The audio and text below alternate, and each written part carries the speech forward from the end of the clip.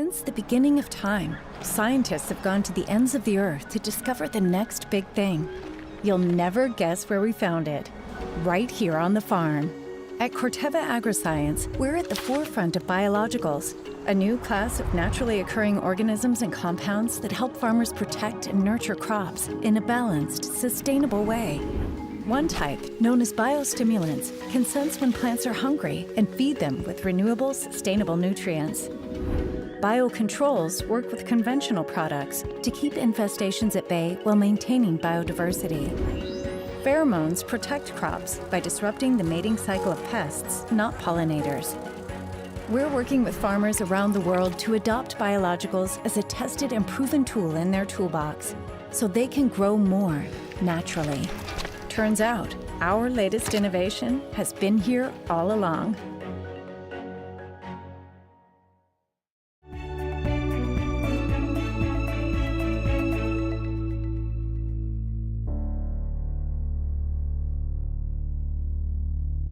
Open enrollment is here. This is a time for many Texans to decide which health insurance plan is best for you and your family. Blue Cross and Blue Shield of Texas offers multiple health plan options, some with $0 copays in all 254 counties. Our Think Blue team is here to help you enroll. Visit thinkbluetx.com to find a free event near you or to register for one of our virtual seminars. You can also call us Monday through Friday at 866-427-7497. We look forward to serving you.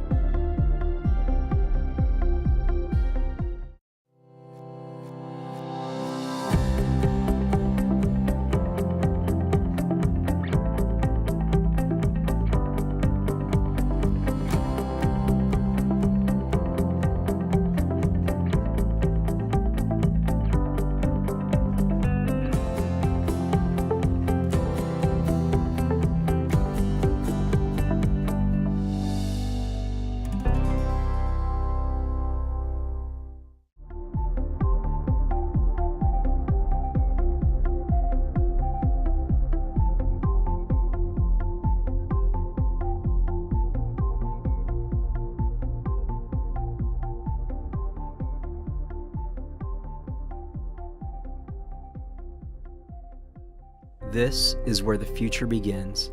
It's time to invest in our future. It's time to help our schools improve for the future. And it's time to give our educators what they need to innovate for the future, because the future of Texas is in our public schools.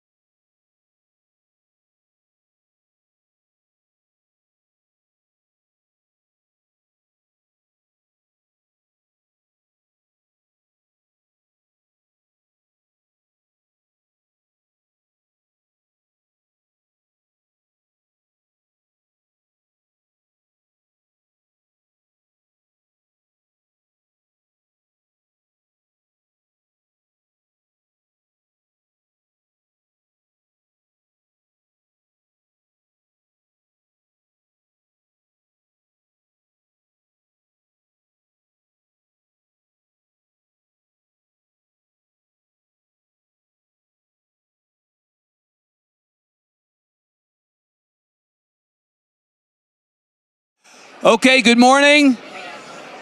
Good morning. Everybody, good morning. We're going to get started. Thank you so much for being here. I'm Evan Smith, the CEO and co-founder of the Texas Tribune, and on behalf of my colleagues at our now 13-year-old nonpartisan, nonprofit digital news organization, I want to welcome you to the Future of Rural Texas, the third installment of our signature convening on a topic near and dear to our hearts and to yours. If you were with us in College Station in 2018 or online in 2020, you know what we have in store for you today.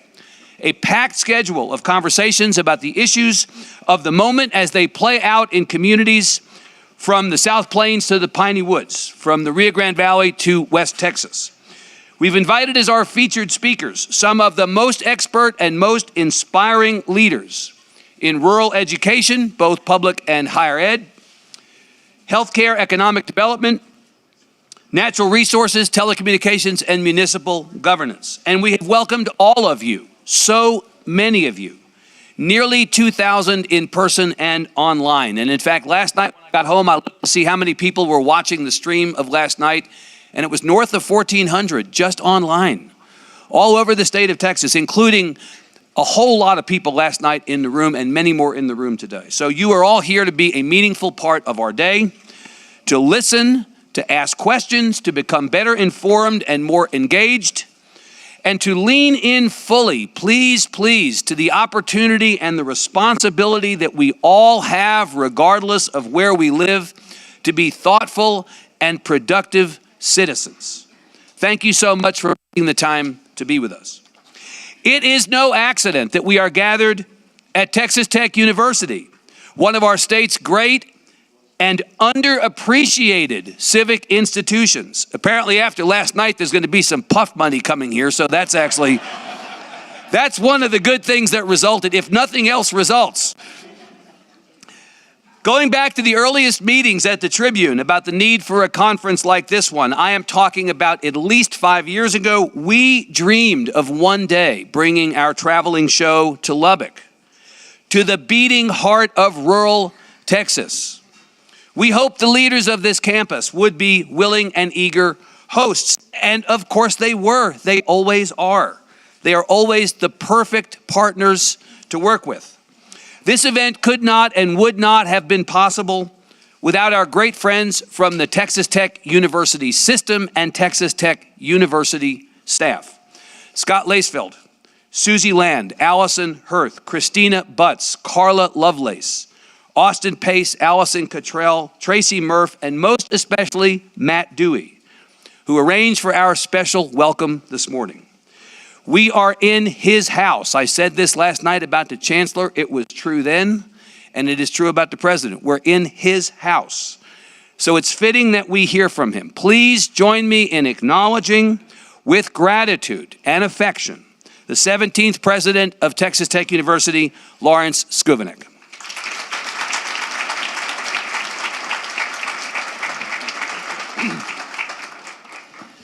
Thank you very much, Evan, for those very gracious comments. And good morning to all of you. What a wonderful turnout. So on behalf of Texas Tech University, I am very glad to welcome you for this day two of the future of rural Texas. If you're joining us online or here, it's our great pleasure. Given the history and strengths of this community and this university, Texas Tech really is a perfect setting for such a discussion as Evan has alluded to. And I want to express my deep appreciation to Evan Smith and the Texas Tribune for their history of engaging in important conversations on so many issues, and today on a conversation about our rural communities, our educational institutions, health, and facilitating a discussion that is very important and timely. 100 years ago, Texas Tech was founded out of a need to educate and serve the people of West Texas, and those needs were very much rooted in rural issues. And from our beginning, our research, our scholarship, our engagement has been focused on serving those needs. We're standing in the middle of the energy, food, and textile production center of our country. From our fields of oil and cotton and our ranches, we feed this country. And West Texas, in many ways, is the perfect laboratory for dealing with these grand challenges that affect not only the state, our nation, but this world. And who would have thought 100 years ago, in the middle of nowhere, there would one day emerge a world-class university? But it was very fortuitous in some ways that Texas Tech was established where we stand today. We have a chance to make a difference every day by drawing upon our expertise and conducting research and providing education that makes a difference. But that's something we cannot do by ourselves. That's why it's so important today to have you here, our legislators, civic leaders, and so many others that can help address the issues that you'll be hearing about and discussing. The needs that we talk about today are much broader more significant than they were 100 years ago, but it's these kind of engagements that are so important in addressing what needs to be done and how we move forward. Here at Texas Tech, I can assure you, we'll continue to seize upon our location and our culture to always make sure we're serving first the needs of our community and those issues that arise in our backyard, but have implication for this state and for this nation. And so, Evan, we're so grateful to have you here. We appreciate what you and the Tribune do, and it's our great honor. Thank you very much. Thank you, Mr. President. And ladies and gentlemen, I'm going to echo a little bit of what the President said by framing the day briefly for us before we get started. I want to say a few words about why we're here and what we mean to accomplish. When the idea for this third conference materialized, when the concept of another full program on this subject was first batted about, the earliest point of agreement was this can't be a woe is me event about rural Texas. Rural Texas absolutely has its issues, but what we expressly did not want was to put on an event that was some combination of group hug and group therapy. We did not want to focus on problems or only problems so much as solutions, what's working. At the same time, we didn't want to shrink from a sometimes difficult discussion about the state of rural Texas. Pollyannas are as unwelcome and as unhelpful as Debbie Downers. The reality, the through line of this conference is that rural is Texas and Texas is rural. Always has been, always will be. Rural Texas is not just where we are, rural Texas is what we are, and rural Texas is who we are. Our purpose today will be to nod to the legacy and the heritage, to own the challenges faced and to embrace the possibilities ahead. Rural isn't going anywhere, but we have to think differently and smartly about it. As much as Texas is rapidly urbanizing, even if the population of rural counties is dropping and is unlikely to spike back up, even if the percentage of the overall population of Texas that rural represents is the lowest it's ever been and will never be higher again, there are still millions of Texans, more than the total populations of many entire states, of 18 states. In rural Texas, if rural Texas were its own state, it would be the 33rd largest state in the country. So attention must be paid and dollars must be appropriated for things like quality public and higher education, healthcare, transportation, and the like. Their needs, and I'm looking at Jennifer Harris when I say these words, I'm looking right in your eye. There needs to be a literal connection between rural Texas and the rest of the state enabled by broadband.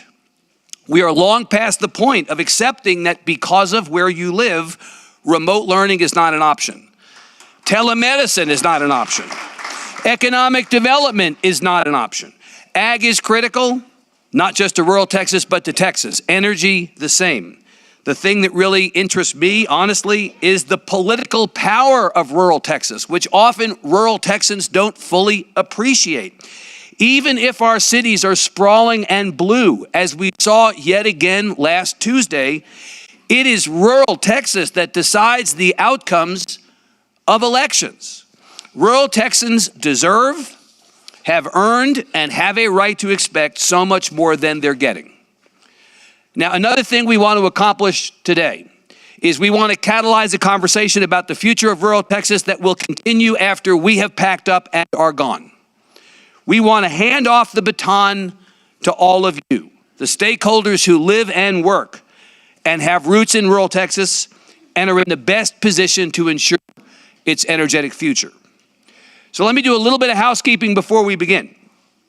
I want you to tip your cap to the Texas Tribune team members in the room. They worked enormously hard over many months planning this event, and they've been working equally hard over the last few days to ensure it comes off without a hitch.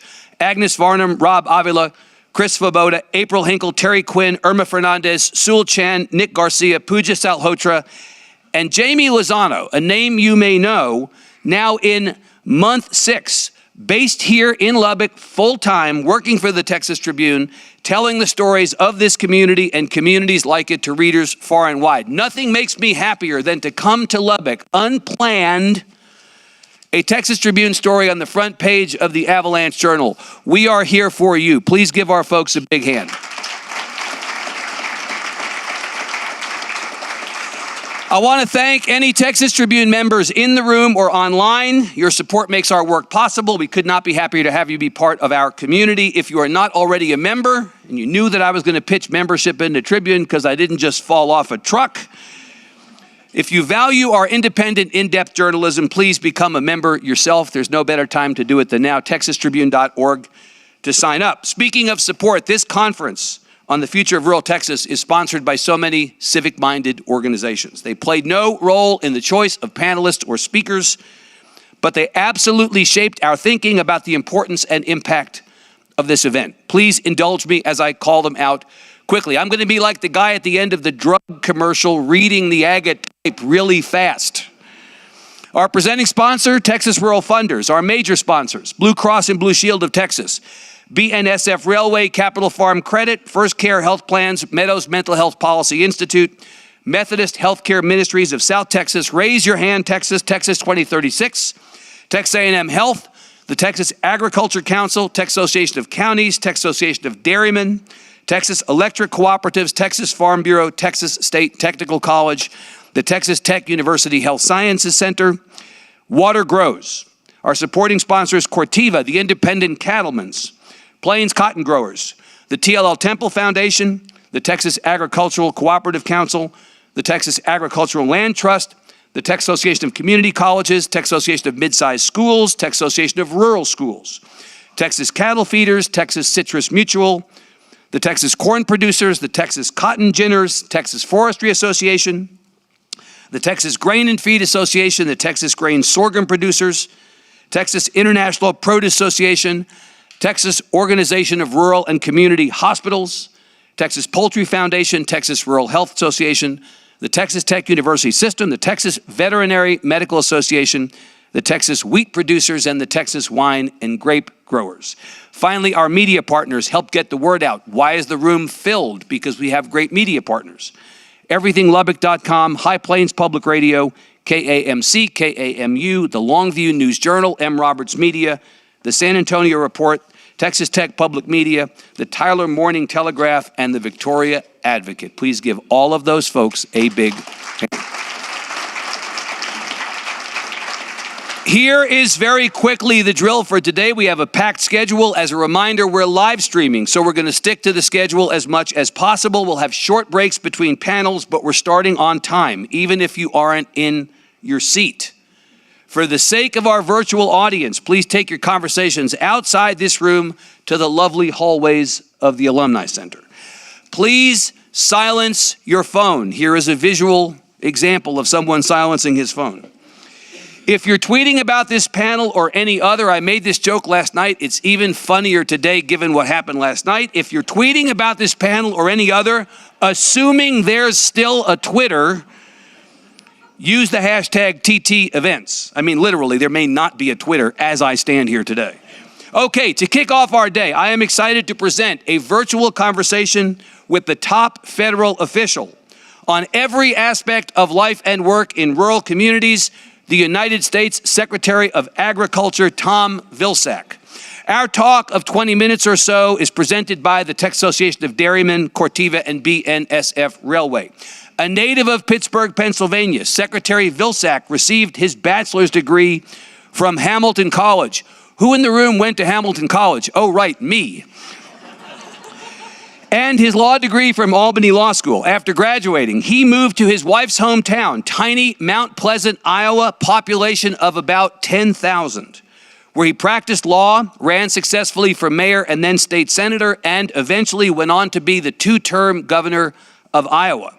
He served all 8 years under Barack Obama as agriculture secretary, the longest-serving member of the president's cabinet, and was tapped by Joe Biden to return to the role in 2021. In between, during the Trump years, he served as president and CEO of the U.S. Dairy Export Council.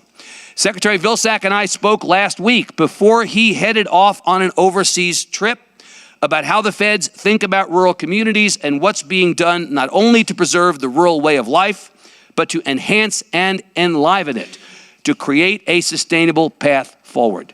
Please watch.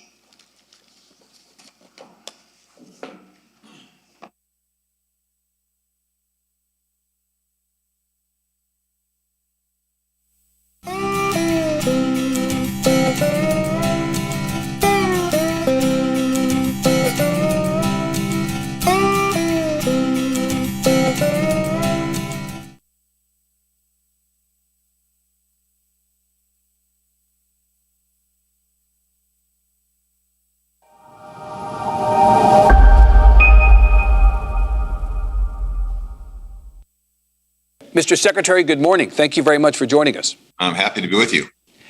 Mr. Secretary, here in Texas, as you probably know, the conversation around rural communities and the federal government is often couched in terms of what the feds are doing to us. Over the last month, we've gotten examples of what the feds are doing for us. I would cite the example from last month, the October 12th, the Emergency Rural Health Care Grants Program, more than $3 million to Texas counties like Comanche County, Jack County, and Titus County. A couple days later, $740,000 from the Outreach and Assistance for Socially Disadvantaged Farmers and Ranchers and Veteran Farmers and Ranchers Program. The following week, almost $5 million from the Rural Development Reconnect Loan and Grant Program to increase access to high-speed internet. And then most recently, about $500,000 to expand meat and poultry processing in Texas. None of this, of course, is us alone. Other states are getting similar grants. The point is you're investing in rural Texas. How come? Well, I think first it starts with the importance of rural places and rural people, Evan. Yep. The reality is most of our food, a lot of our water, most of our energy comes from rural places, and as a result of the labor of rural people. It is the place where most of us go when we want to get away from it all, to the iconic landscapes of this country, located in rural places. And it's also a place that disproportionately sends its sons and daughters into the military. And as a result, it does a great service to this country. So it's important and necessary for us to invest in this important place. And the president feels very strongly about this, so strongly that when he signed an equity executive order, which normally you would talk about gender and race and things of that nature, the word rural was also included in that equity order because he understood, and I understand, that far too often rural places and rural people are forgotten or left behind. That is not the case with this administration. We are making significant investments in rural places, and we're going to continue to do so. So when we talk about diversity, we talk about marginalized communities, sometimes that diversity is a diversity based on geography as opposed to demography, and many of those rural communities are themselves, as you say, forgotten and marginalized. That's correct, and I think there's a reason for it. And I think the reason is that for far too long, we have allowed an extraction economy to take hold in rural places, which is to say what is grown, raised, produced from rural places is taken from those rural places. It's transported somewhere else where value, opportunity, wealth is created someplace else. And then that value added product is sold back to rural folks at a higher cost. The challenge here for us in this country, if we really want to do right by rural folks and rural places, is to create a more circular economy where the wealth, the opportunity, the jobs are created where the natural resource advantage is. And this administration is making a concerted effort, investing a significant amount of resource in creating that circular economy. Without violating the Hatch Act, I don't really actually expect you to violate the Hatch Act on this answer. Let me ask you about how the politics of the moment affect work like this. You know, there are rural communities in all 50 states. Texas is a state that has largely posed itself as hostile to the federal government. You don't care what the politics of a state are or which party is in control. You're investing in communities across the board. We're investing because it's the right thing to do. And it's a smart thing to do, frankly. Yeah. If you're interested, and I'll give you a couple of examples. If you're truly interested in addressing climate change in a significant way and looking at the opportunity side of climate, then you obviously want to invest in Texas ranches and farms in terms of providing them the resource to be able to be climate smart.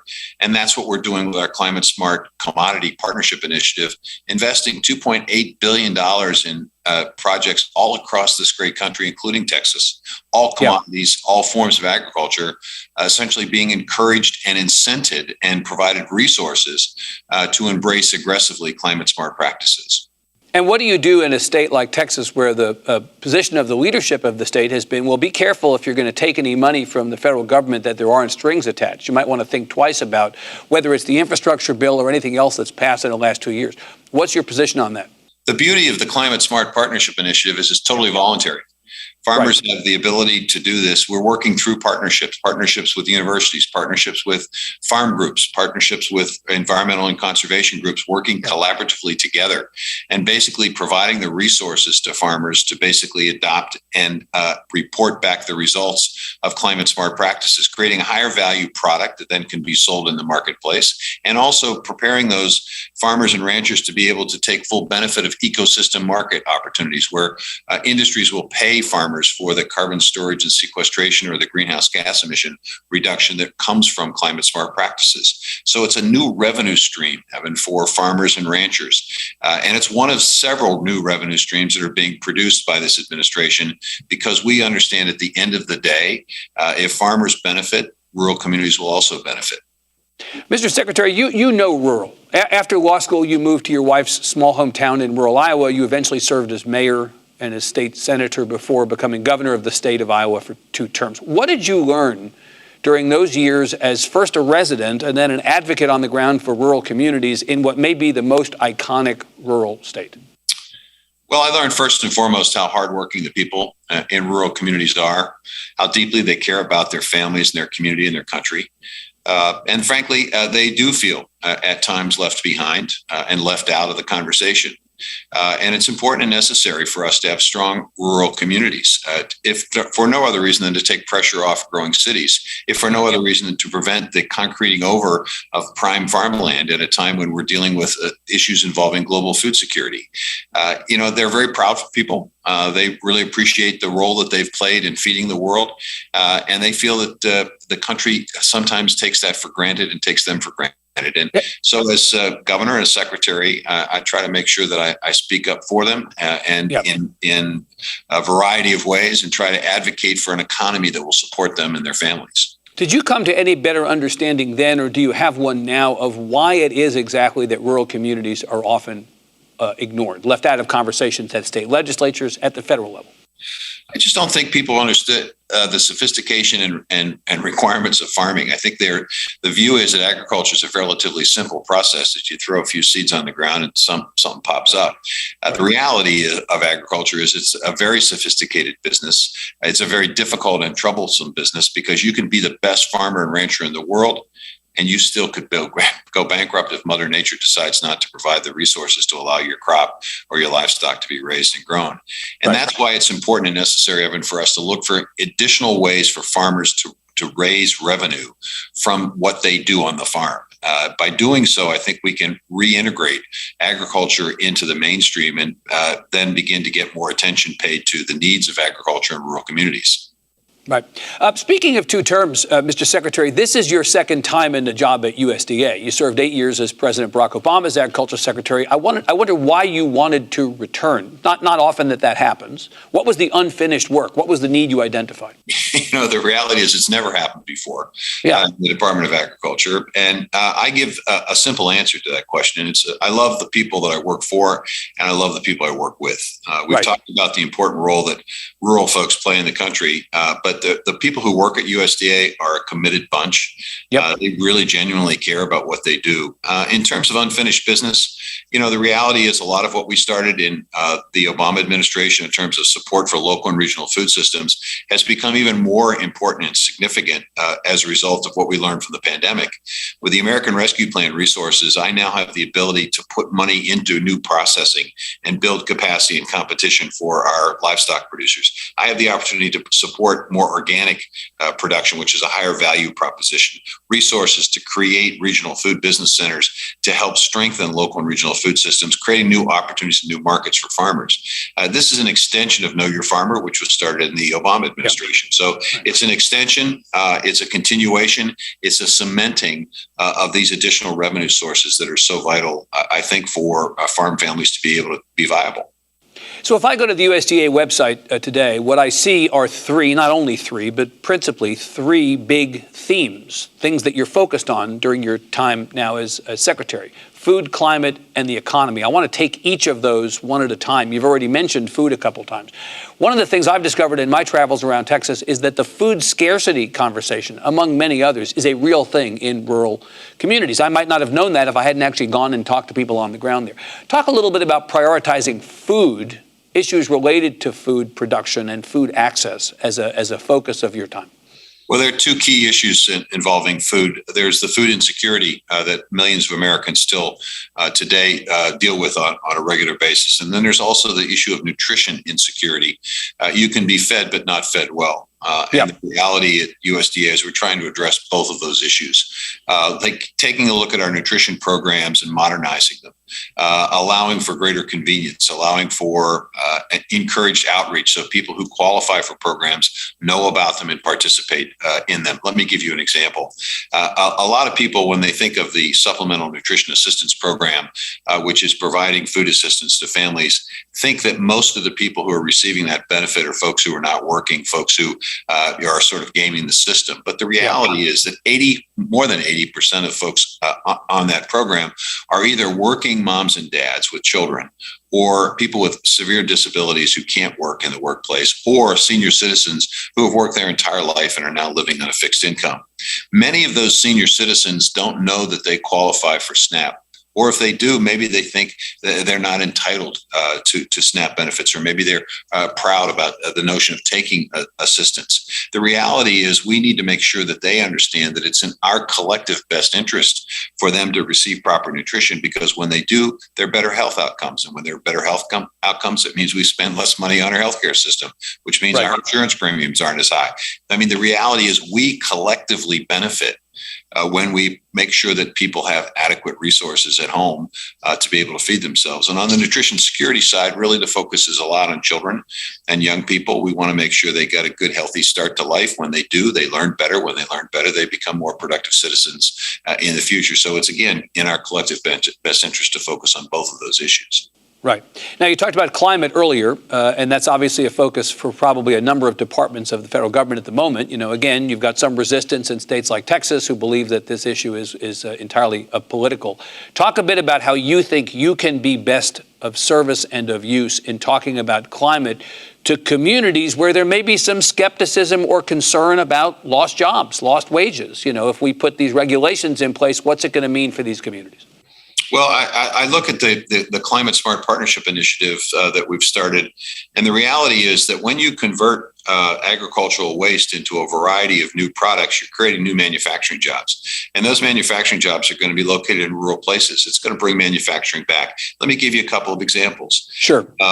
If you can turn agricultural waste into a thing called sustainable aviation and marine fuel, when you think about it, there's a lot of conversation about electric cars, but not as much conversation about electric boats and electric airplanes. Right. Why? Because we simply don't have the battery capacity yet. Hydrogen has not yet been developed. So we're going to need a lower carbon fuel to be able to make sure that our planes and our ships are also contributing to reduced emissions. Well, that sustainable aviation fuel and marine fuel is a 36 billion gallon industry that is yet to be developed.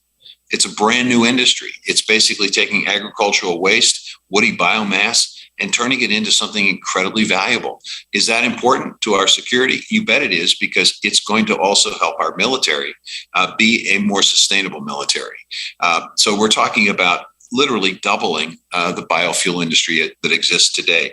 Hundreds of thousands of jobs, new manufacturing facilities, more construction opportunities. That's one example. Second example, in our forest, as we deal with these massive forest fires, one way we can deal with that is by reducing the fuel buildup that's taken place over literally decades. What could we convert that into? Well, mass timber. The ability to make high-rise buildings, skyscrapers, if you will, with the structural materials being wood and not steel or concrete, which have a heavy greenhouse gas emission issue.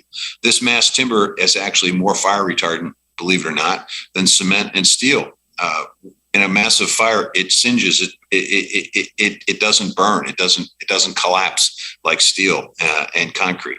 So tremendous opportunities here for new jobs, new processing jobs, new ways of using what's grown and raised in rural communities in a very sustainable way. So that's just one example of multiple examples that I could point to in terms of how climate creates opportunity, how it creates rural opportunity, and how it helps to create rural wealth. And when you make the case for programs like the ones you just enumerated, do you get resistance, or do you get people saying, actually, this could be transformational for our communities? What are you hearing? The beauty of it is it plays into the strengths and the value system of rural places. Yeah. It's voluntary. It's market-driven. It's incentive-driven. It's not regulated. It's basically saying, here's an opportunity. Here are resources. Take advantage of it. And here's what's interesting, Evan. You hear a lot of pushback in agricultural areas about climate change. But when we provided resources under our Climate Smart Partnership Initiative, we had over 1,000 applications. We put $1 billion initially into this. We got $20 billion of requests. We got 1,050 applications. Right. The demand is greater than the supply at this point of dollars to do this. Absolutely, which indicates and suggests a significant interest now in rural America to be part of the opportunity side of climate. Right. Let me ask you about the economy. One of the big focuses in Texas on the economy as it relates to rural is lack of access to broadband. We saw this most especially during the pandemic, where you had 1 out of 3 rural Texans who did not have access to Zoom school or to telemedicine or to the kind of economic development opportunities that broadband might provide. And there was an estimated loss of economic activity to the state of $5 billion purely on the basis of lack of access to broadband. I called out one investment that you all made on broadband earlier, and Secretary Buttigieg, when he was in Texas a couple of weeks ago, talked a lot about the investments that through the infrastructure bill are going to be made on the broadband side. Talk about that. What are the biggest challenges from your perspective on the economic opportunity side for rural? Well, there's been a lot of conversation and talk about high-speed internet, but the Biden-Harris administration has been the first administration to put real money behind it. We've nickel and dimed this for quite a significant period of time, and we've had projects here and there.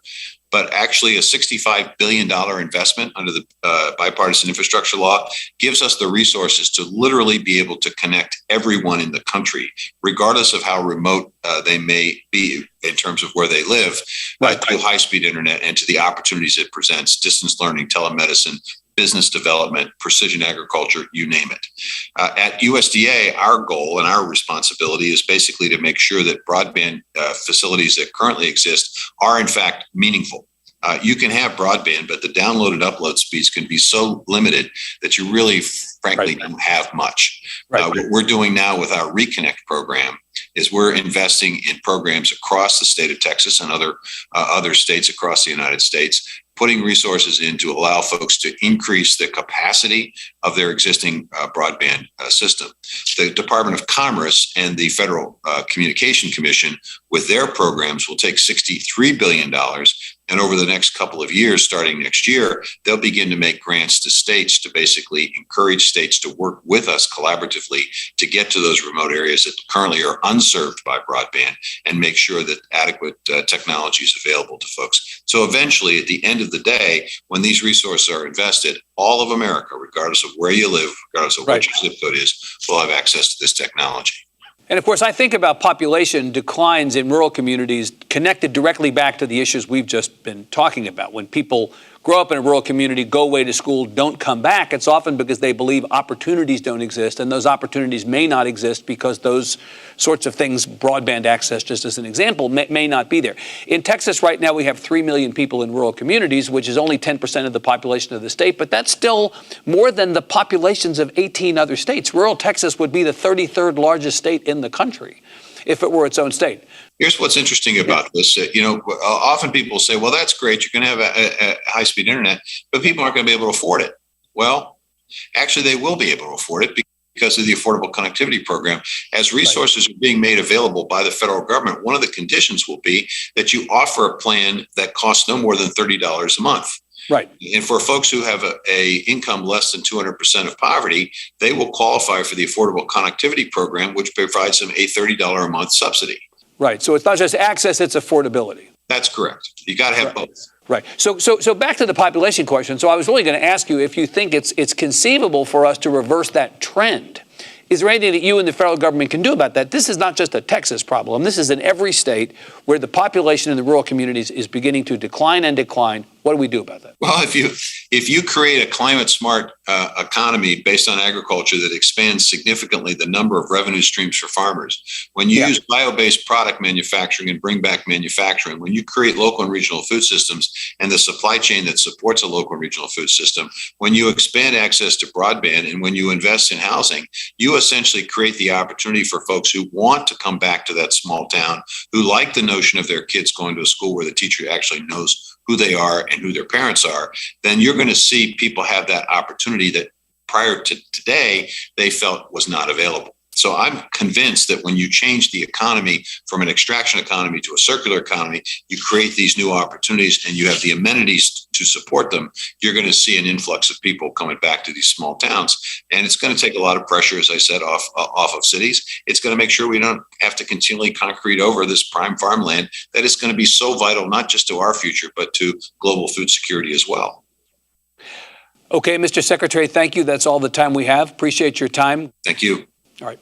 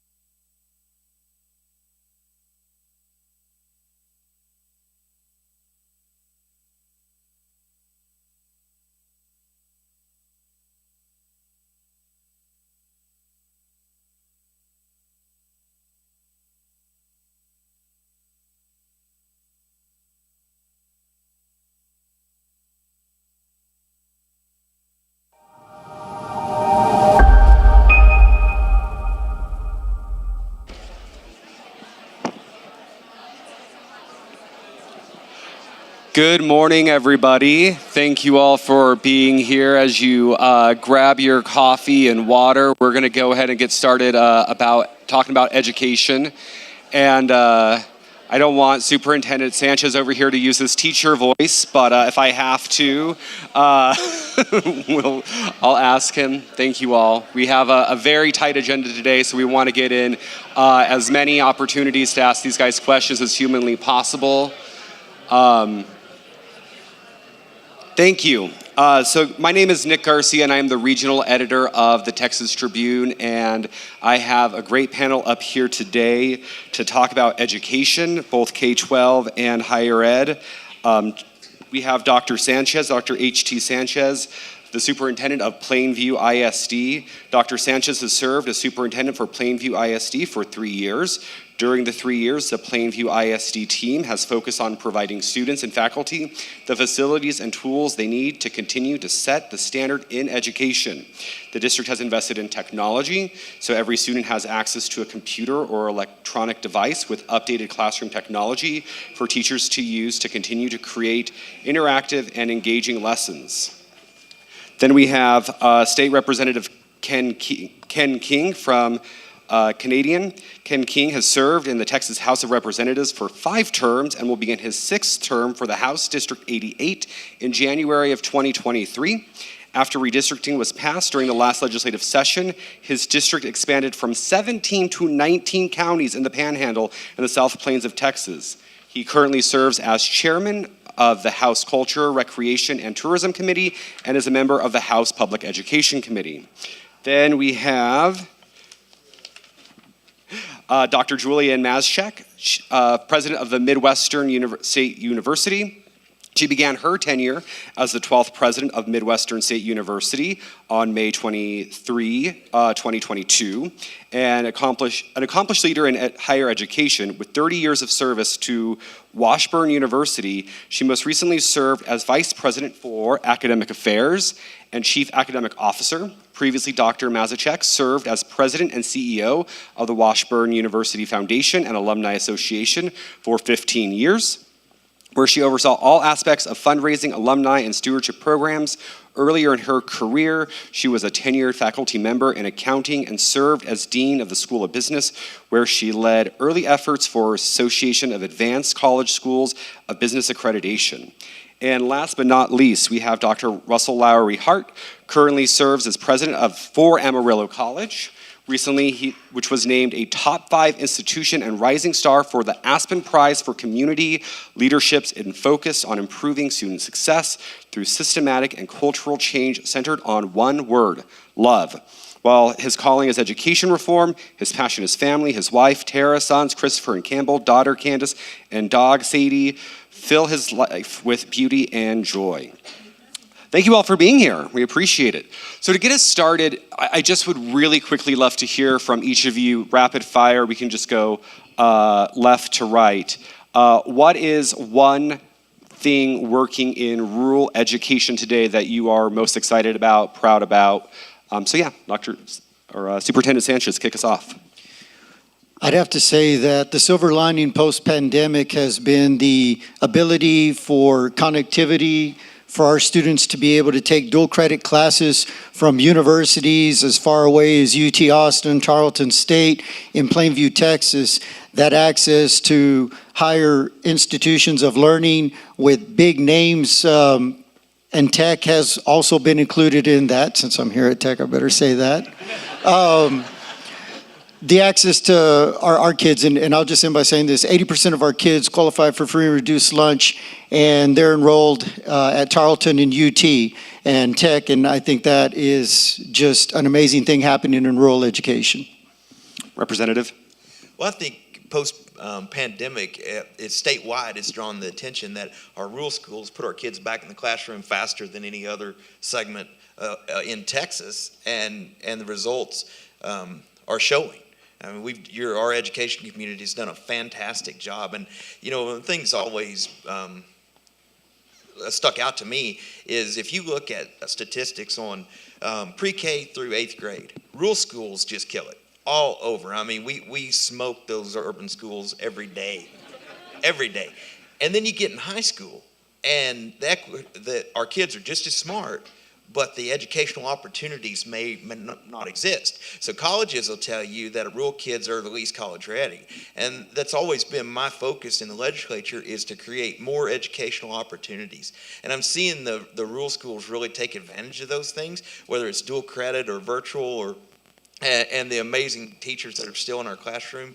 I think rural schools are doing good, and as technology grows, we're going to continue to do even better. One thing I will say, though, about the educators that I know in all of the 60-plus school districts that I represent, nothing takes the place of a high-quality teacher in front of that child. And those of you that are in here, I support you and I'm going to continue to do so. President? Yes, I agree with everything that the representative and the superintendent said before me, but I do think that in post-pandemic, we've learned the importance of partnerships, of really understanding how a student can progress from K through 12 all the way through to post-secondary so that they can be prepared to be a meaningful part and have a role in the workforce and build our workforce.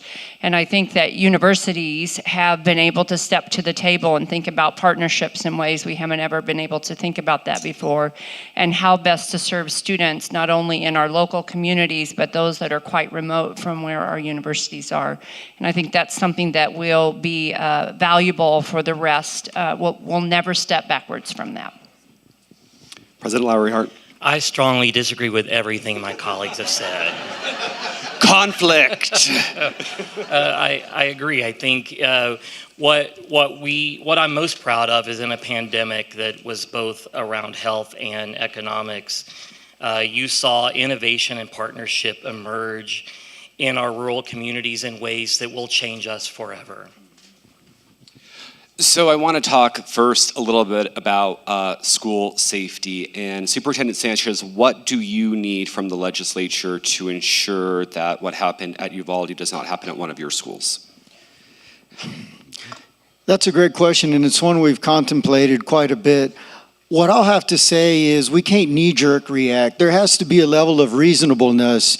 Right now, across the state of Texas, every superintendent, every principal, and every teacher is on high alert because we're waiting for the state to send somebody to go and rattle doors and to check to see if our facilities are safe and secure.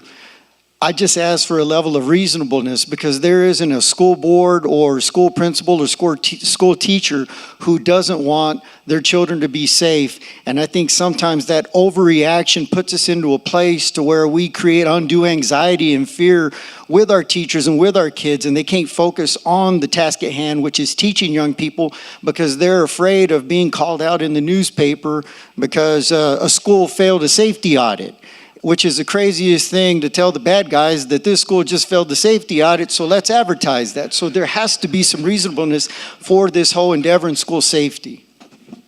Representative King, what are you and your colleagues thinking about and talking about ahead of session as far as money for schools as far as safety is concerned?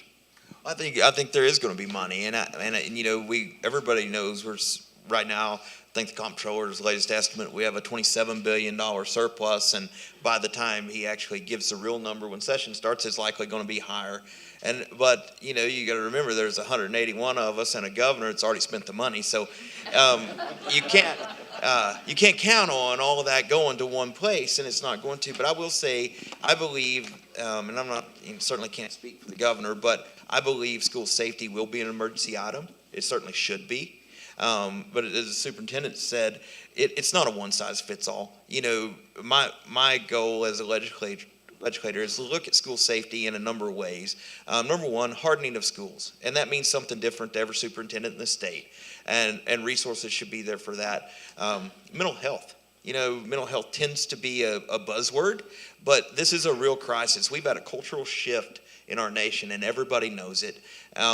But not only do we need mental health resources for the kids that could potentially become shooters, we need mental health resources for the teachers to spot the kid before a gun gets drawn, you know, and so there's all kinds of ways to spend money there. Truancy is going to be a huge one this session, and frankly, I think it needs to go back to the way it was.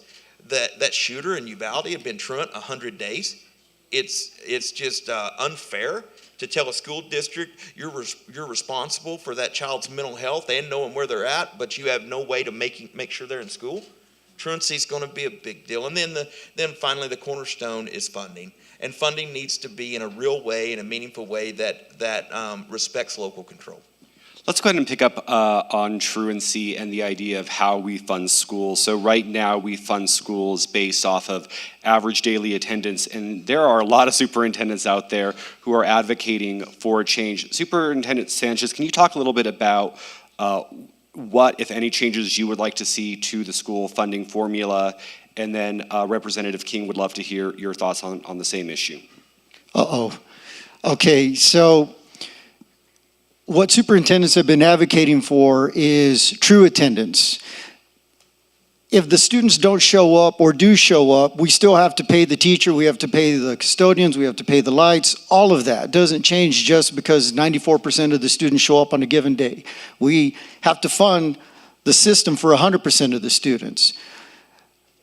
In terms of taking a look at the level of support that's needed, I think the biggest change is just recognizing that we should fund the students that are registered to attend.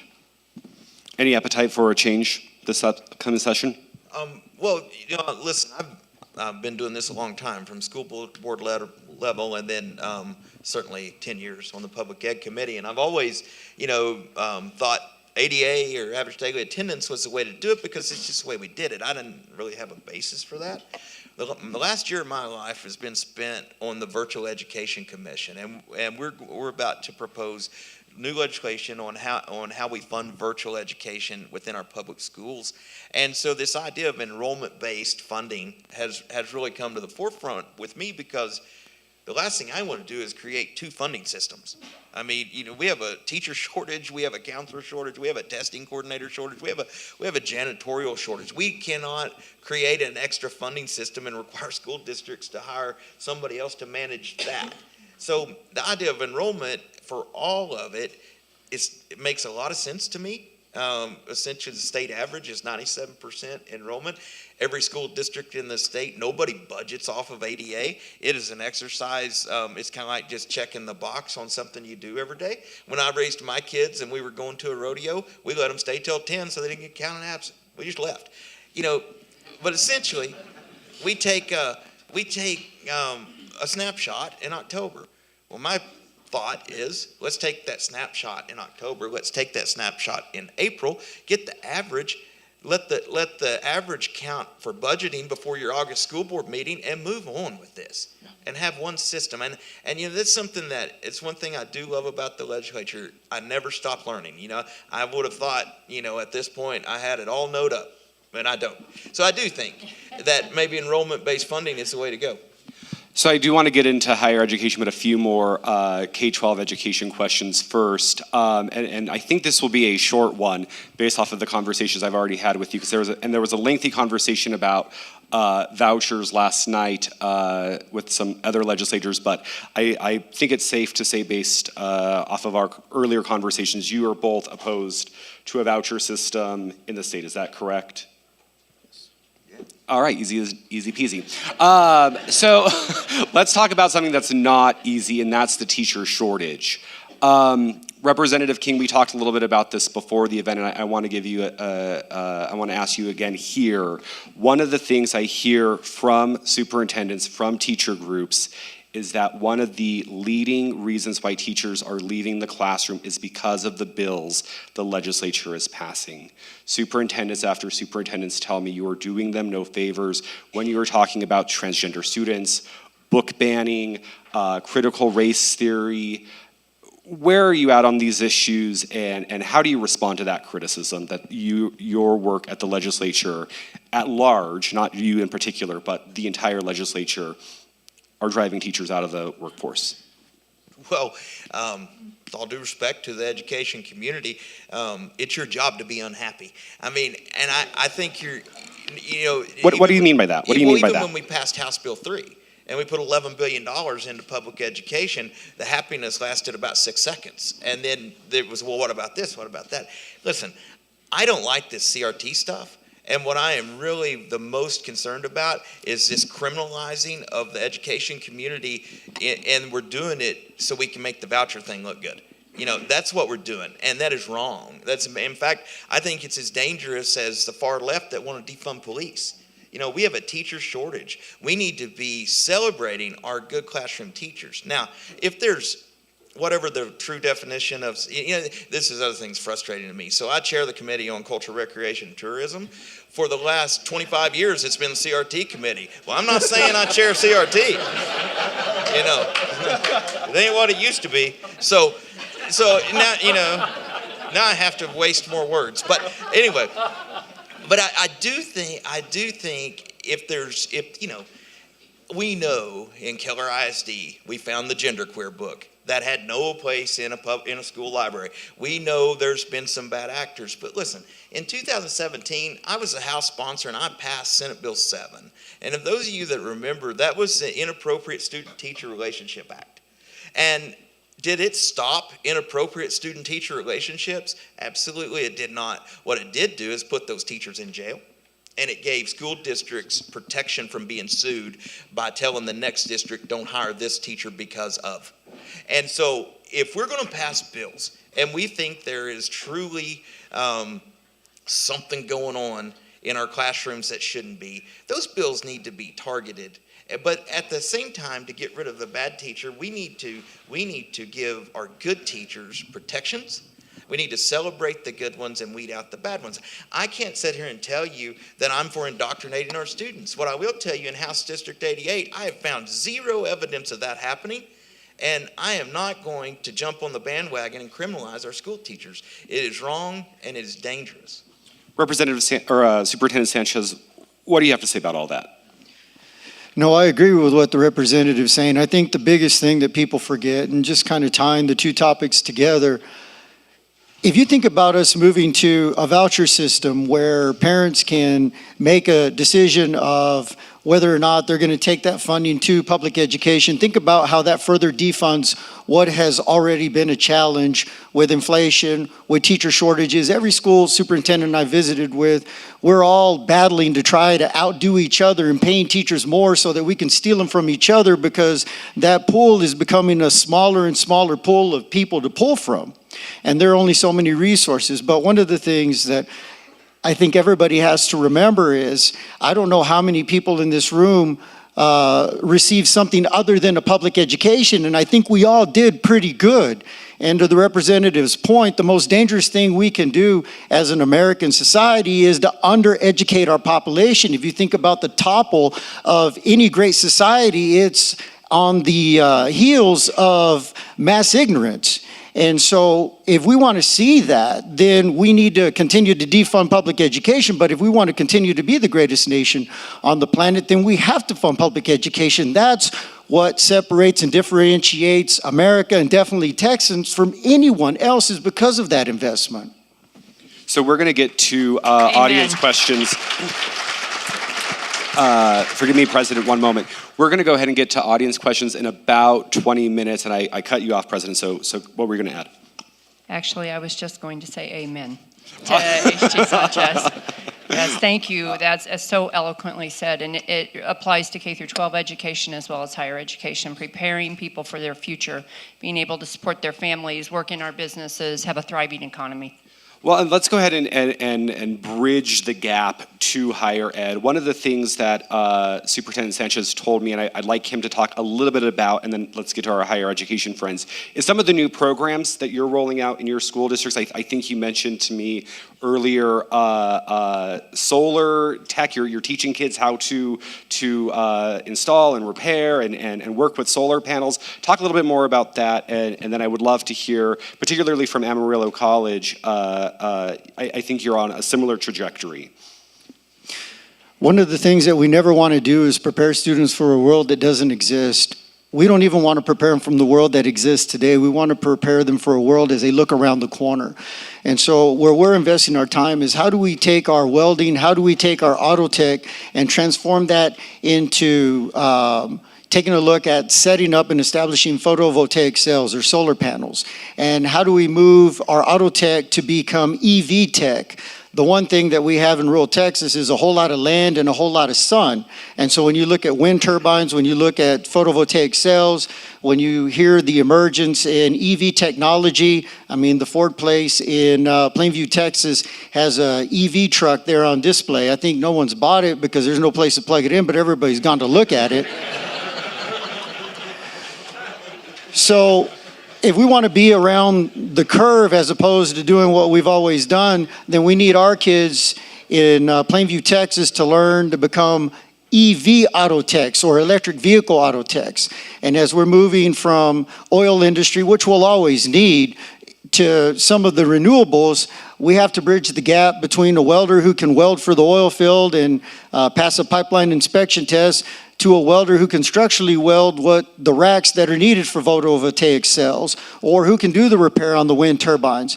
We have to be able to bridge the gap between what is and what's coming. What's going on at Amarillo Community College? I think you have a similar trajectory. I think the gift of the pandemic, if there are any, is that we all learned that we could learn and work remotely.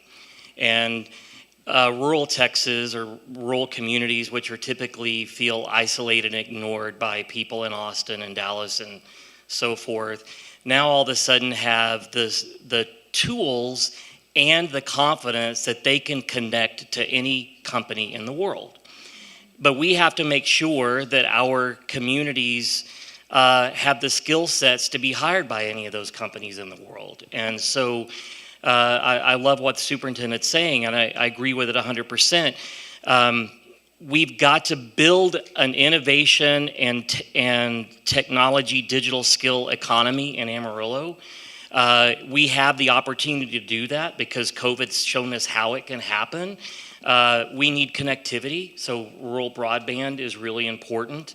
But more important is that we need to see ourselves as places that can not just house, but grow innovation and digital skills in rural Texas and solve some of the problems that companies are having in San Francisco, Austin, New York, Chicago. But to do that, we've got to become experts in augmented reality, virtual reality, coding, cyber, cloud architecture, because Amarillo itself cannot provide enough skilled workers to solve Amazon's need for 10,000 cloud architects. But collectively, rural Texas can. But we've got to see ourselves as units that are interconnected with each other and see ourselves as having the opportunity because of COVID to make those things happen in ways that they couldn't have before. President Zaschek. Yeah, I was just going to add a little bit to that. Talking about innovation, it's such an important point because job growth in the future, the statistics are that about 70% of the new jobs that are coming we don't even know exist. They don't even exist today. So we're trying to build our educational program so that our students can innovate and learn many times during their career and retrain for what those future jobs are going to be so that our communities can be effective, so our young people can stay in our communities and work wherever we need them to work, and so we can grow. At Amarillo College, you have an incredibly high astronomical completion rate. How are you doing that? I think we are doing it in the ways that our public ed partners have been doing it for decades. We love our students. It's systemic, it's intentional. We build in academic and social supports, and we use the word love instead of the higher ed or education speak that I think gets in the way of the personal nature of what our rural students in particular need from us. It's not just that they need the confidence to grasp what we're teaching. They need a relationship with people that can love them through the process of getting to the classroom, of learning in the classroom, and the process of applying that learning to a job that pays a family-sustaining wage. So at Amarillo College, our theory of change is threefold. If we can remove a life barrier in an accelerated learning environment and a deep culture of caring, then our students will complete. And we've named our typical student Maria. This is the typical student in Amarillo College. She's the typical student in rural Texas. And she's smart, and she's ambitious, and she's capable, but you often ignore her to your own peril. Your companies need her. She's first gen, she's a Hispanic female, she's working 2 part-time jobs while she's going full-time at Amarillo College and raising a kid. She's the hope of our community, but she can't become the reality of our community without systems of support that love her to her success rather than blame her for our community's failures.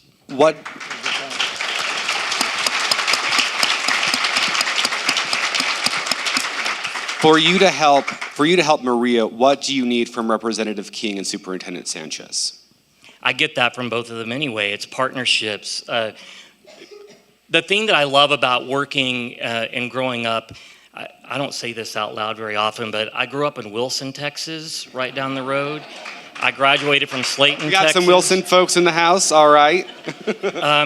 I'm a product of rural Texas. We fuel and feed the state. We're what keep Republicans elected statewide.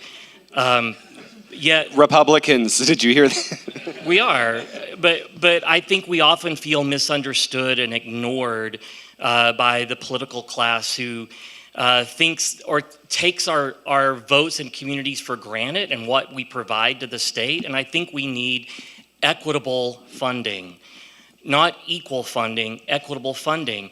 The problem that I have, and I've got my board chair, Annette Carlisle, is here, and my former board chair, Don Nicholson, is here.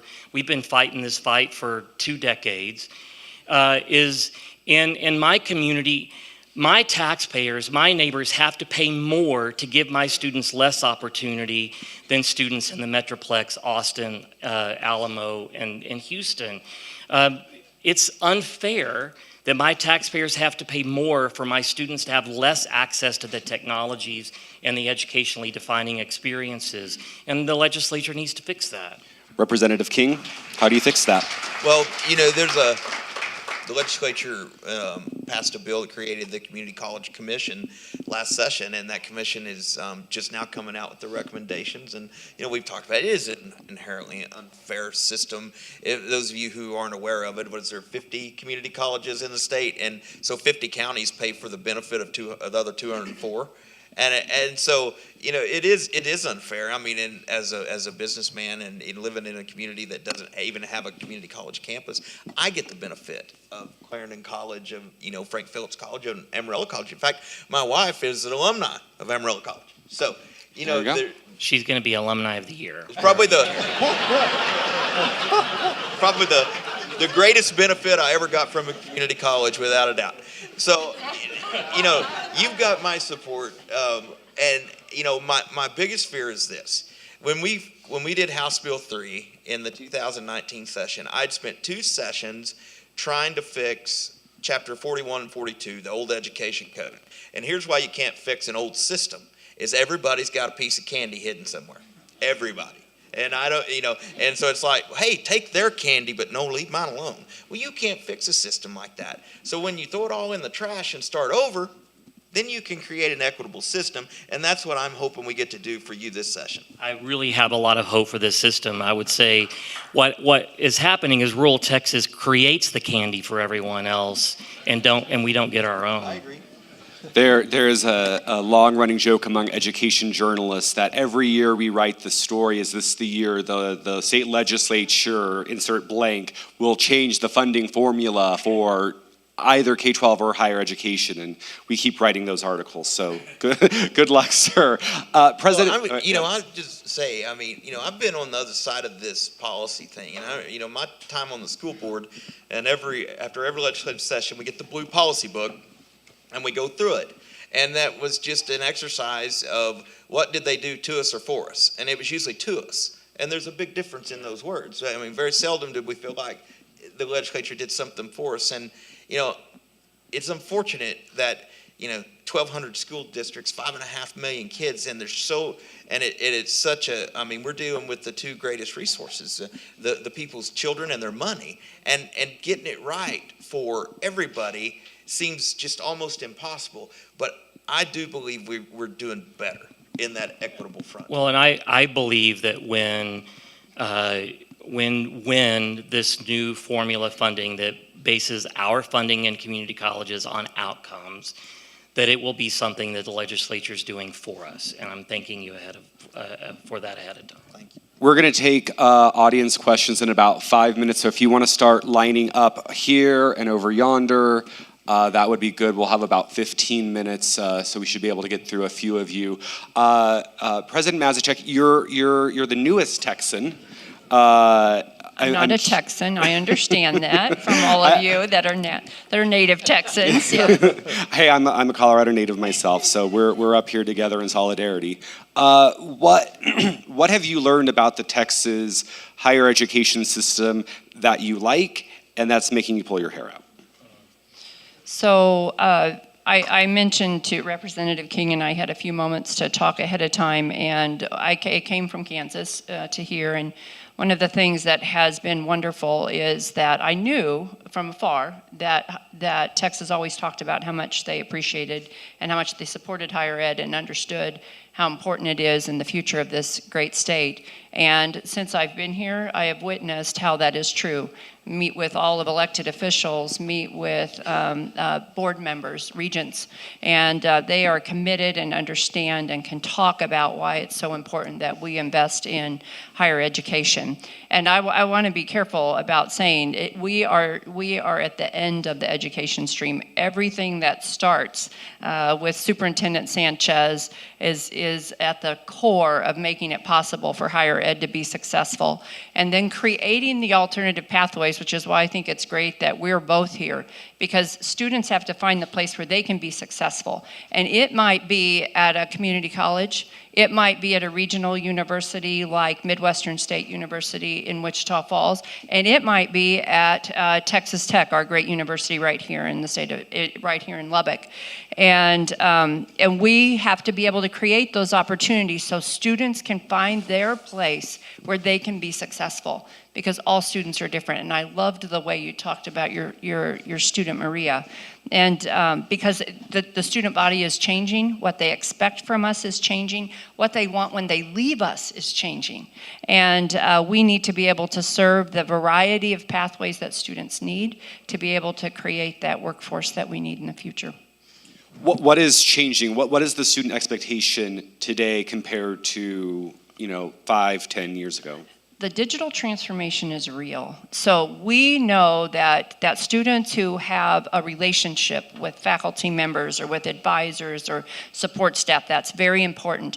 But they want digital. They want to have the opportunity to have flexibility because they work 2 jobs, or they're trying to figure out how to graduate without debt.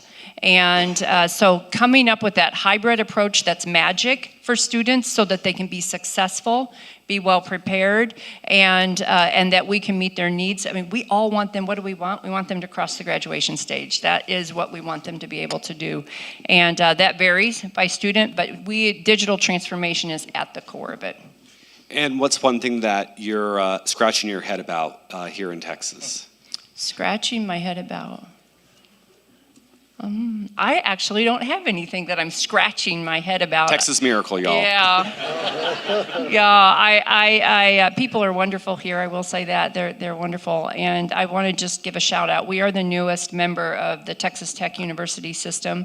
And if I had to say that they asked me one of the greatest things about Midwestern State University and its future, I'm going to say that we became a member of the Texas Tech University system.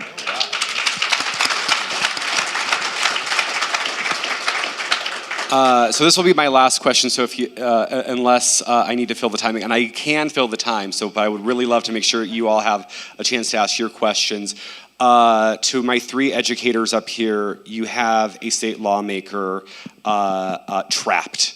What is your one wish for him going into the legislative session? What's the one thing that he can do for you to be in your good graces and to make sure your lives are a little bit easier next year?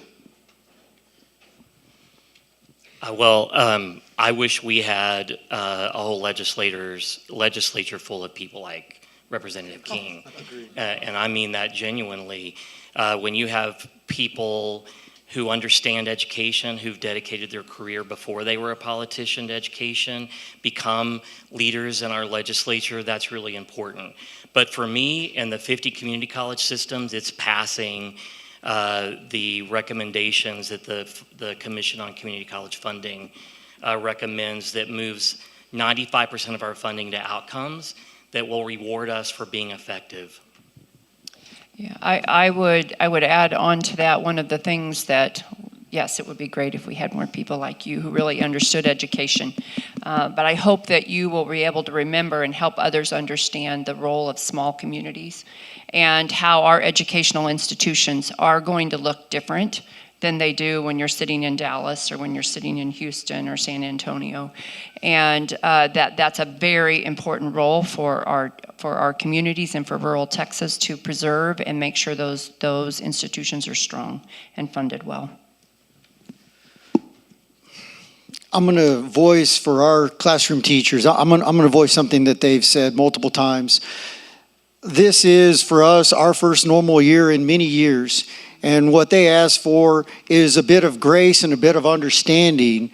The Commissioner of Education made a bold statement that he's going to raise the bar this year on what it takes to meet the passing standard on the state accountability test kids need to graduate. Is that really the best thing to do right now under these circumstances where we're trying to keep teachers into the classroom and those that can retire from retiring, is to send a message out in our first normal year in many years where kids aren't wearing masks, we're not debating if COVID's real or not. We are going to make it harder for teachers to help kids graduate from high school. So just some reasonableness and to look at things from our teachers' perspective as those policies are being made.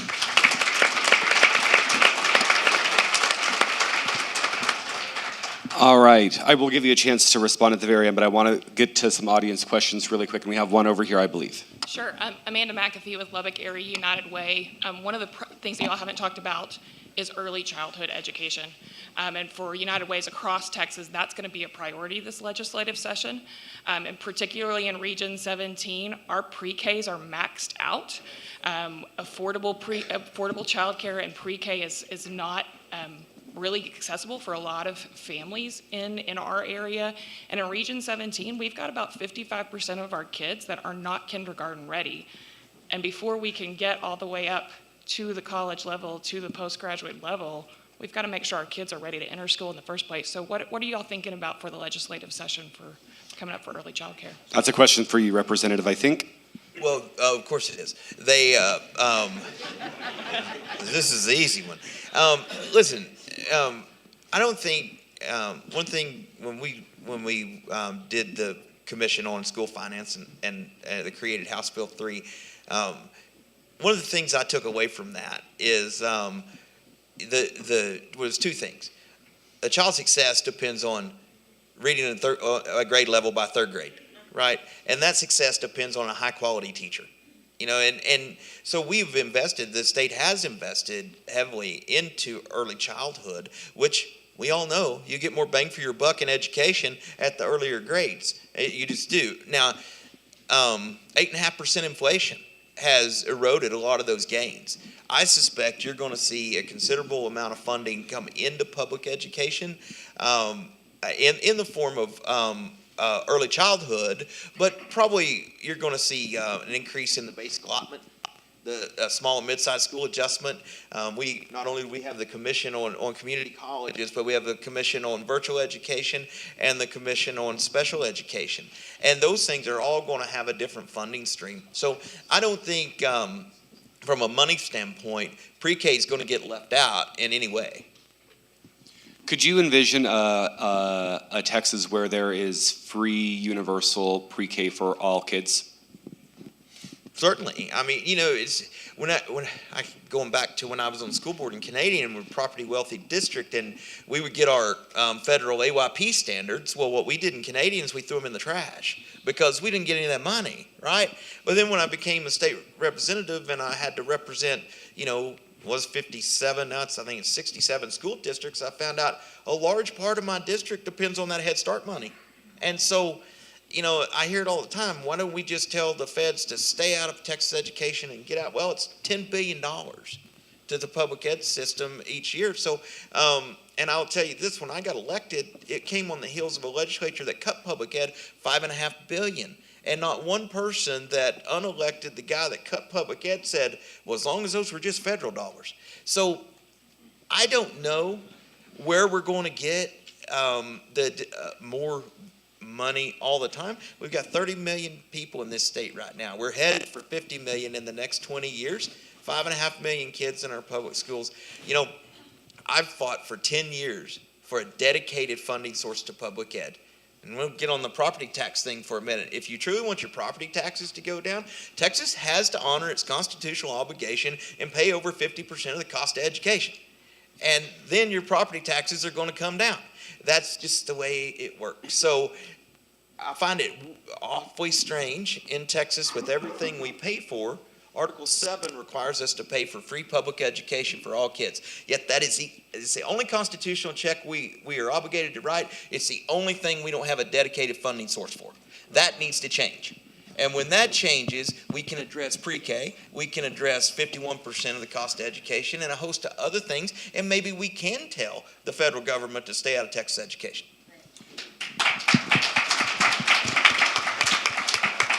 Sir.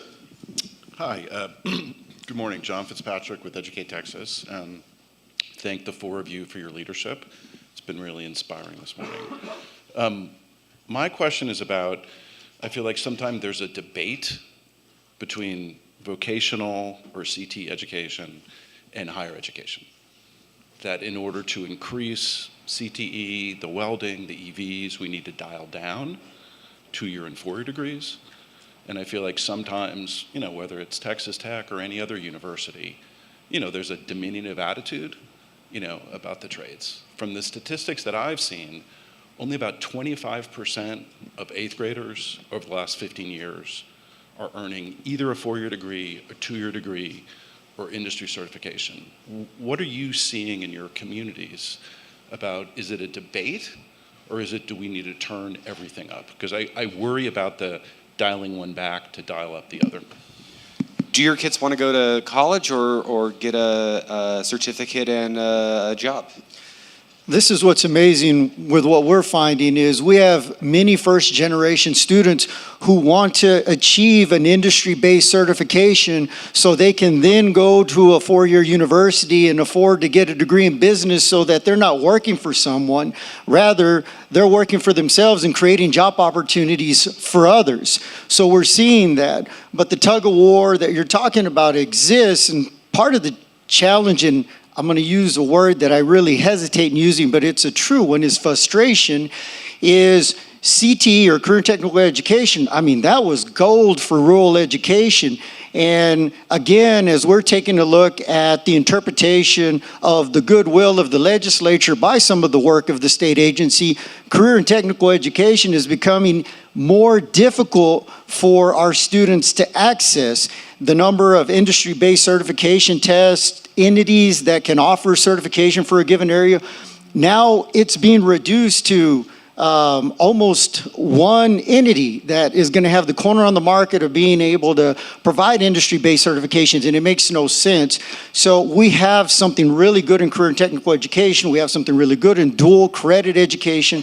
But what we're seeing is as the policy rolls out from what the legislature puts on paper to what the administrative entities put into practice, is we're seeing this restriction and constriction, which is now making career and technical education look more like advanced placement, which advanced placement, not to disparage it, but just a matter of fact, is fewer kids are doing AP because you can get real dual credit. Mm-hmm. And we don't want CTE to go the way of advanced placement, but that's beginning to happen. There is a tug of war, but kids want to do both. They want to get the IBC so that they can get a 4-year degree, afford it, graduate without college debt, and then be job creators. Yeah, I'd like to add to that, and such good words, and I think it's twofold. I think we need to expand the way we think about higher ed, and not talk about CTE or college. I mean, it's all higher ed. It's all moving you on beyond just your basic high school graduation and preparing you for the workforce, and that some people need to choose CTE. For our communities to exist, we need CTE. We need people to be highly qualified to be able to do that, but we need to be able, this is an innovation that I did not talk about that is so important, and that is creating these seamless pathways of education, these stackable credentials, the ability for a student to say, I want to start out and I want to get my industry certificate, but then I want to get my associate's degree, then I want to get my bachelor's degree, and we have to have pathways where we articulate and students can navigate that, and that is going to help them support their families, and it's going to help them be ready for the future, because our young people today are, during their lifetime, going to have about 7 different careers, meaning they're going to have to get retrained in some way to be successful along their pathway to their retirement eventually. That's very different than 40 years ago, and even very different than it was even 20 years ago. And so we have to prepare them to be able to navigate those pathways. Sir. Yes, thank you. Thank you for your comments. Very important. My question is, we need teachers. So what can be done in the next 2 to 5 years to create a positive environment for a new generation, a pool of teachers that say, I want to go teach in rural Texas? What can be done? I think it's already happening, and not just in my community, but in communities across Texas like mine, where we're creating really intentional accelerated pathways, leveraging dual credit. We have a consortium in our Panhandle P16 Council where students can get up to 1 year in dual credit where they're just at Amarillo College for a year, and in 3 years total getting a teaching certificate from West Texas A&M. We have unique partnerships with Texas Tech and an education accelerated experience with Texas Women's. I think we're going to develop one with Midwestern State, right? Yes, yes, we are. Texas Tribune bringing We just them met together. each other, so Right. it's going to happen. It's gonna happen. Yes. The infrastructure is there, and now the urgency is there, and I think we can find the funding to make it happen.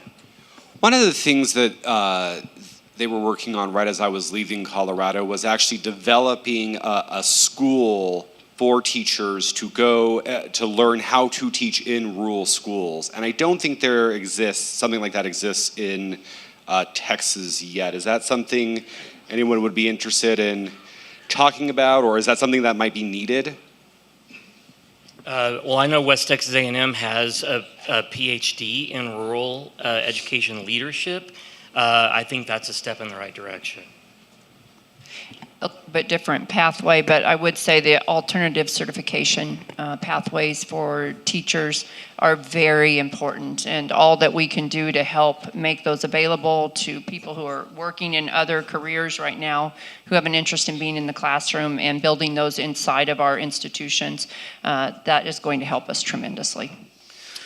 My nephew graduated from Texas Tech a few months ago, and I counted how many students walked across the stage out of the School of Education, and I counted 3. I counted how many students walked across the stage in business, and I lost count. And what I noted is the next generation is steering away from education. My nephew graduated with a bachelor's in architecture, and so in the end, I'm an educator, my wife's an educator, my brother's an educator, my sister-in-law's an educator. We all are, and so we asked him, "Why'd you go through to become an architect? I mean, why did you pursue that path?" And he said, "If I looked at how much work I had to do to become a teacher, how much work I had to do to become an architect, it's about the same. When I look at how much it's going to cost, it's about the same. And when I look at what I'm going to make as an architect versus what I'm going to make as a teacher, it's not the same."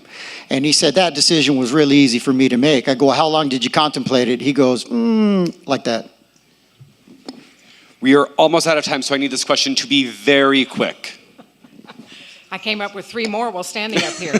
So 30 seconds, please. I have a comment when... I can't take a comment. I need a question. I mean, as Dr. Barnes, who worked in Texas Tech, we have a research lab and we could train people. However, the system of funding says you have to turn out a PhD to get money. If you're research, you have to turn out a PhD. There is no support for educating undergrads and graduate students to be those research technicians that you need and that they want to do and that they enjoy. How do we do that?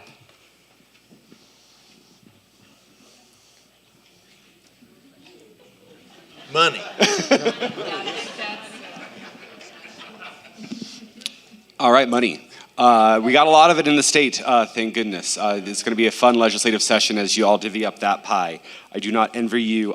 Representative King, I do want to give you the last word. You heard a lot. What are you thinking today after this conversation about what might be different in the legislature than when you got on stage? You know, I do this a lot. I have pointed out, I have lots of school districts I represent. I have something I'm really proud of. I've never passed an education bill that didn't come from my district. You know, where I changed the days to minutes. You know, I helped with the teacher incentive allotment. Everything, putting 3 pathways to career and technical when Chairman Aycock did House Bill 5, that was mine. 3 pathways to career and technical, putting the money back in career and technical. In 2019, adding 7th grade to career and technical. I'm very disappointed that all of these things we've done to give more access to local control has been eroded by inflation and possibly Texas Education Agency. I'm not pointing any fingers, but I will. You know, we have worked hard, and there's some of us, there's a lot of us in the legislature. I know we get a bad rap, and many of us should. But nothing about this conversation has really changed my mind. But going into it, this is what I think. I think we're going to celebrate teachers, not condemn them. I think we're going to provide resources for classroom discipline, because as much as we talk about money, not one teacher has ever told me I left the profession because of money. Number one, because none of you got into it for the money. But when you don't get the money and you have to put up a lot of crap, you leave. So I think we're gonna talk about those sorts of things where public ed's concerned in the legislature. On the voucher front, that will be the social justice bill of the session. If I have anything at all to say about it, it's dead on arrival. It's horrible for rural Texas. It's horrible for all Texans. The only people it's going to help are the kids that don't need the help. So they're not getting my support for that. I'm not wavering on that. I'm a hard no. And then, frankly, funding and school safety. School safety, without a doubt, you know, school safety is first and foremost on my mind. I raised 2 kids in the public school system. I couldn't imagine having to walk into that Uvalde school after that tragedy. We sat through Santa Fe, and the legislature did what we were asked to do. We created policy. Well, then we had a pandemic, and you remember during the pandemic, there was no more bad things ever happened. We just had the pandemic. So, it became an out of sight, out of mind, and not that every school isn't in bad shape on school safety, but many of them are. Many of them didn't have policies in place to prevent that, or at least slow something like that down. School safety is going to suck a lot of oxygen out of this room. My commitment to all of you is whatever I vote for will not be a one-size-fits-all policy, and it will not be an unfunded mandate. I'm here to help. Thank you. We're going to have to leave it there. Thank you all very much, and good luck next session. And we now have about a 5-minute break to stretch your legs and refreshment, and we'll get on to the next conversation. Thank you all.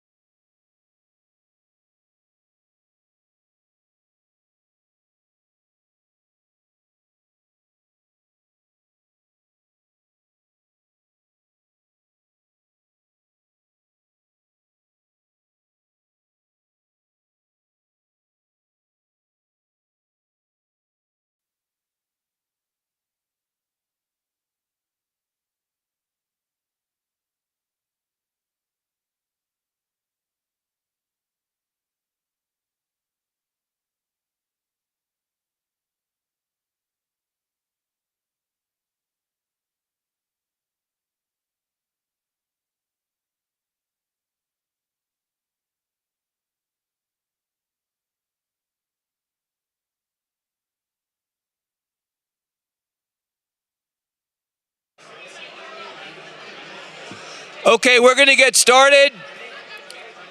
Please find your way back to your seats. And I'm going to turn over the program now to our Lubbock-based reporter, Jamie Lozano, to introduce and interview panelists on the topic of rural health care. Everybody, here's Jamie Lozano. Thank you.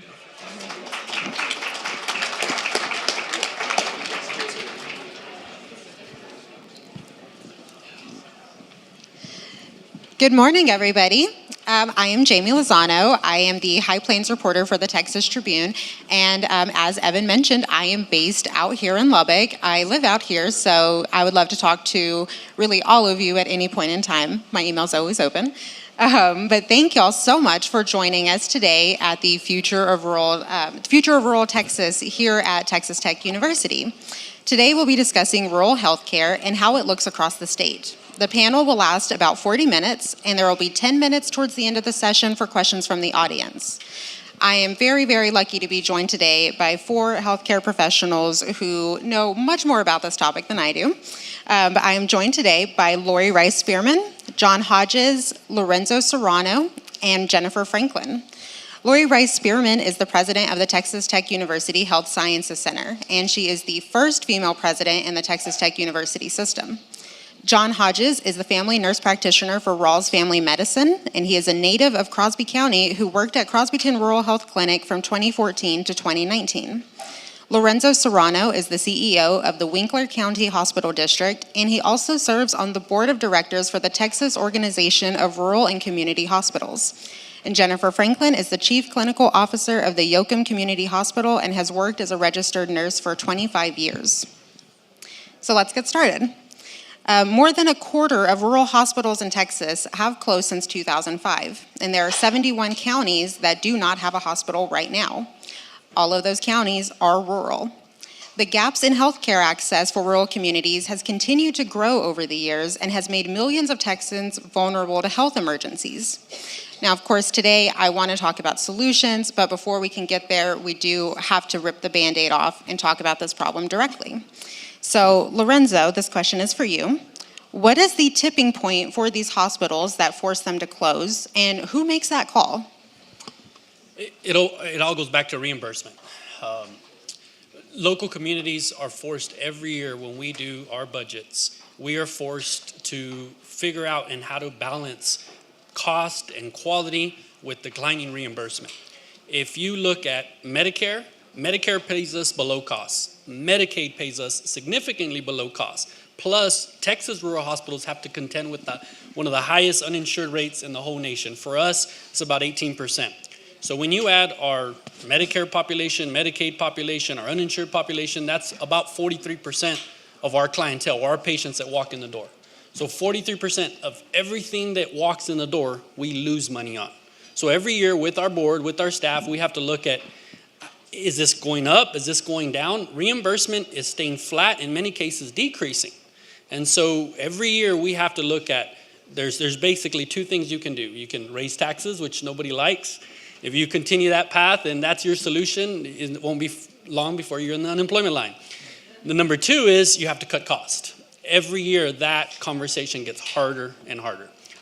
When you can no longer balance managing your not being able to take care of that high amount of population that doesn't pay you at least cost-based reimbursement, that's a tipping point for me. And Jennifer and John, I'd like to hear from both of you about the impact on a community that can happen when a hospital closes. Coming from a community where the hospital closed, at least temporarily, and the rural health clinic was completely shut down, there's a lot of members of the community that were affected, a lot of members of the county that were affected, elderly patients that had no way to get from Crosby County to Lubbock for health care. Several patients that told me they were afraid they were going to die because they couldn't get to a larger hospital when they needed to. Unfortunately, about 2 of the 5 did pass away because of a lack of access to health care. And I really wish I were exaggerating when I say that. So it's very upsetting as far as that goes. The same situation, we also have, 6,000 people in the Crosby County area that were immediately without health care if they were using that local clinic. Most of those were Medicare, Medicaid patients, Medicaid children that no longer have a health care provider. And then if you think it's easy just to go find another health care provider, go try to find another health care provider. If you think it's easy to find a Medicaid health care provider, go try to find a Medicaid health care provider. It's not that easy. If you think it's easy to find a Medicaid health care provider that also does the annual wellness exams that are required by Medicaid to keep your Medicaid, Good luck with that. So what happened out there is you had several hundred, if not thousands of kids and adults that were suddenly without health care that had to find it. And it's a bad situation. Sure. I'm very fortunate that many of the hospitals in my region have remained financially stable over a good period of time, but I'll just make a comment about areas that might have had a lack of healthcare provider in their area during COVID.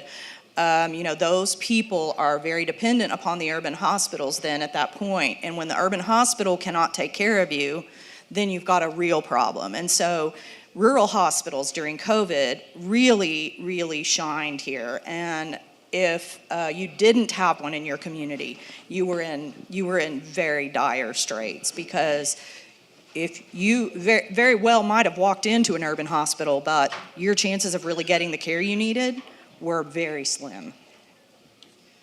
And since we are talking about getting that care that we need, we do know that there is a labor crisis going on, not just in rural Texas, but all over the country that we are seeing in the healthcare industry specifically. We've seen a very big effort to recruit healthcare professionals to rural communities specifically, and that tends to start in schools. So Lori, can you tell us about that? So what we know from evidence-based research is that we have to reach down into these school systems really at the middle school level. We recently held a healthcare workforce summit in the Permian Basin, and we had panels of high school kids who are now in a pathway and a pipeline to healthcare, and they told us, we wish that we had had this communication in middle school. For us to get strong students who can get into this pipeline, we really have to get them into STEM education as early as we can to prepare them in the sciences and the math to be able to pursue these types of careers. And there might be some people watching who are unfamiliar with STEM. Can you tell us about that and Lubbock's history with STEM? So Lubbock has a rich history of working with our public school system as well as our community colleges and developing science, technology, engineering, and math as this foundational really preparation that allows you to open a pipeline. We use two terms a lot around healthcare workforce, and that's pipeline and pathways. And so part of getting into the pipeline is making sure we have prepared individuals to get into the pipeline and then start choosing pathways based on their interest in healthcare. And Lorenzo, similar question for you. How can Texas incentivize healthcare professionals who are already in the workforce? How can they incentivize them to come to rural communities? Oh gosh, try to recruit a physician to rural America is one of the hardest parts of my job. Unfortunately, we all know this. Younger students want to be in the city, younger students coming out with degrees. Being able to retain skilled laborers is very, very, very challenging. It was challenging before COVID, it's challenging during COVID and after COVID. If you look at just some statistics, the American Association of College of Nursing estimates that over 90,000 qualified nursing candidates were turned down from nursing schools in the United States alone. You also look at the average age of a nurse in Texas is estimated about 52 years of age. What's going to happen in the next 5 to 10 years when those nurses start retiring or are forced into early retirement because of tough working conditions for COVID? Our hospital had to be very creative to retain staff. We were fully staffed during COVID, but prior to COVID, but going into COVID, we lost nurses to facilities paying very, very high bonuses. We lost a few nurses to retirement. We lost nurses refusing to get the COVID vaccine. And so we had to be very creative. We had to devote some real significant dollars from CARES Act to try to retain our staff. We are forever encouraging our staff that are not skilled, that don't have degrees, to go into the healthcare field. We're willing to pay their a stipend while they're going to school. We're willing to pay for their education. And it's very, very difficult to try to do that. It's when you look at survival, obviously finances are important, but staffing is right under that and equal to that. Tell us a bit more about that, about how staffing and the finances that rural hospitals face, what can that really create for a rural community? Well, for us specifically, from 2020 to 2021, we saw an 18% increase in our cost. Remember, reimbursement's flat, There's not a whole lot you can ask for your taxpayers, and so when you are facing an 18% increase in cost, where's that coming from? You try to break that down, it's coming from staffing. I remember earlier on during COVID, when we started having some openings, we started going out there and looking at quotes for agencies staffing, and it was not uncommon to get quotes as high as $120, $130 an hour. So we had to make a decision earlier on. Can we divert, instead of paying agency, let's devote some of that money to our staff and let's start paying them $80, $90, $100 an hour to work shifts. Unfortunately, that's a Band-Aid. That's not a long-term fix because why you get nurse burnout?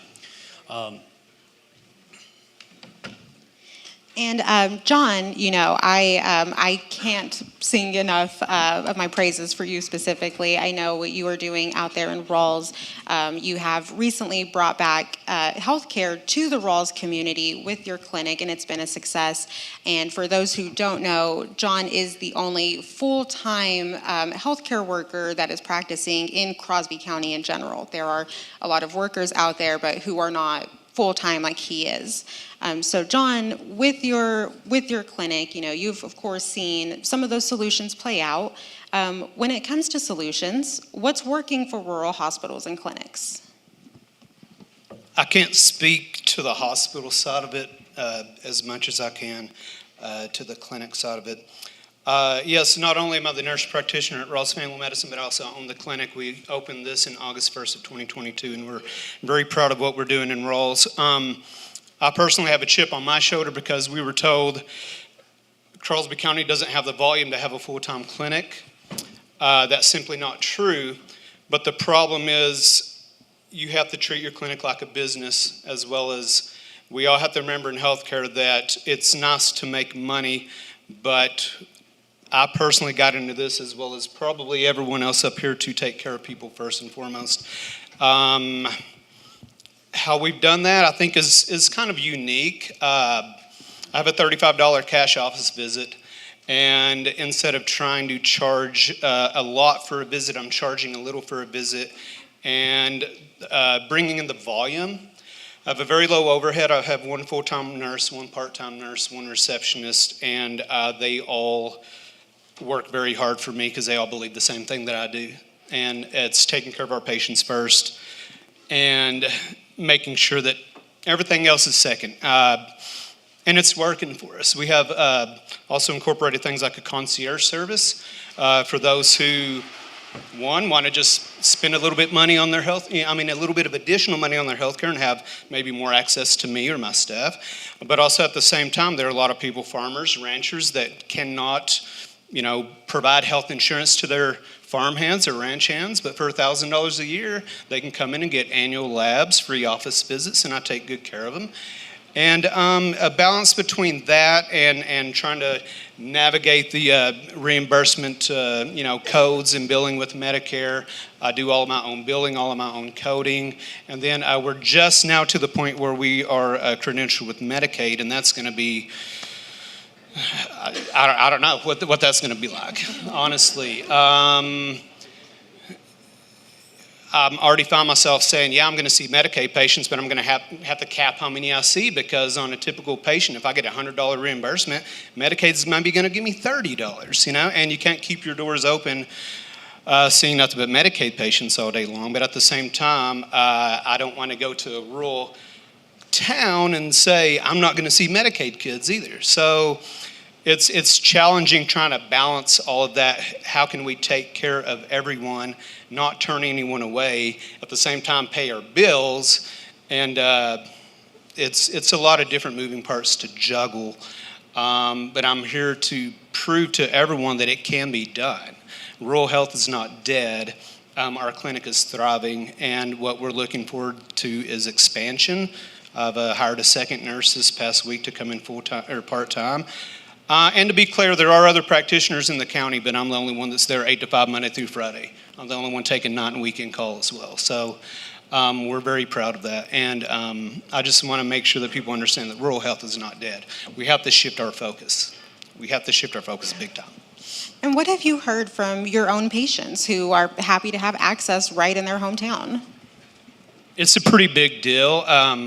again, going from Crosby County into Lubbock, where I'm sorry, there's a lot of people in Lubbock, especially southwest Lubbock where I was, that take for granted what they have.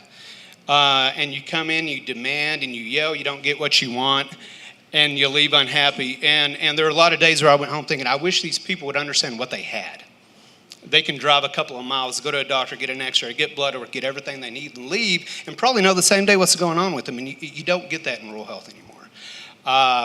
We work with the CPL. They come out every day and pick up our labs, which is amazing.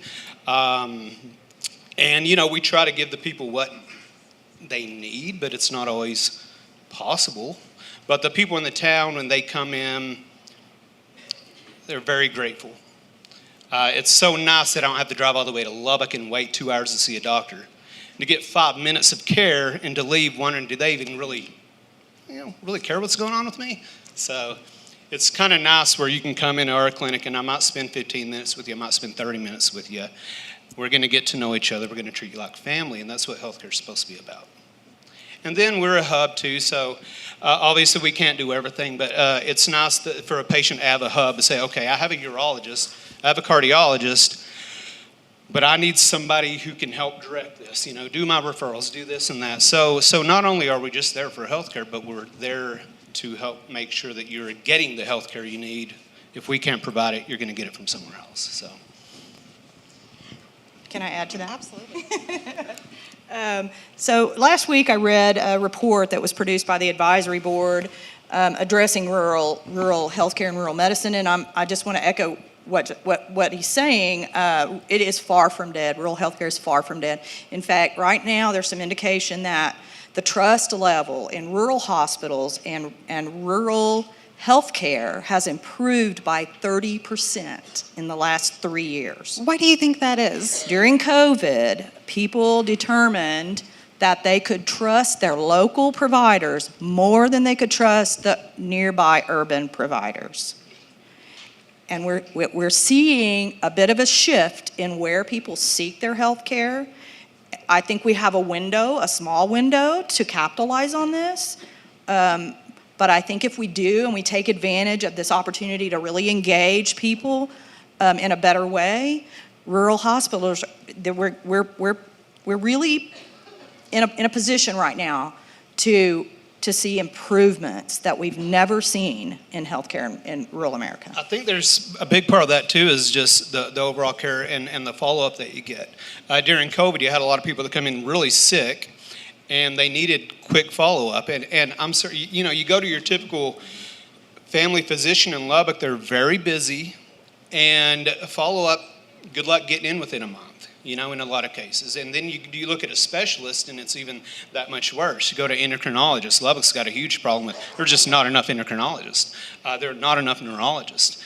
And so getting someone in, but then that follow-up of, okay, you know, we're going to start you on this new medication. I'll see you back in 3 months. Well, what if I can't, you know, what if I have a problem with the medication? Well, sorry, we'll get you back in 3 months.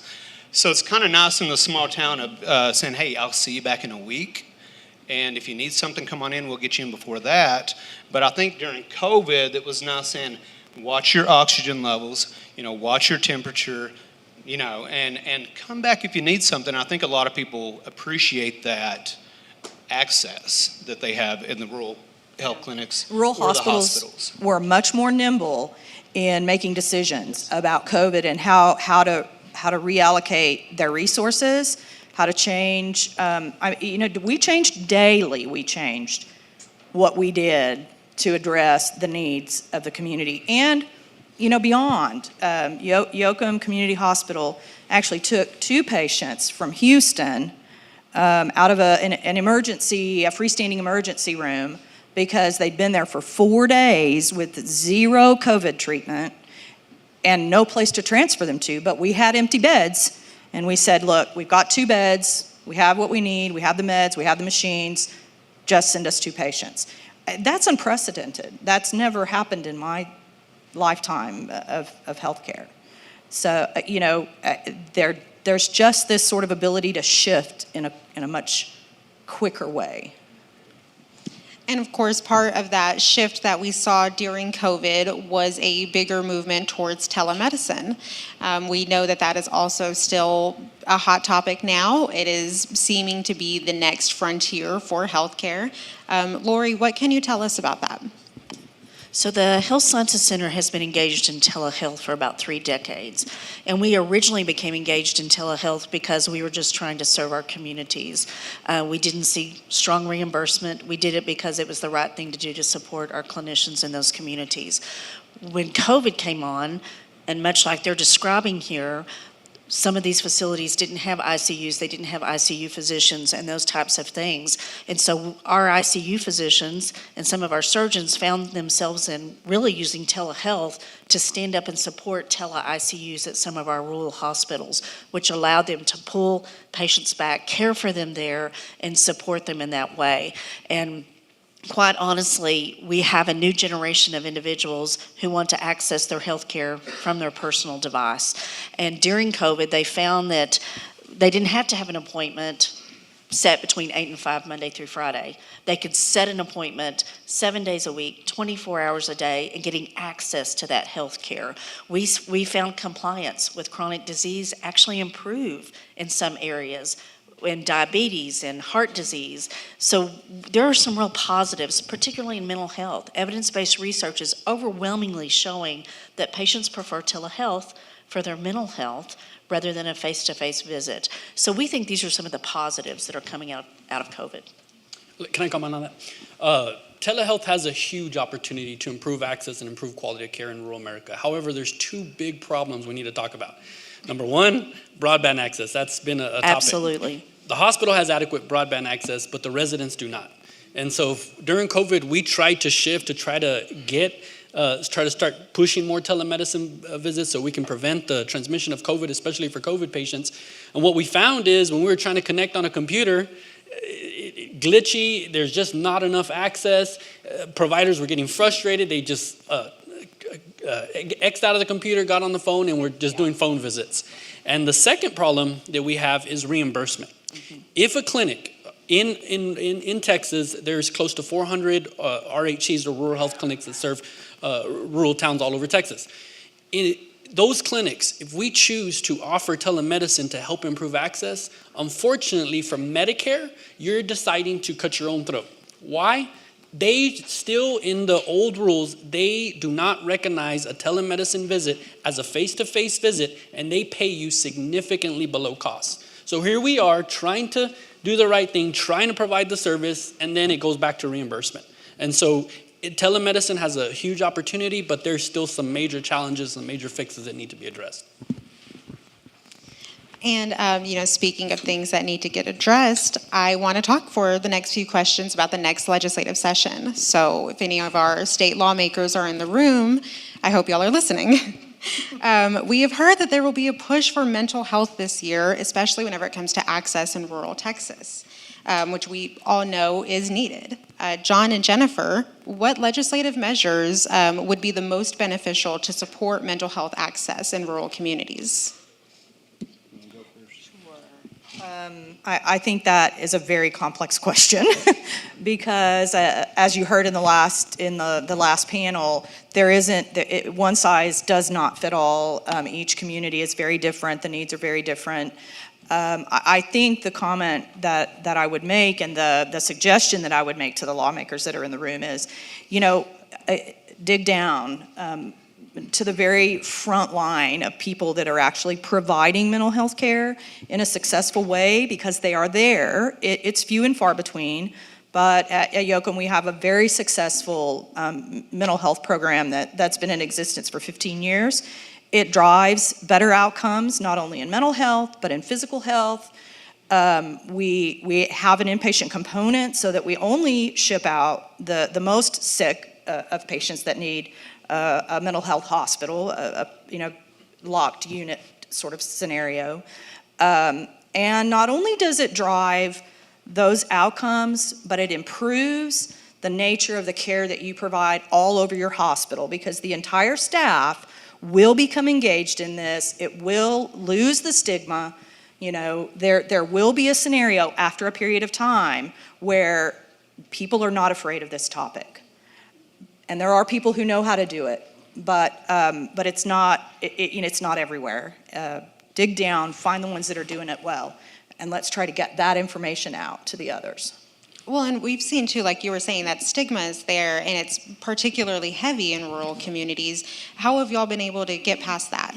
Just persistence. It's, the first 5 years were very difficult. We got pushback from the community, we got pushback from our staff, from our providers. We had very low volume. But all it takes is, a couple of good outcomes in a small community. The word travels, and I mean, that's an advantage that we have.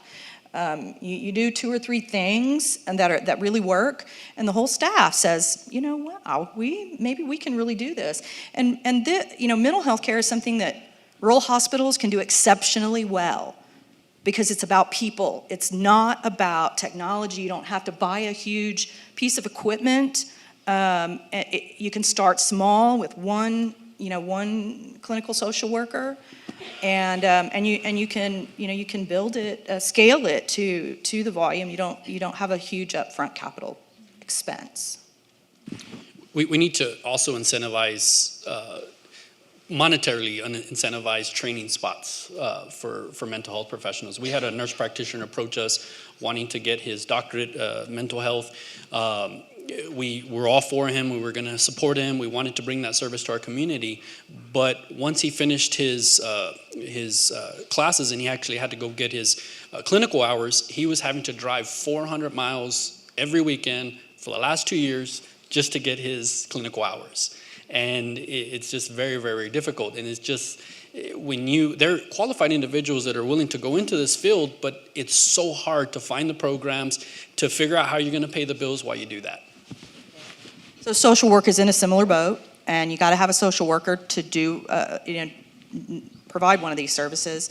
It requires 3,000 hours for a social worker to get her clinical certification, and there are very few sites where social workers can actually do this.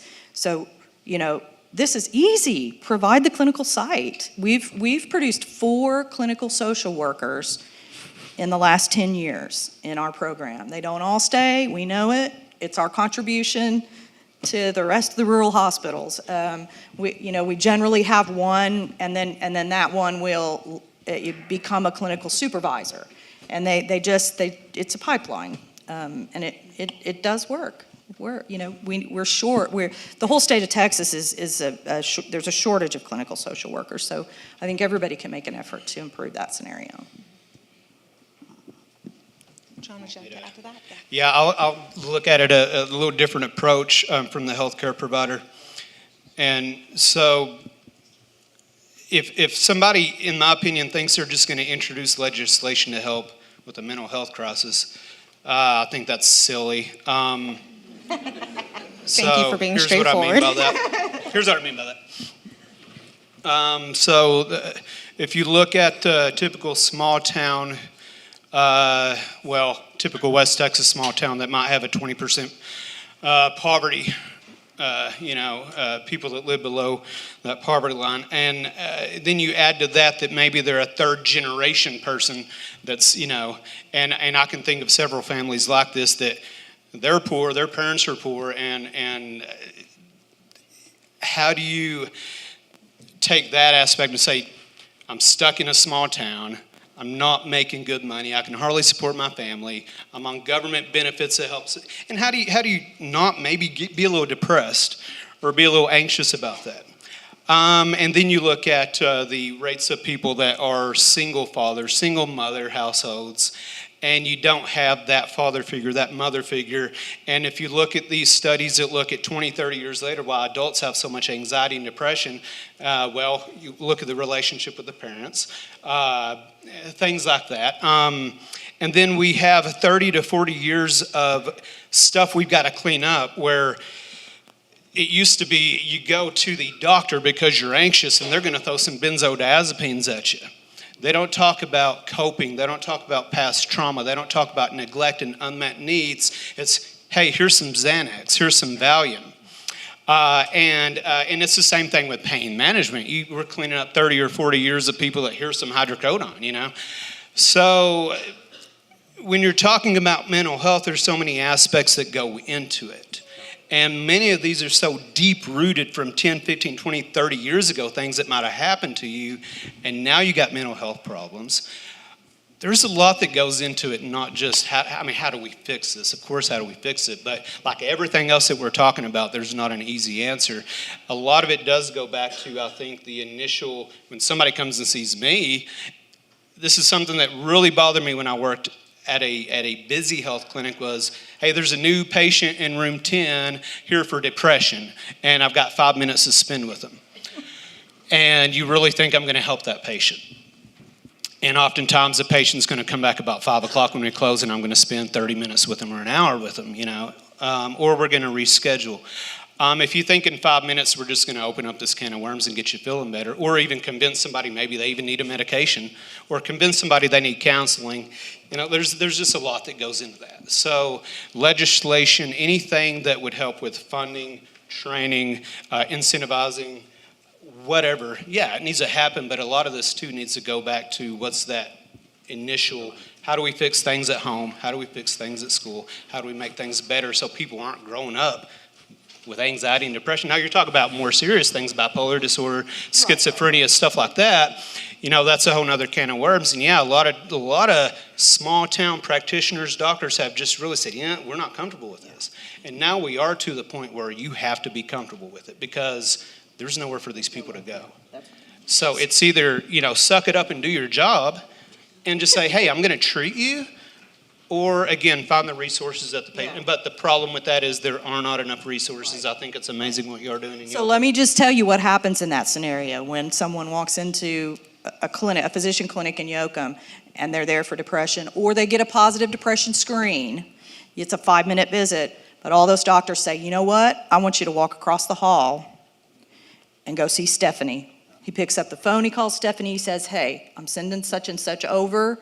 They make room for that patient, and they get a visit with a social worker or a nurse practitioner right then, when they need it. And that's good because a lot of times insurance companies don't want you to refer to psychiatry, don't want you to refer to counseling. So we're taking a big group of people that are coming to us for help, and if I'm not comfortable, I can't send them to a psychiatrist. I've got to say, hey, guess what? Your insurance really doesn't want this. Psychiatry doesn't want a referral. You're going to have to go find somebody yourself. And that's a problem too, because we're taking a big part of the population that needs help and saying, I can't help you. And for you to be able to say, walk across the help, we got somebody that can help you. There's extra payment. There's a collaborative code that you can use. There's additional payment associated with that visit if you engage a social worker. If you can find the staff. If you have them. Big if. And so, speaking of opening cans of worms, we have talked a lot and heard a lot about what Medicaid expansion could do for rural hospitals here in Texas. So this one's kind of open-ended for all of you. How could Medicaid expansion help or not help the problem? I'll start off. There's a reason that Texas is leading the nation in hospital closures. We chose not to expand Medicaid. I'm not advocating for that. I'm just saying there's a real problem. When you have the highest uninsured rate in the nation, when you're forcing hospitals to either treat Medicaid patients or raise taxes, we got a problem. We got a funding problem. We have a broken payment system. You heard what the provider just said about how leery he was to take Medicaid patients. He has that option. Private hospitals have that option. Rural community hospitals do not have that option. We have to find the funding or we have to make cuts. It's that simple. Any kind of legislation to make hospitals whole and make Medicaid at least pay cost-based reimbursement would have massive and drastic impacts to rural hospitals. Not only that, Medicaid has the lowest income requirement. Texas Medicaid has the lowest income requirement to qualify for Medicaid than any state. That's why Texas is leading the nation in uninsured. Again, if the state doesn't pay for it, we're going to pay for it locally, and that's just the real truth. Yeah, I mean, but I think, again, the message that there should be the discussion that one size does not fit all, because, there's certainly, Yoakum doesn't have the uninsured population that you guys have. So I don't know that a Medicaid expansion would have had a huge impact on my hospital. I will say this, we closed our OB services a number of years ago, and potentially Medicaid expansion improved reimbursement for each Medicaid delivery that we did might have changed that scenario.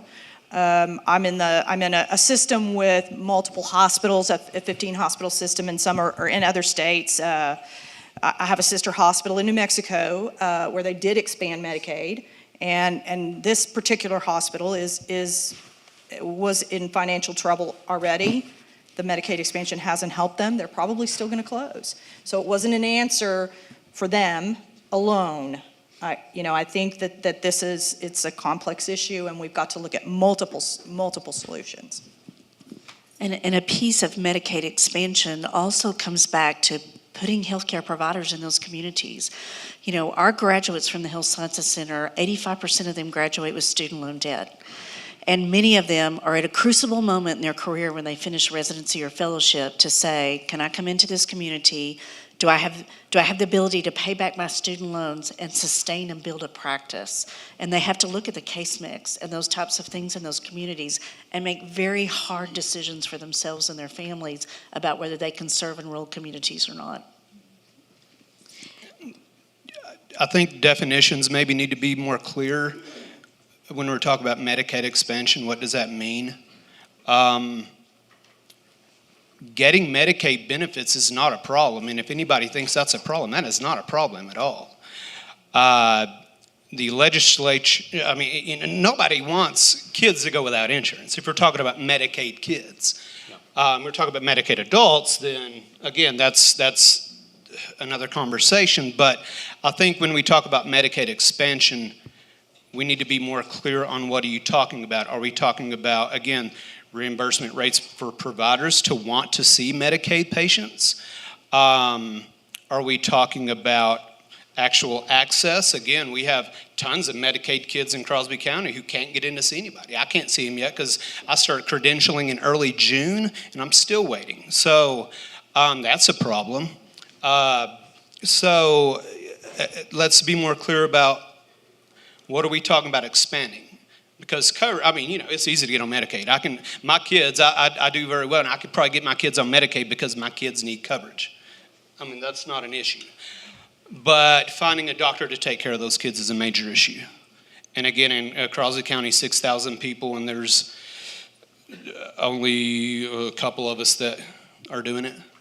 I tell you, the biggest part of the population that I think we need to help is not those that qualify for Medicaid or those that have commercial insurance, but there's this gap of people that I see quite a bit that they make too much for Medicaid. They don't make enough to have proper insurance. The insurance they do have, the deductible is so high, they can't even use the stuff.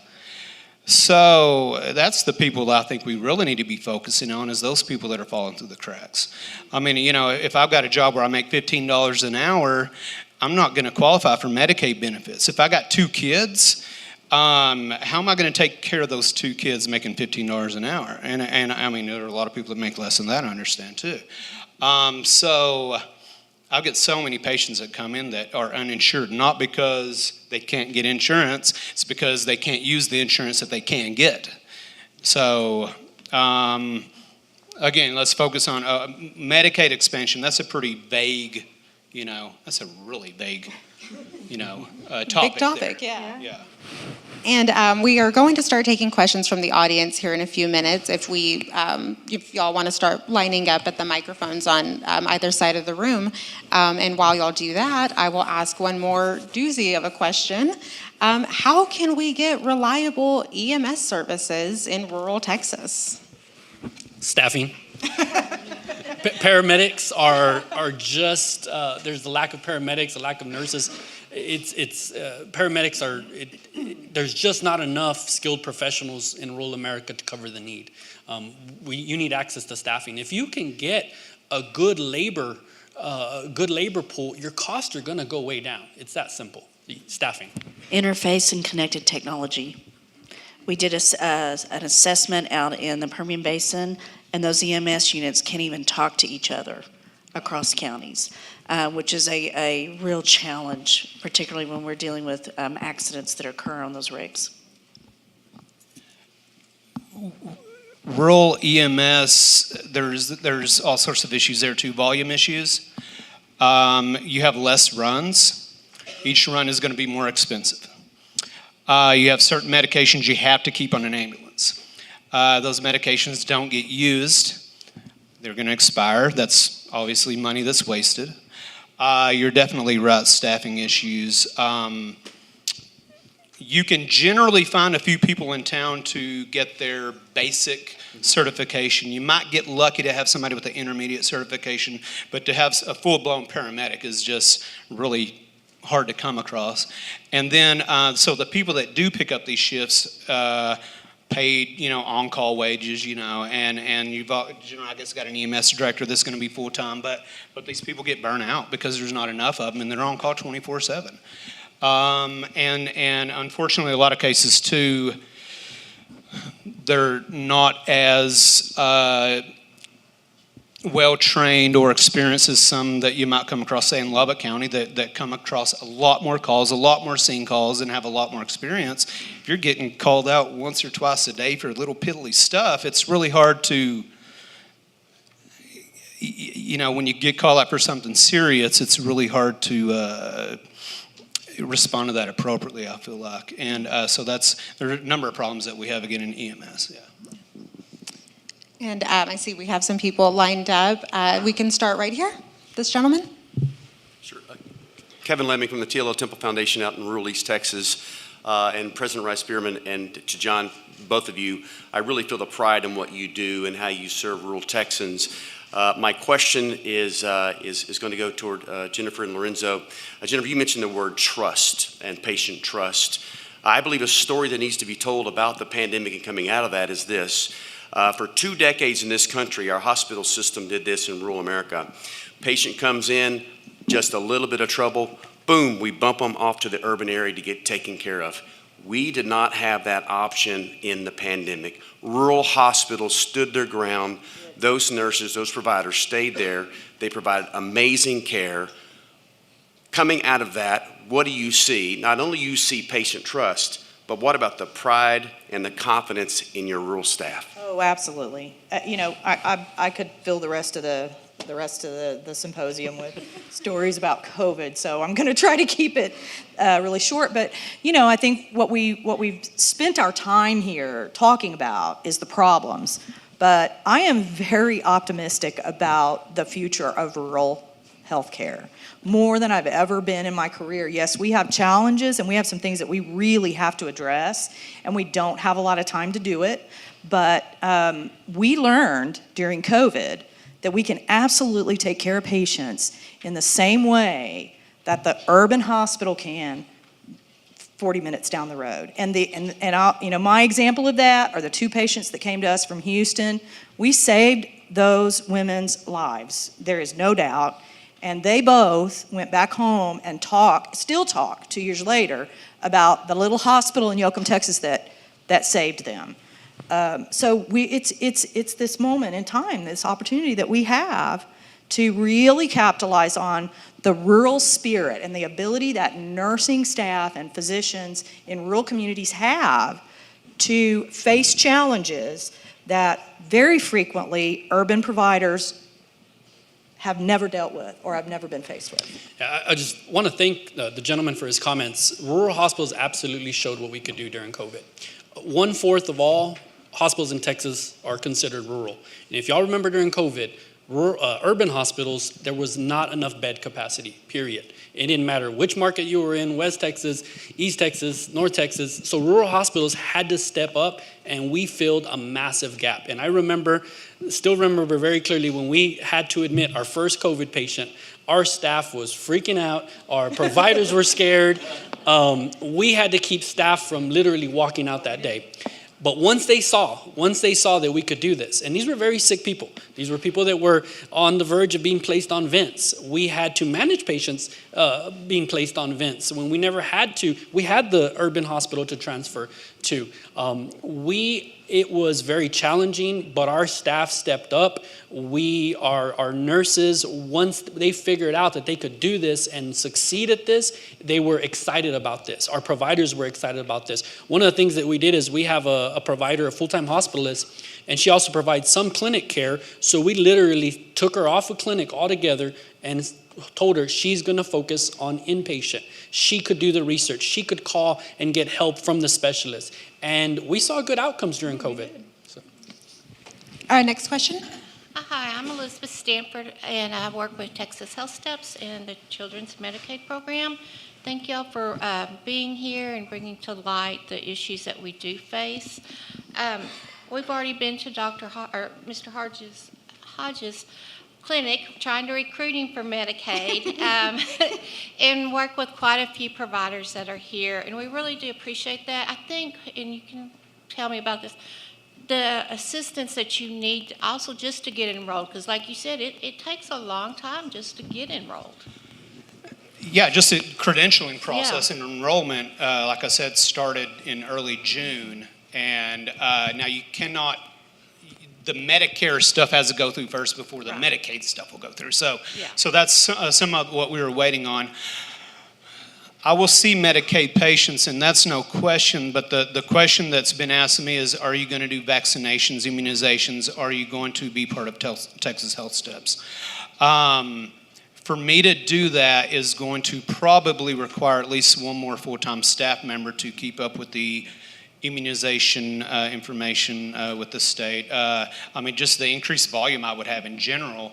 And again, it's a business and I have to pay my bills, and I mean, we know that. But if I see 20 Medicaid patients a day at $30 a visit versus 20 Medicare patients a day and I get $100 a visit, then obviously I've got to spread it out a little bit, so to speak. So, but it would take a full-time, I feel like a full-time nurse to do this. And you might correct me if I'm wrong. I don't think this can be a medical assistant, but it would have to be a licensed nurse. I may be wrong, to help with the official documentation for the state. It depends. Are you enrolling as a RHC or as an individual provider? Not currently. I was sent a very simple checklist of what to do to become an RHC. Yeah. And I looked at it for about 5 seconds and said, I don't have time for this right now. I can't do this. Yeah, I think I and it was not simple at all. And I thought, and then you start thinking, I've worked hard for this practice, and how much of this do I want to give away? And do I want to sign up for a program like a rural health clinic program where I'll start to get flat reimbursement rates? Is that going to affect me positively or affect me negatively? I have no idea. Is somebody going to come into my clinic and tell me what to do? Yep. And that's not what I want. Exactly. And that's what I know we've got some health plans here that, for them to come in and help you to answer these questions. We're here to answer them too, but I think that's an important piece of this that hasn't been mentioned is our health plan, our managed care plans for Medicaid, because that's part of their job.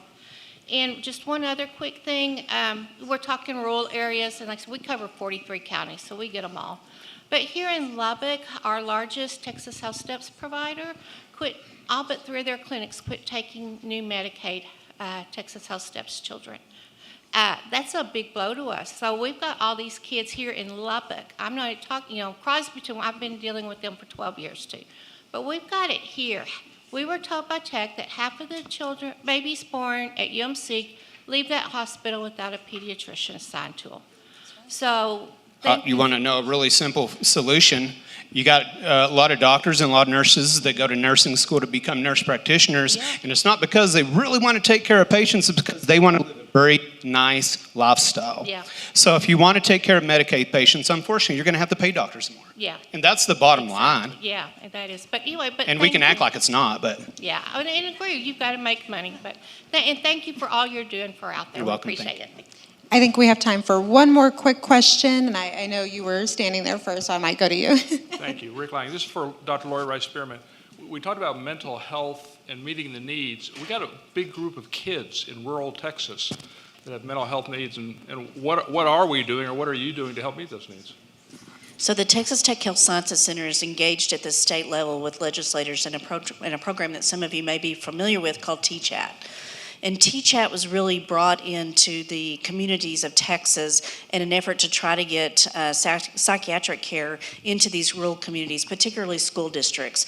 We believe, we have a philosophy that as early as we can intervene to prevent crisis is really the best method for caring for these children in these communities. TCHAT now is in 170 school districts. It will continue to expand. We've been very grateful with legislative funding. We've been able to grow child and adolescent residency programs, which we're building out across West Texas to continue to support this. We do have quite a few social workers in this area, licensed counselors who are available 7 days a week, 24 hours a day for these school counselors to be able to access that. Another important piece of this is called CPAN. And we have a lot of kids that are on medications, psychiatric medications. A lot of these communities don't have access to those particular types of individuals to manage those meds. So we've opened a 24-hour health line for pediatricians to be able to reach out, have conversations, and be able to manage those children in their homes, in their own town, so that they're not having to travel for that type of health care. Thank you for that question. And with that, we are out of time. Thank you all so much for joining us, and thank you to my guests for being so open to talking about rural health care.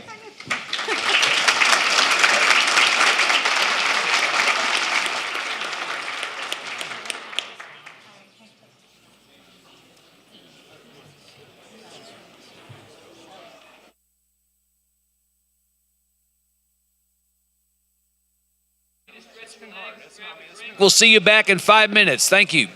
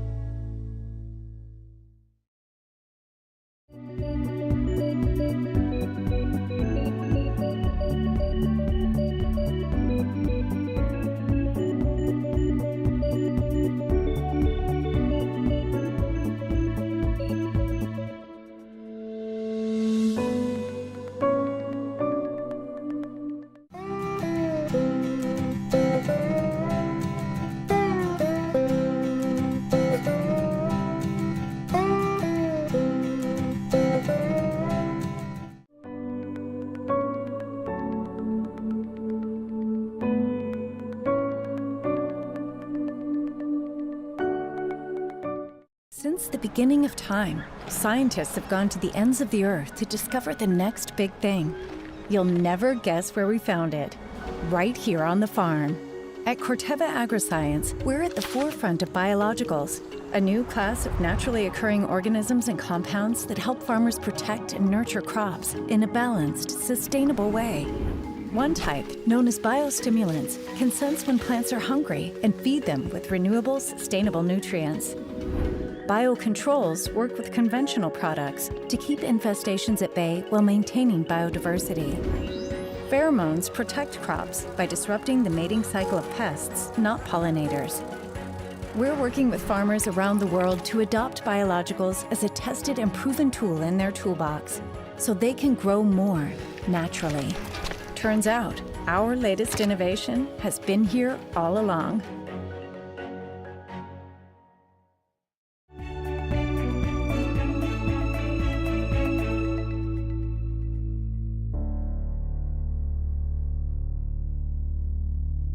Open enrollment is here. This is a time for many Texans to decide which health insurance plan is best for you and your family. Blue Cross and Blue Shield of Texas offers multiple health plan options, some with $0 copays in all 254 counties. Our Think Blue team is here to help you enroll.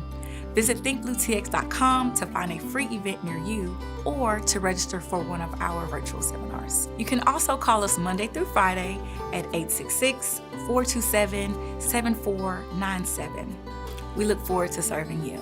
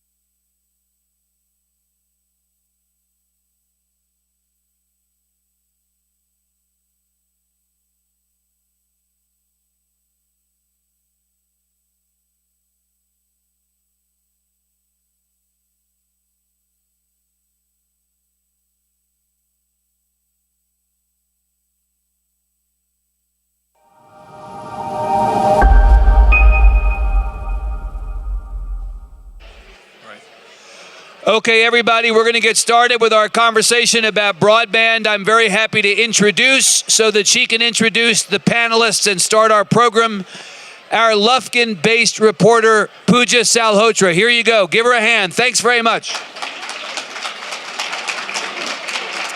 Thanks, Evan, and thanks everyone for being here. We are just standing in the way of you and lunch, so we'll try to make it as interesting and engaging as possible. Today we're going to be discussing rural broadband and rural broadband access and the impact that that has on healthcare, education, and the economy. Our conversation, like the others, is going to last about 40 minutes, and then we'll have time for Q&A at the end. I'm joined here by Jennifer Harris, Dustin Fawcett, and Charlie Cano. So Jennifer Harris is the Federal Program Officer for Texas in the Office of Internet Connectivity and Growth at the National Telecommunications and Information Administration. So in that role, she coordinates partnerships and outreach with the state and local governments and other entities working on high-speed internet grant programs. She also works closely with Texas's Broadband Development Office to ensure engagement on the state's internet planning and funding process. Before that role, she's held a variety of positions in the public sector, including serving as the state program director for Texas Connected Nation, a national nonprofit focusing on tackling the digital divide. Welcome, Jennifer. Dustin Fawcett to her left is going to be sworn in as Ector County Judge in January of next year. He is a sixth-generation Texan and has been on the front lines of public policy and advocacy, particularly when it comes to broadband. He's a sixth-generation Texan and a proud Odessan. Charlie is the CEO of eTex Telephone Cooperative, a fiber internet provider in East Texas. He's been at the company for the last 19 years and considers himself an advocate for rural providers. He sits on the Digital Texas Advisory Committee and recently testified on the Senate Business and Commerce Committee Broadband Panel. He's helped bring fiber internet to schools and communities across Texas. A native Texan, Charlie graduated from Texas Tech. All right, so broadband has come up already a number of times today. So just to put things into perspective, according to the U.S. Census Bureau, 2.8 million Texas households, that's 7 million people, lack access to broadband. And that disproportionately affects our rural communities. We know the 87th Texas legislature created the Broadband Development Office, and the federal government has allocated a historic amount of money to broadband. So Jennifer, I want to start with you. What can you tell us about this funding and how it's going to be allocated across states and within Texas? So exactly what you just said. This is really a historic moment in our country. We've had broadband programs, over the course of the past, I don't know, Charlie, 20 years or so that we've had broadband grant programs to really get connectivity to everyone in this country, but we haven't gotten there yet. And I think everyone in this room knows that COVID showed us that we have to actually get to everyone in this country with high-speed internet. And so what we saw from Congress in the infrastructure bill was that they put a historic investment as far as the most dollars we've ever seen toward broadband in that bill for these purposes. The majority of those dollars went to NTIA, the agency that I work for within the Department of Commerce, to administer. But what's really cool about the way this is being done is that our states and territories are going to be involved for the first time in a different way than they've ever been involved. Though some of our neighboring states like Louisiana have had their own state broadband programs and have awarded grants on their own. We've not done that in Texas, but what the federal government has done has made it to where every single state and territory is going to be able to run their own grant program in their own state, in their own territory, because they know their residents best. And so that's what's really cool about the way that we're going to try this round of federal broadband funding, and we've got to get it right this time because we're not going to see dollars like this probably ever again. Awesome. And then Charlie, I want to go to you. You've been in this space for a long time and come from an engineering background. So when it comes to broadband, what are we talking about in terms of the technology? What are the types of technologies that can be deployed? What would you say is the best option for rural Texas? Well, I'll start with the best option in general, which is fiber optics. Fiber optic is the leader. You can't deny the physics of its capabilities. Right now, they're already pushing 800 gigs per second, past 50 miles. So that's just amazing. And then the other technologies are all dependent on fiber to feed them, and that is, your hybrid fiber coax, which is fiber to the neighborhood, and then it goes coaxial from there. Fixed wireless, which is fiber-fed towers, and then satellite, which is fiber-fed base stations on Earth that beam that signal up to the satellite. So everything depends on fiber. That's definitely the best technology, but we also need to be mindful that there's going to be a very small corners of the state and of the country that are going to need some alternatives. But I think from an engineering perspective, we need to shoot for the best because Texas deserves the best. Yeah, and then Dustin, I know you've been working on trying to bring broadband to your county. So tell us about like what some of the barriers are to getting rural broadband, and what approach have you taken? Sure. So we are in a unique scenario. We're not quite a rural county in the sense of many of the counties throughout West Texas and Ector County, which Odessa is our home city there. But we are unique in that we have the largest unincorporated population of people, maybe perhaps other than the Woodlands, in West Odessa, which is, according to the census, 35,000 people, but we would say closer to 60,000 people. These are the type of people who don't want to be counted in any census.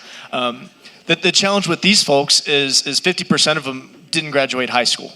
Over 80% read below a 6th grade reading level. They don't understand what broadband is. So even if there were access, which there really isn't, they wouldn't know what to do with it. And so we really face this challenge when the school district, DCISD, Dr. Muri's our superintendent and a terrific man, and a champion of broadband. They conducted a survey that found that 39% of students, and asking the students and their parents to fill out these surveys, that 39% of students do not have high-speed internet access. Now, whether that's accessibility or adoptability, which is always a discussion in broadband, that's irrelevant to me. These kids don't have it. So when you're asking them to conduct online homework and all of these things, and then, well, if you don't have that, drive to your nearest school. What if the parents can't drive them because they're out in the oil patch working 80 hours a week just to put a little bit of food on the table? The kids are at home with 3 or 4 other brothers and sisters. So those are the realities on the ground, and those are the troubles that we see. Another trouble is in the rural Texas and in the Permian Basin is, we're not close to our neighbors. Monahans to our west is 35 miles away. So having a regional approach is kind of challenging because in between, our furthest western point of civilization in West Odessa and Monahans, there's nothing but, the oil patch. It's nothing but oil wells out there. So really creating fiber, like you said, it isn't monetarily feasible in these census blocks. It shows, hey, we could service out here, but there's no one out there and never will be in many of these places. But looking at the maps earlier, and I'm sure we'll get into it, according to the maps that dropped today, we're fully serviced in all of my citizens in the area. But I know that the reality on the ground is not that. I have had many of these discussions, been working on this issue in depth for 2.5 years. It began with Connected Nation. Several different surveys and work, and we've come up with several different plans. But it's one that it's always changing. We never know what the rules are going to be. We get these maps, but these maps are the federal maps. They're not the state maps. What are we going to do with the state maps? How is that going to affect us in Ector County? What we know is we have citizens who need broadband.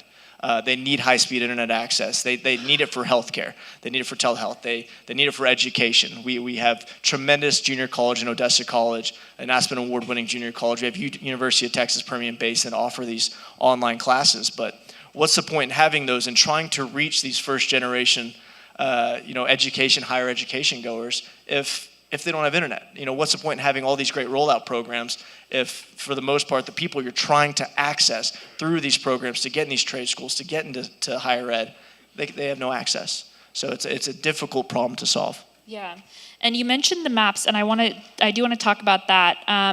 But Jennifer, I think we had some audience members submit questions beforehand, and the question we got over and over is people just wanting to understand, when are they going to get broadband? We had these laws passed. We had the Broadband Development Office created, billions of dollars being appropriated for broadband. But when can, someone out in rural East Texas, rural West Texas, what can they expect?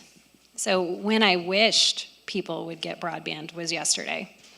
It would be even better if they could get it today or tomorrow. Unfortunately, it's not going to be any of those three. We do have some programs that are already, being administered right now, whether it's dollars from the FCC, dollars from the USDA, that are already out there. And so we do have providers that are using those federal dollars, but also using their own dollars to invest and reinvest in either building new infrastructure or upgrading their infrastructure. When it comes to the bulk of the dollars that came from the infrastructure bill, it's going to be a little bit of time. Likely, it won't be until 2024 until the state's grant program with those federal dollars from the BEAD program open up. We're looking at making allocations by state by June 30th of next year. So we don't even know until June 30th potentially, or several days before, whenever it ends up being announced, how many dollars we're actually getting in the state of Texas. And I think that's a little bit different than some of the other pieces of the infrastructure bill when states were pretty aware, whether it was transportation or other things, they knew how many dollars they were getting when the bill passed. There is a formula in the infrastructure bill that exists, but it's based on data that was released in draft form just this morning. That data is going to be looked at. I encourage everyone in this room to look at that data.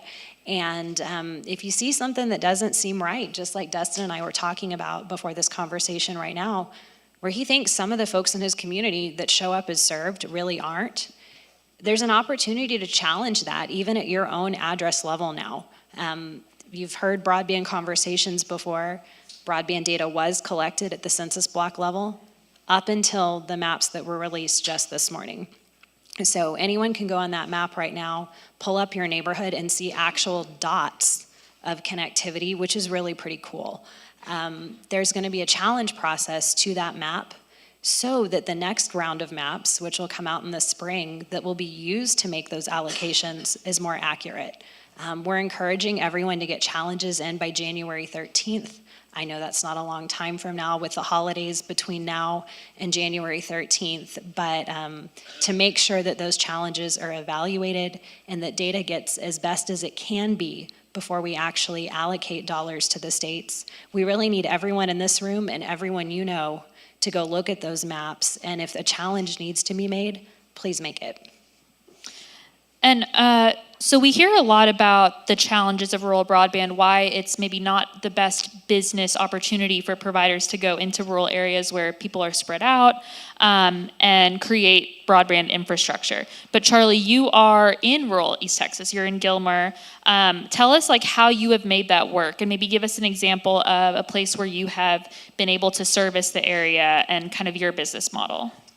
So I do want to go back in time a little bit and remind everybody that there has been a rural telephone network built across the whole state. That's been done before. There's been physical connections made to every single house. And so rural providers have been doing this for years. So we're very familiar with the low density, challenging, counties that we have to serve. We need to look in modernizing those opportunities and those help mechanisms to help these providers. But in our area, we have a density of about 7 houses per square mile. That's not bad compared to some of these other areas that are in the 2 houses or even point something houses per square mile. But there's examples where that has been done. There's, in my area, 55% of my customers have fiber. Those 55% love me. The other 45% not so much. But their questions are, when are you going to get to me? When are you going to get to upgrading our copper network? And I would love to have the answer, because I already have an engineering plan. We have a 7-year plan, and I don't like having to tell some of those customers, you're year 5, you're year 6. I would love to get some of this funding coming down sooner so we can accelerate that. But we made that work in these rural areas. Now, there's some small communities. The town of Gilmer, its only population 5,000. They had a different provider that hadn't made any efforts to provide broadband in that community. We overbuilt that with our own money. That took no subsidies from any support mechanism. And we're able to make that work because for us, rural providers, these 3,000, 5,000, 7,000 size communities is the goals in the areas that we want to serve. And we can make that work because we already have the efficiencies, we already have the crews, we have the knowledge and manpower to make that an opportunity. So there are providers that are rural focused, and there are providers that are not. And I encourage counties, leaders, municipalities to seek for those providers that are rural focused that know how to make that math and those numbers work. And Dustin, you're taking a nonprofit approach to this. Can you tell us how that would work? Sure. So out of the conversations the past 2.5 years, what we came up with our connector task force, playing the term actor on our county, real original. Thank y'all. So it's going to be, what we're planning on doing is having a nonprofit where we are going to involve our, of course, a school district. Me as the county judge, I plan on having a member of, which will probably be me on the nonprofit board. Odessa College, like I mentioned, University of Texas Permian Basin, Medical Center Hospital, which is our hospital district. And then whoever else may want to be involved from the private sphere as well. And what we're wanting to do is seek out and have an executive director who helps to run this operation. But what we're wanting to do is receive those funds, build out this dark fiber network that the nonprofit will own, and then they will lease that fiber network to internet service providers. And the reason behind this is simply, especially in West Odessa, like I've talked about, it is not cost effective for build out to happen out there. This area has gone that with, again, no zoning, no planning. People build in the right of ways. There's all kinds of. It is a nightmare for planning these things. It is a challenge, and so there's no alleyways to trench in. It's a very unique scenario, and for an AT&T or for any other large provider, it makes zero sense, especially when they're low-income folks. So for the high cost of investment, and you're not going to see your ROI ever. And so what we decided was the only feasible way to do this is through a nonprofit, and then lease out the service to the providers, to where all they have to do is tap into our fiber and then put the box inside of the home. In simplified terms, I don't really know how complex it is going to be, but they're going to tap into that high-speed fiber, and then they're going to be able to deliver service to these homes. And what we're really shooting for is that $30 to $40 metric, to where then they can also, if they're on food stamps or on paid-for lunches, they qualify for, what is it, the NDC or NCD? ACP, one of those acronyms. ACP funding, which will give them the $30 credit or coupon for the internet service. So essentially we'll be providing free internet service to the households that need it. And so that was the approach that we decided that we had to come up with. And it's one that we are hopefully pursuing. I'm sad to see the maps again, like I said, that may deem us ineligible, because for whatever reason it says that we have service out there, but the reality is we do not. So that's going to be another, in this whole conversation, we know that everything is always changing. The goalpost is not the goalpost, 1 month from now. And so we're going to adjust. We have some good minds on it, a good team, and that's what this nonprofit's going to be, as a team to address these issues. And hopefully we get a full-time executive director who wakes up thinking about this every day, because I'm now going to have a lot of other things to think about. This is something I've been passionate about, but I've got a whole county to run. So I'd like to add some comments to that. We had a conversation about this last night, and it's unfortunate that you have to go out and do this on your own, and there hasn't been any partnership with a provider there already. I will say that historically, providers usually walk away from, hey, I don't control the network, I don't own the fiber. And let me just explain that. I guess the control and owning it aside, just from an engineering perspective, I'm nervous about somebody else building a network, because what kind of best practices are they using? They can cut a lot of corners on splicing, how they connect it, that sort of thing. So just from an engineering perspective, I would love to have oversight if we were to partner on how's it going to be built. If I'm the one that customers are going to be calling and complaining about, I want to make sure that I can control the quality of the network all the way through. But kudos to you on reaching out and trying to do this on your own.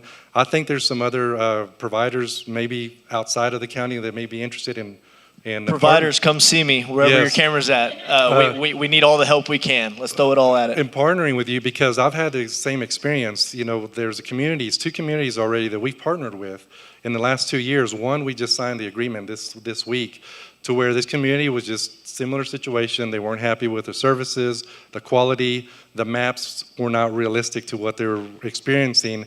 They reached out to us, and they're putting in some of their own economic development money to help us get to the community where we can build 70% of that community commercial and residential. Then what we're promising is we're going to do a profit share where we're going to stay committed and stay there and reinvest in the community until the whole thing gets built out. Now, that's going to take a while. It would be ideal if we could then get a little bit of a help and boost with some of these funds coming down, so we can accelerate that even more. So there's a lot of interesting partnership opportunities out there, and I encourage you and the others to look for those. And one of the things that, Charlie, we were talking about is that, there's not just the biggest, expenditure here is laying down the infrastructure. But then what happens when you need to replace that, let's say 10 years down the line? So I guess I want to understand, how long does the infrastructure last until it's going to need upgrades? And then Jennifer, are these funds going to, help with those upgrades down the line 10 years from now? So the biggest expense is the construction labor to put it in the ground. We put copper facilities in the ground 50 years ago, and it's still in operation. So that's a pretty good return if you put something in the ground or in the air, and you get 50 years of life of it. I am very comfortable in saying that fiber optic is going to be one of those technologies that you can put in your network, and you're going to have 50 plus years of life with that. And again, knowing that the main cost is the construction and labor to put it in, after that, you're going to have to replace the equipment every 7 to 10 years, just because of the better, faster microprocessors, memory, capacities, that sort of thing. But that's a fraction of the cost. So every 7 to 10 years, there has to be either enough revenues coming in or some kind of ongoing operational support mechanism to be able to have those upgrades. Because let's face it, we're not going to stop consuming smart electronics, and the more that you're going to get to the house, the more you're going to use. Right now, you may have an average of 20 smart devices in your house. I'm going to predict in 5 years, you're going to have 70 or 80 smart devices in your house that are connected to the network. And that's going to be all your toasters and everything that you buy in between are all going to be Wi-Fi enabled. And so will your network, handle that, your home network and the long haul network. So these other technologies, fixed wireless, satellite, they're going to be great solutions for the short term, but will they have a 5-year or 7-year shelf life where you have to forklift the whole thing and start all over again? The jury's still out on that.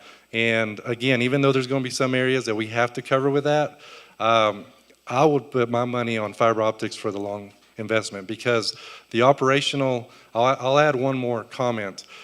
Just to kind of put things into perspective, one of my friends here, a fellow provider in West Texas, 99% of his customers are on fiber. 1% are on fixed wireless, but that 1% is 10% of his trouble tickets. So that's just that. It's good to spend money, maybe save money up front. But are you really saving money in the long haul? And you're not, because of the support that we have to provide. And we're not going to turn our backs on our customers. When they call us, we're going to troubleshoot it. So as Charlie said, the biggest cost is that upfront construction cost, and that is the intent of the BEAD program. If done properly, all the dollars for the BEAD program should be used, I believe within 4 years of the state receiving those funds and beginning to administer those grants. So those dollars shouldn't be there anymore for any kind of sustaining purpose. But I think the intent of Congress, not that I could ever guess exactly what the intent of Congress is, was to give that kickstart to providers on that most expensive portion, so that if that part was taken care of, they would be able to run a sustainable business and would be able to keep up with those other costs themselves. Okay. Dustin, you mentioned that in some cases in your community, you're seeing there's lack of access, but then there's the lack of knowledge of knowing that you have access or knowing how to use that. I think, Jennifer, you mentioned before that's a piece of this as well, is the education piece and equity. Can you talk about that? Yes, so something that was really exciting to see, as the infrastructure bill was moving through Congress, there was a separate bill called the Digital Equity Act that was moving through Congress at the same time. What was really exciting was that the Digital Equity Act got rolled into the infrastructure bill and funded through the infrastructure bill.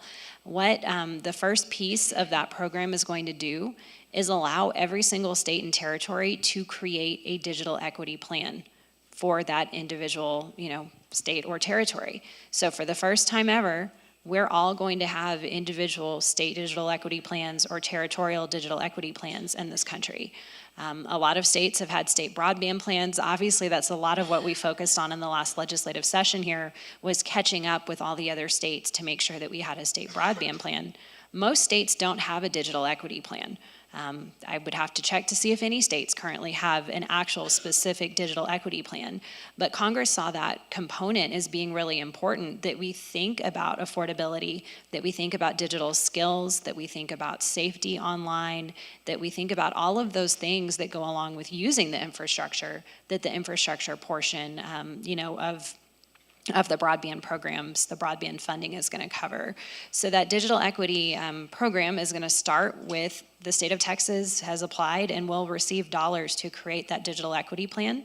What's important for everyone in this room to know is that once that digital equity plan is accepted by the NTIA, dollars come to actually fulfill that plan. So if there's something you think you might want to do in your community in relation to skills training, an affordability program, and digital navigators, any of the things that we hear about all the time that you're like, I would love to do this in my community, but we don't have money for that, think about making sure that you're in conversation with the Broadband Development Office.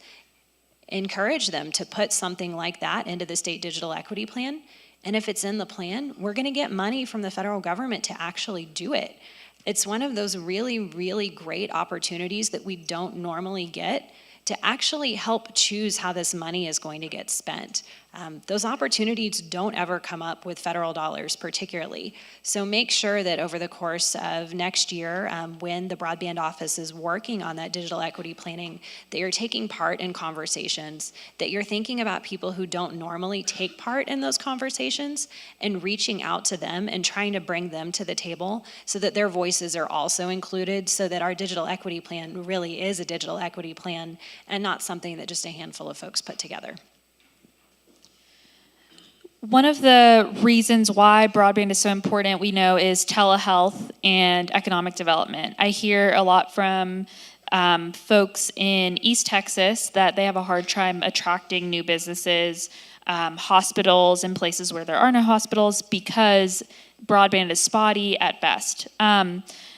Dustin, I know you're passionate about this. Can you talk about the possible impacts in your community of bringing broadband? Absolutely. So this is something that, as you said, is something near and dear to my heart and is a big deal in Ector County right now. We have 3 major projects going on. One is Nacero. It's a natural gas to gasoline conversion plant, the first of its kind in the Western Hemisphere. And what they're going to be doing is actually adding a molecule to natural gas to create it into gasoline. It's an $8 billion project. And that's going to be being built out west of West Odessa, out in the area that right now is currently just ranch land and the oil and gas fields. So they are interested in this project because they, of course, are going to need to have high-speed internet access to send out to their engineers, whether they work remote or just for all of the functionalities of this particular train. Secondly, we're going to have an Oxy project. It's called 1.5. It's a carbon capture project where they're going to be essentially vacuuming the air and sequestering that carbon. And again, this is a $6 to $8 million project. They're also concerned about the internet accessibility because, as I mentioned, 866 is our furthest most western road, north-south road out there, and all their projects are west of there. There's zero internet outside of that. So those census blocks, which there's nobody out there, of course, are underserved. And then the third one that was just announced, I believe last week, was Net Power, which is going to be a natural gas, the first of its kind in the world, clean energy power plant that is going to have net zero carbon emissions. It's going to be natural gas fired, and they're going to, of course, sequester their carbon, I believe, with the Oxy project, and that's a Baker Hughes project.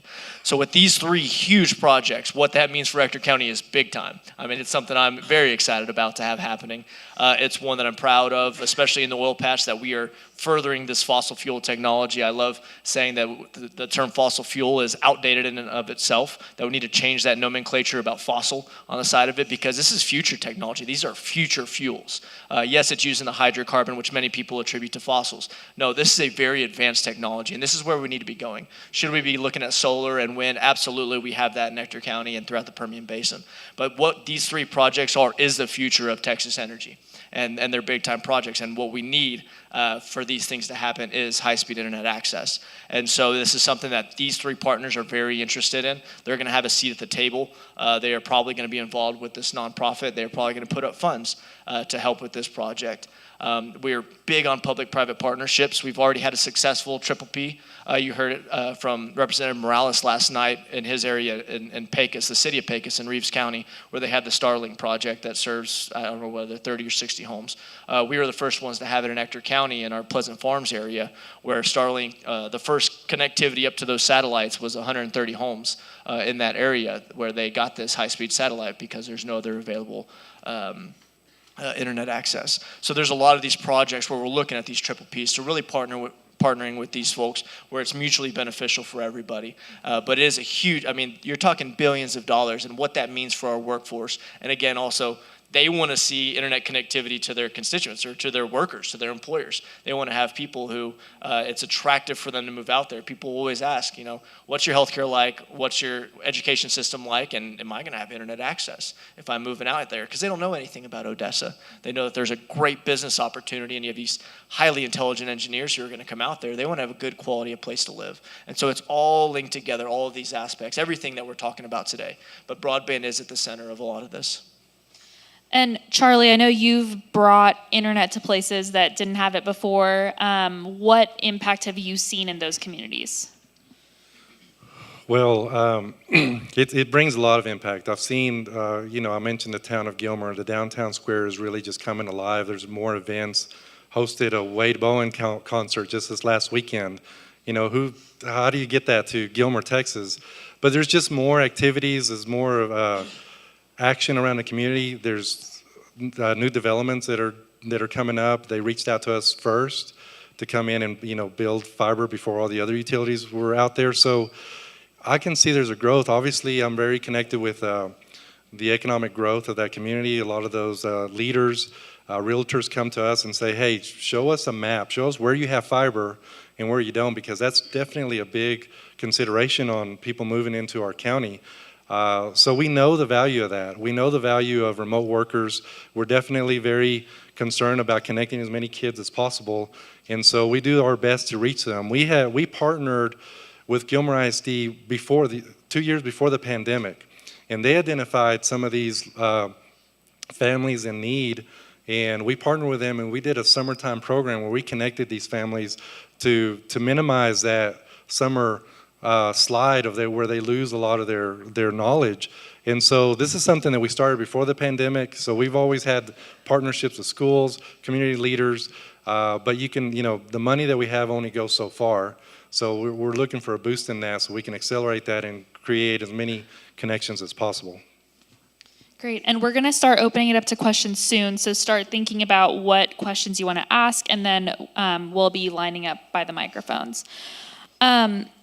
What, Jennifer, do you think that, you know, what is it that the public really needs to know? Like, if you could just get us engaged in this topic, like, you know, there's the engineering, which I think goes over a lot of our heads. We're not gonna understand the nitty gritty of that, but what do you want everyone to know here?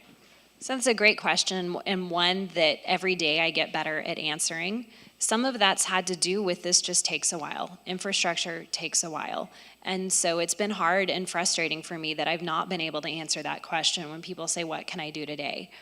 What I've been directing people to do is let your neighbors, let your family members, let other folks know about the Affordable Connectivity Program that's administered by the FCC. It's very, very undersubscribed. There are millions of folks, probably in this state, and even more millions throughout the country, that could be getting $30 a month toward broadband, which might quite possibly cover their entire bill, and they're not signing up for the program. So that's something that we could all do today, is share that with folks, share it with our community organizations, make sure that our schools are aware, churches are aware, any of our community anchor institutions that might not know about the program, make sure that they do. We're hearing really the number one reason people aren't signing up for ACP is because they don't know about it. They don't know it exists, so make sure that we share that. The second thing, you know, as of this morning, is to go look at the FCC maps and pull up your own house and see if it's accurate. See if the list of broadband providers there is correct, if the speeds that they say they're providing are actually what you're able to purchase at your home. And if not, click on the link that says challenge and let the FCC know. To be clear, there will be a second map that the state of Texas is producing that was authorized in House Bill 5. That's going to be the map that grant funding is based on.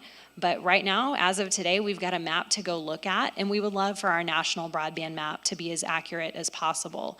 And then the third thing is really the kind of more passive, in the future thing that we're going to be working on over the coming months and years. But when the broadband office starts reaching out and saying, we're working on our 5-year plan on how we're going to connect every single resident in Texas, when the broadband office reaches out and says, we're working on our state digital equity plan, actually participate.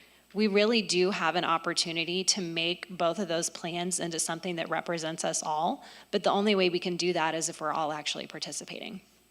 I do just want to echo, we want to encourage as many people to sign up for the ACP as possible. And we're doing the best that we can in communicating that to our customers. But we really are encouraged by that. That's a good thing for us because, I mean, let's get real. As a provider, we want you to pay your bill, right? And so if that's the assistance that you need, because we're making some major investments, and if we don't get, the revenues, the forecasted revenues that we need in order to make future investments, it's going to slow down that progress. So what are the requirements for the ACP? What do people need to, you said you can go online and sign up. Who qualifies for this program? See, that's a tough question for me. I wish we had someone from the FCC here who probably has all of those data points memorized. But it's some of the programs that we all recognize. If you're on the school lunch program, I believe it's 200% of the poverty level. A handful of other programs that we already have that you could qualify for that are federal assistance programs. And there's also an income limit, a household income limit, that if you're under that threshold. But today, at this very moment in time, I do not remember what that is. That's okay. I'm going to ask one last question, and then I see some folks already lined up. So you mentioned $30 a month, and that could cover your whole bill. One thing, just basic supply and demand, if you only have one provider, is the price going to be really high and still exorbitant for rural communities if they only have one option for their internet? I don't know. Any of you can jump in here. So that's what we're aiming to change. Is there is a service provider in some of our rural areas but the connectivity is at $150 a month for very low quality service, and that's a fixed wireless option, which it's going to fluctuate, and then there is some throttling that happens, and we've done some speed tests, and I've investigated it, and it's a challenge, and so that's why the maps may say that no, we're covered. It's like, is that really covered? And are we ever going to actually service the people? And if the intent of all of this, all of these conversations, the BDO getting all this money and the federal government sending down this money, is to actually connect households and to connect, especially these folks on the lower side of the digital equity line, then we got to solve these issues and we got to get to those price points. And what we have seen is there's a community, I believe in Utah, it's called Utopia, who did a similar project to what we're doing, and ironically, Utopia, of course. And they did a similar project to ours, and what they saw is, of course, they had some local constraints from their local providers, which is what we're currently seeing. But then I believe it was 3 years afterwards, now they have close to a dozen providers who have tapped in, because they don't have to make that capital expenditure up front. All they have to do is compete with the others on just that top line of putting the box in, tapping in, and offering the different services, the customer service. Hey, we come out within 30 minutes, if you want to compete that way, or whatever it is, it opens up that market. And I think that's a valuable way of going about things. I see broadband and fiber as infrastructure. I've worked on roads for several years in economic development. Broadband is infrastructure. It is a utility. It is as essential as electricity, as water, as roads, as everything else. It is a part of our social fabric, and it's something that we need to change the way we think about it. It is not just a luxury, and these people need it for modern society. And so to get it to that price point is something that I think we're going to be able to do in our plan. Should it all come to fruition, we're crossing our fingers. But I think that's the target goal, is to lower that cost and have competitive bids around that area. Great. And then Charlie? So we're a co-op, and so I answer to a board of directors that are voted by the members that are the customers that we serve, and so they have the pulse of the community, of the members, and so they're very mindful of, hey, is this affordable? What are we charging? How many can we reach? And so I'm in a catch-22 here, because I want to provide very affordable. Our lowest package is $64, by the way, on fiber, and that's 75 meg. And on fiber, you're getting 75 megs. In fact, we engineer it above that threshold. But I get it. I know that that's still not affordable, even with $30 ACP discount. I want to get there, but in my case, I still have 45% of my network that I need to upgrade. So I can give it away right now, and the other 45% now have to wait 10, 15 years before I can get to them, or I can hurry up and get a reasonable return so I can keep investing in the network. So that's the catch that I have. Now, that's in the ultra rural areas. That's out in my county. In the communities, it's easy to make a business case there. So there's no reason why some providers can sharpen their pencils even more when you have the density to support it. And so we have to separate where you have density, it's a slam dunk, not really, but it's a lot easier. And where you don't, you still have to have some kind of support mechanism ongoing. Great, and let's open it up to questions. We'll start right here. Hi, my name's Jody Slaughter, and I have a quick comment and then a question. My wife and I, we opened a small business here, kind of a high-tech education center for kids here in Lubbock, and we got a month before opening, brand new strip mall, and found out that this building's only serviced by DSL, like speed internet. We're trying to run like a high-tech like coding center. So that was a little bit of a crisis. Our house in West Lubbock, 20-year-old neighborhood, my in-laws' house in Creede, Colorado, with 250 people on top of a mountain, got fiber before we did. So my comment is just don't forget that there are gaps even in the cities that are still not served.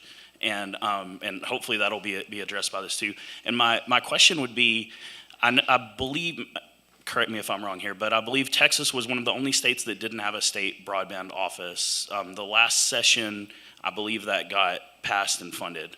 But the debate was, do we want to place this broadband office at the University of Texas or with the state comptroller? So how do we, obviously Austin is the expert on rural broadband and how to roll that out, right? So how do we out here, this is probably a question you could ask any panel today, but how do we get the state leadership to understand that like we can make these decisions better than somebody in Austin? Well, as providers, I join a team of very knowledgeable individuals in this industry, and we go to Austin once a month, every 2 weeks, and we provide as much education and information about the reality of providing rural networks and building rural networks. So we're providing as much education as possible, and a lot of that's being received very well by a lot of the staffers and the Broadband Development Office. So we're advocating for rural areas, and as well also understanding that there are some urban areas that haven't been upgraded as well. But we're advocating for all of Texas and educating them on what it takes to build a robust, reliable network. And to your point also, I want to point out that we have the same problem in Ector County in the city of Odessa. In the older infrastructure in our downtown area, and then of course our south side of the railroad tracks area, we have not seen any new or updated anything since DSL. And it goes back to why would a provider invest their capital investment in that area if they're not going to get the return because no one's going to pay for it because they can't. And so they're not going to make that money. And that's where we decided somebody else has to step up, because waiting on some provider to do that when they're never going to, it doesn't make economic sense for them. It doesn't make business sense, and we understand that. But we do see that in our area, and I'm sure that we're not the only ones. All right, let's go over here. Next question. Hi, my name is Wendy Cook. I was born and raised in Lubbock and live in Hemphill County now, which is in the far northeast corner of the Texas Panhandle. So I just want to bring a few steps of empathy into this very complex and very important topic, because there are still a large population of rural Texas who do not have cell phones and do not have the ability to go and figure out at their computer if it's a modem problem or who do I call to fix that? They are also, I would call my teenage children, but they're also not connected to other teenage children within their community that know how to fix this problem. That is still very much an issue in rural Texas, and I just wanted to bring that to light. My husband has a rural health clinic in Hemphill County, and he has to pay, part of his payment is to have a person through all of these telehealth visits to sit there and to walk sometimes the older generation of people through how they actually connect to these things. So while we're all having the advantage of understanding and checking our, our phones, I just want to make a point of empathy here for everyone to say that this problem is complex. Broadband is the future, but we're leaving behind a generation of people who cannot, for various reasons, participate. The other thing that I wanted to say is, some years ago, my community put together a broadband plan for our county, but Texas wouldn't do it for us. So we had to go to Oklahoma to solve our own problem. It has changed our community in many ways, but AT&T and Verizon work off of the same towers. We have had 4 days this school year where our entire internet system is out for our school system, our entire county. There is no way to call for an emergency. There is no way for our kids on all of the wonderful technology, the remote learning that we have. There's no way, it's basically a wasted school day because so much of our daily lives are technologically connected, right? So when that service goes down, we're at the mercy of whenever the techs come back. There's no penalty that's associated with those line cuts in that infrastructure that's cutting off access to all of these rural communities. So my question is, A, have you seen any plans or have you put together any plans for service technicians to come and take care of those kinds of things? And secondly, have you seen any money that's attached to amping up penalties for when construction companies come through and cut lines that disconnect communities?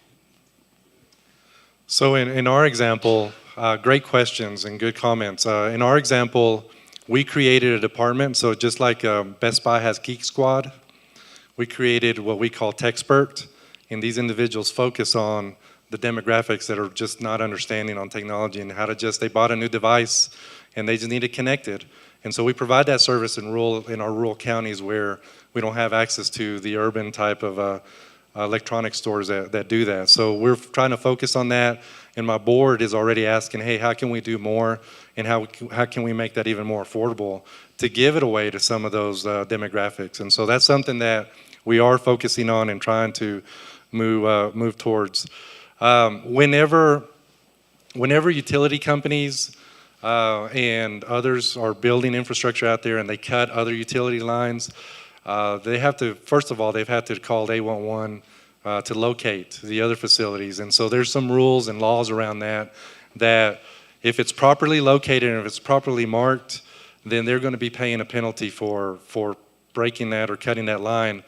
If it wasn't properly located or properly marked, whether you use a contract locator or it's in-house skills, then they don't have to pay for that. And so that's something that does need to be improved, and there should be some more penalties for, because every construction, every entity is different. Some are going to be very careful and mindful, and they don't want to make a mess, and they're going to work because they're invested in the community. And others are just going to be blowing through town, and they really don't care. So that's a very good point, and I think that's something that we need to put some more emphasis on. Great, and we'll go over here. Thank you all for your passion and commitment to connecting rural communities in particular. My name is Ellen Ray, and my question is mostly for Jennifer with maybe a little bit of comment from Charlie. Jennifer, you talked about the unprecedented amount of federal dollars coming down. My question is that sufficient for Texas, or do there need to be additional dollars from the state set aside? And I ask that in the context of a $27 billion surplus, and also the importance of Texas staying incredibly competitive, particularly with China. Thank you. So it's a great question, and one that we're getting closer to be able to answer. As the FCC's maps just came out today, and I don't know that there's been an analysis, somebody's done it, I haven't had time to do it yet, to see how many unserved locations we have in the state and how many unserved locations we have in the state. Those numbers are going to need to be bounced off the allocation of how many dollars we're actually going to be, awarded next year. And until we know those numbers, it would be hard to answer that question with any sense of accuracy. I can tell you that the goal of, Internet for All, which is a combination of the NTIA's programs, Department of Treasury's programs, FCC's programs, USDA's programs, an entire partnership within federal government. The goal and the intent is that there's enough dollars to actually connect everyone. In reality, that may look different. Even in the time since the infrastructure bill passed, we've seen supply chain costs go up, we've seen labor costs go up. A lot of things have changed since November of 2021 when that bill became law.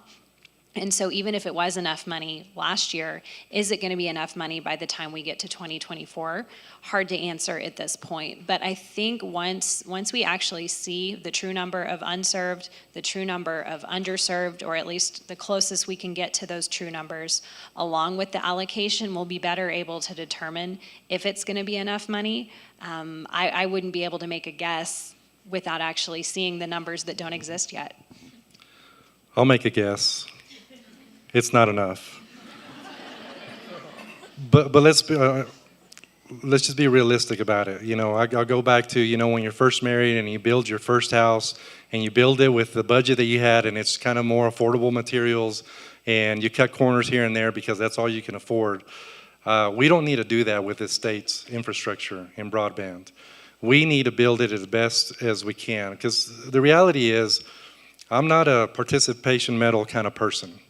I want my kids to win. I want my kids to win in education, and surely you want your kids to win as well and have the best education possible.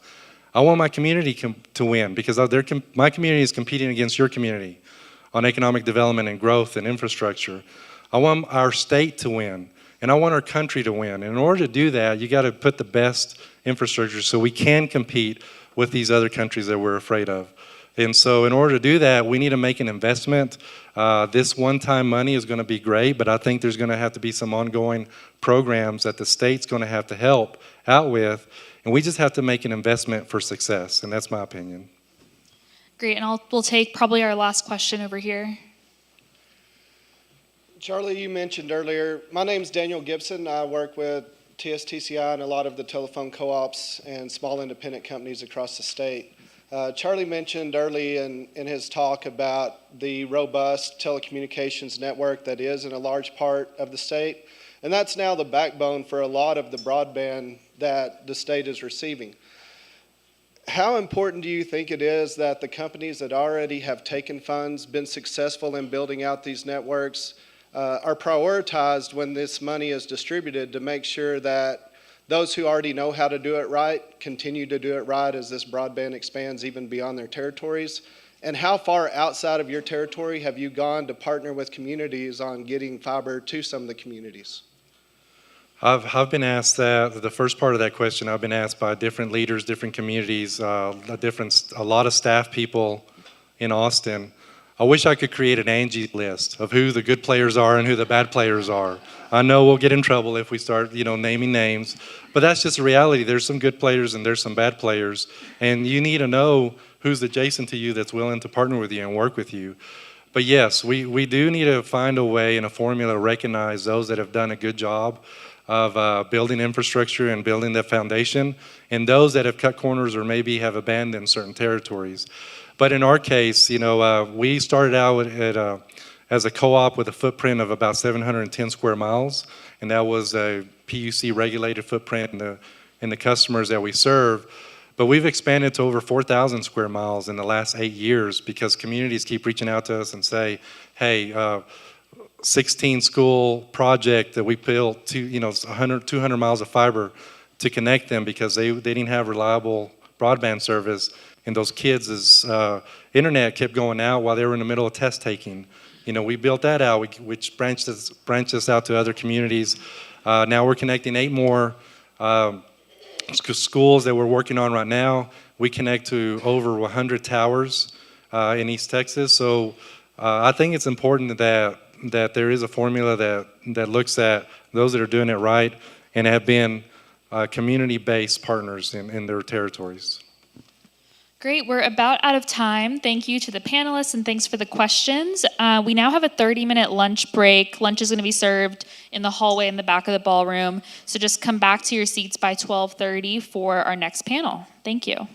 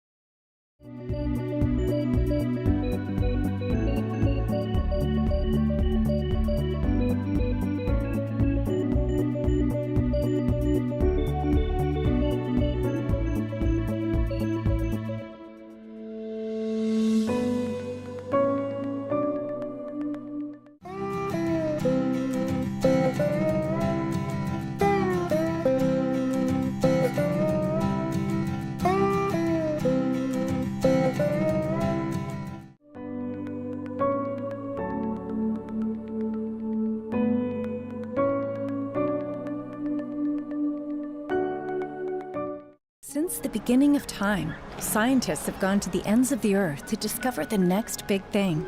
You'll never guess where we found it. Right here on the farm.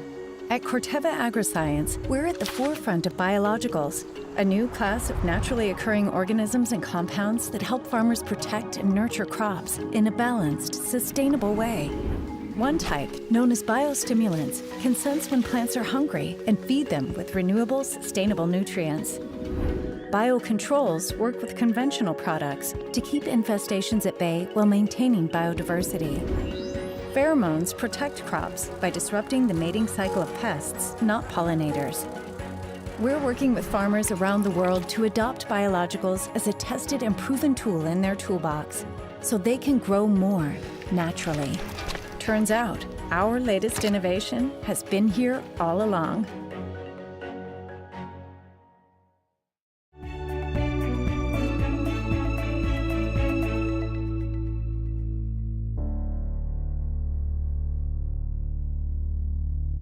Open enrollment is here. This is a time for many Texans to decide which health insurance plan is best for you and your family. Blue Cross and Blue Shield of Texas offers multiple health plan options, some with $0 copays in all 254 counties. Our Think Blue team is here to help you enroll.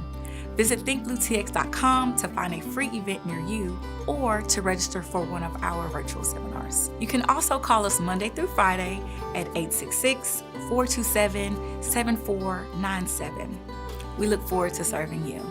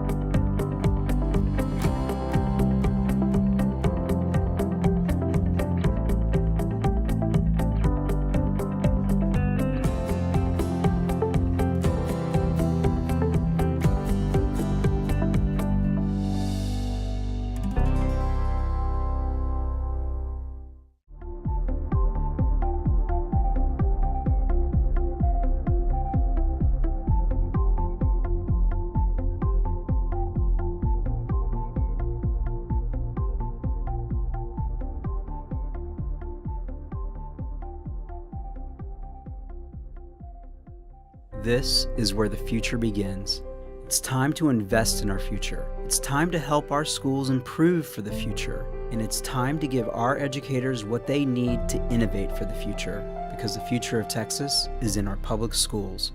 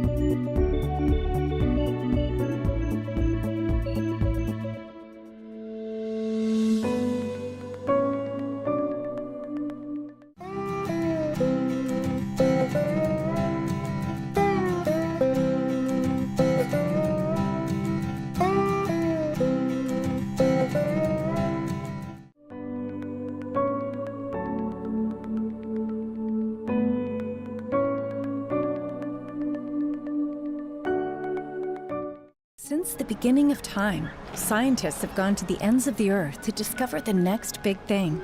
You'll never guess where we found it. Right here on the farm. At Corteva Agriscience, we're at the forefront of biologicals, a new class of naturally occurring organisms and compounds that help farmers protect and nurture crops in a balanced, sustainable way. One type, known as biostimulants, can sense when plants are hungry and feed them with renewable, sustainable nutrients. Biocontrols work with conventional products to keep infestations at bay while maintaining biodiversity. Pheromones protect crops by disrupting the mating cycle of pests, not pollinators. We're working with farmers around the world to adopt biologicals as a tested and proven tool in their toolbox, so they can grow more naturally. Turns out, our latest innovation has been here all along.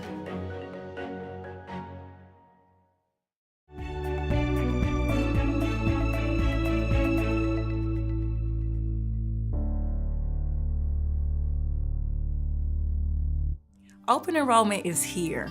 This is a time for many Texans to decide which health insurance plan is best for you and your family. Blue Cross and Blue Shield of Texas offers multiple health plan options, some with $0 copays in all 254 counties. Our Think Blue team is here to help you enroll. Visit thinkbluetx.com to find a free event near you or to register for one of our virtual seminars. You can also call us Monday through Friday at 866-427-7497. We look forward to serving you.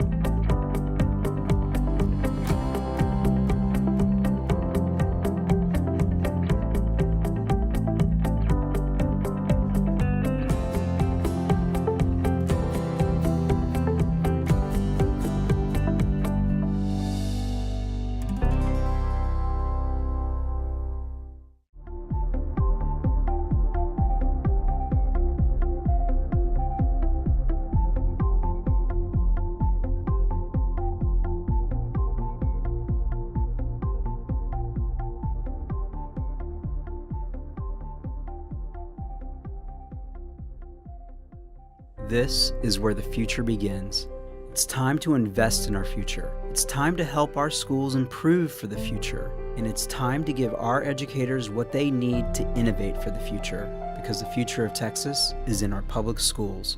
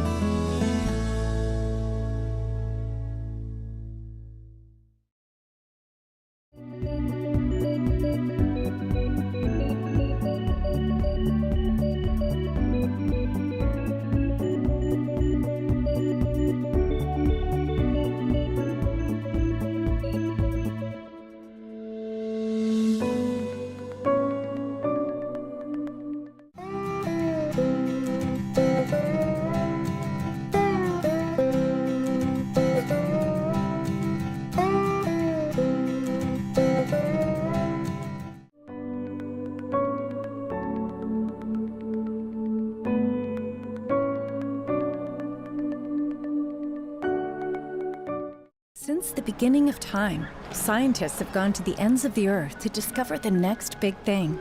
You'll never guess where we found it. Right here on the farm. At Corteva Agriscience, we're at the forefront of biologicals, a new class of naturally occurring organisms and compounds that help farmers protect and nurture crops in a balanced, sustainable way.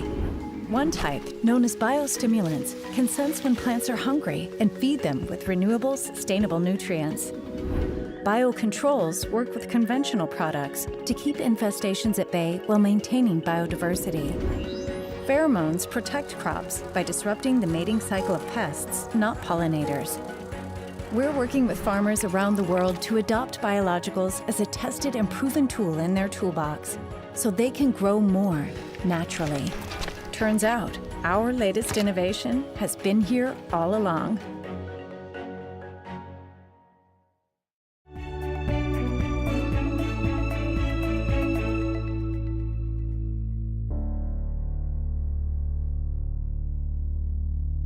Open enrollment is here. This is a time for many Texans to decide which health insurance plan is best for you and your family.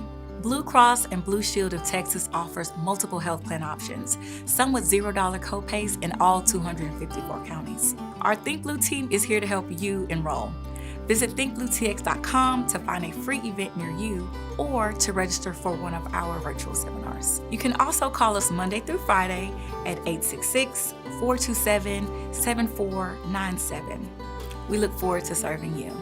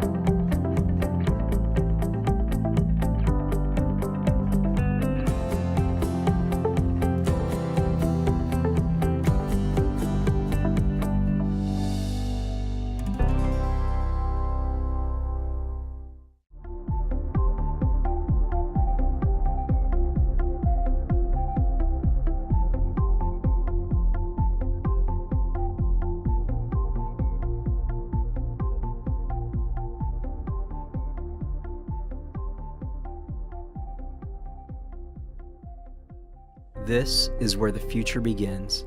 It's time to invest in our future. It's time to help our schools improve for the future. And it's time to give our educators what they need to innovate for the future, because the future of Texas is in our public schools.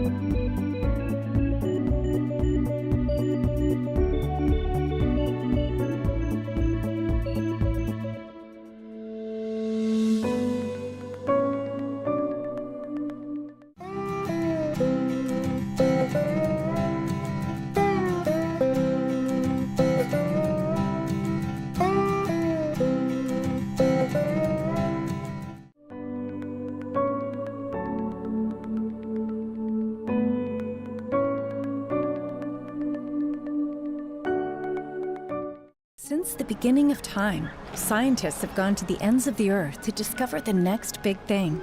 You'll never guess where we found it. Right here on the farm. At Corteva Agriscience, we're at the forefront of biologicals, a new class of naturally occurring organisms and compounds that help farmers protect and nurture crops in a balanced, sustainable way. One type, known as biostimulants, can sense when plants are hungry and feed them with renewable, sustainable nutrients. Biocontrols work with conventional products to keep infestations at bay while maintaining biodiversity. Pheromones protect crops by disrupting the mating cycle of pests, not pollinators. We're working with farmers around the world to adopt biologicals as a tested and proven tool in their toolbox so they can grow more.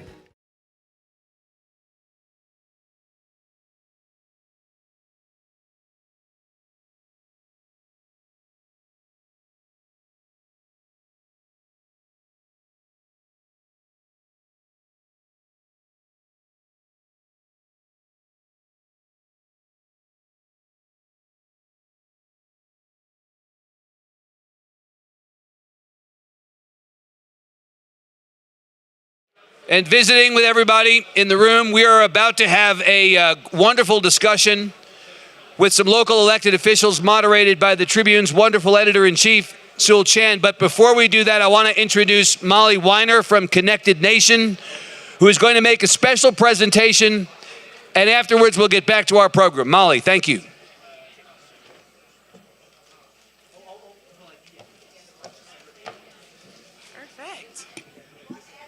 Thank you to Evan and the Texas Tribune and the Texas Rural Funders for coordinating this special award presentation and allowing us a little bit of time on today's agenda.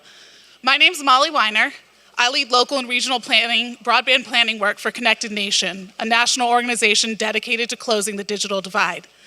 For over 20 years, Connected Nation's worked in communities across the country to develop holistic solutions that increase access, adoption, and use of the internet. This includes a long history here in Texas, most recently through engaging leaders at the state level on connectivity challenges and by working directly with more than 50 counties on broadband planning and community engagement. A key component of this community engagement work is building relationships with local and regional partners. Successful broadband initiatives require champions, folks on the ground who know their communities, understand how broadband can make positive impacts at the individual and collective level, and can rally people together around common goals. These folks are catalysts. They provide the needed spark to get big things done. The work is challenging and long-term, but the vision and leadership they provide is invaluable. Connected Nation recognizes champions like the ones I just described with the Broadband Hero Award. We are excited to present that award to a surprise nominee to someone in this audience, an individual here today who has been just that advocate I described for their community. More accurately, for their entire region. This person is has been a leader in their community for decades with a long track record of public service. They've been a key voice on the need to address rural broadband challenges and have pushed to bring increased connectivity to the region they represent. They are an organizing force, building partnerships with local leaders, elected officials, and philanthropy to move broadband forward. The challenge of bringing broadband to every resident in our state, like we just heard, it's complex, it's challenging, it requires unwavering focus on the goal. It also requires a lot of conviction. This person understands you can't wait around for things to get done. You've got to jump right in, get the right people together, and present both a vision for what's possible and a plan of action. Connected Nation believes that everyone should have the opportunities to improve their lives, families, and communities, regardless of who they are or where they live. This honoree exemplifies that and has been a vocal advocate for the key principle of universal broadband coverage. The first time I heard this person speak, he held up a map of the region he represents with what he refers to as Dalmatian spots of coverage. Those spots separate those who have broadband from those who don't, and he is passionate about blanketing that map. He also advocates for the affordability of broadband services, noting that rural residents often pay more for slower and less reliable internet than their peers.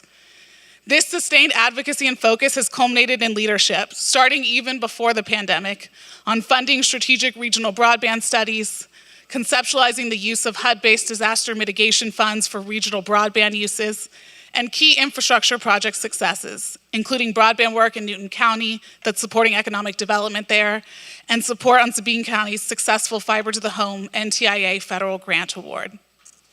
This person exemplifies our core vision that everyone belongs in a connected nation.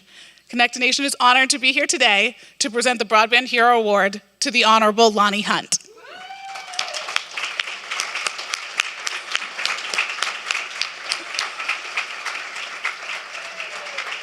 There it is.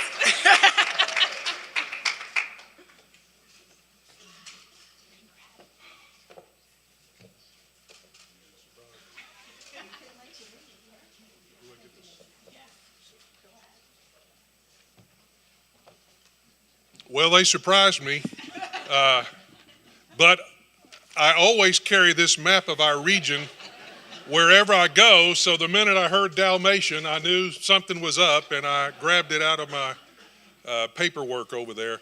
This is what it's all about. I use this to represent Deep East Texas, but it represents all rural regions and rural areas of our state and nation. And this is a result of our current system of broadband. And this is not a knock on any of the for-profit providers. They are for-profit providers. Thank God we have what we have, and it's a result of people who've invested money to make a decent return on investment in a business model. Unfortunately, in too many of our rural communities, that just won't work. It means that, like our Dalmatian dog, if you happen to live on one of the spots, you get broadband, and if you don't, you don't. And we have to change our way of thinking in rural Texas and rural America to understand that we have to have blanket coverage for everyone that lives on this map, whether they're on a spot or not. And we can do it. Charlie Cano is doing a tremendous work up in East Texas, just a little bit north of us, and I'm happy to say he's starting to come down into our region a little bit. But there are champions out there that probably deserve this a lot more than me. I feel like I'm just the number one cheerleader sometimes, but thank you very much. I'm passionate about it, and we've got to get it done because this is the lifeblood for rural America moving forward. We've got to create this virtuous cycle where one positive thing leads to another, and that includes more jobs and better jobs. And I'm going to take an exception with one thing that I've heard Evan Smith say. Rural Texas is not, at this moment, peaked out as far as our percentage of the population of the state.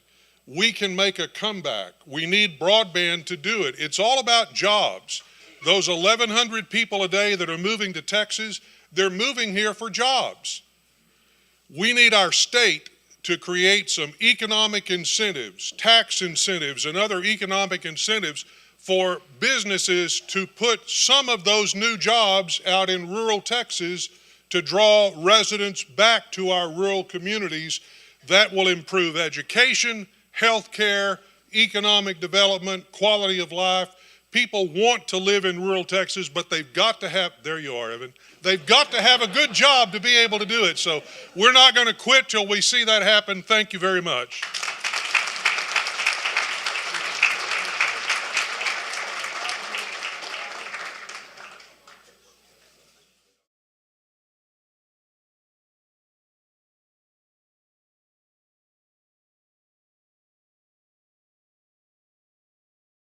My friend and editor-in-chief of the Texas Tribune, Sewell Chan. Let me invite them to the stage. Please give them a big hand.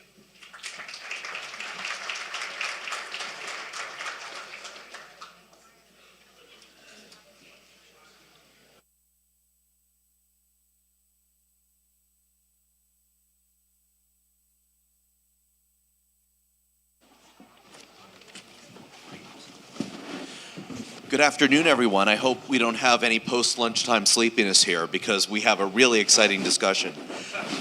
I'm Sewell Chan, editor-in-chief of the Texas Tribune. So grateful to be here with all of you, and I'm really honored right now to introduce our panel of distinguished leaders of really important cities. Let me start with, from your right, Mayor Ginger Nelson has served as mayor of Amarillo since May of 2017. She grew up in the small town of Spearman and graduated from Texas Tech with degrees in Spanish, advertising, and law. Mayor Nelson moved to Amarillo with her husband, Kevin, and they started their law firm in 2003. In 2011, they purchased the Amarillo building, Amarillo's original high-rise, and started their real estate development business. Welcome, Mayor Nelson.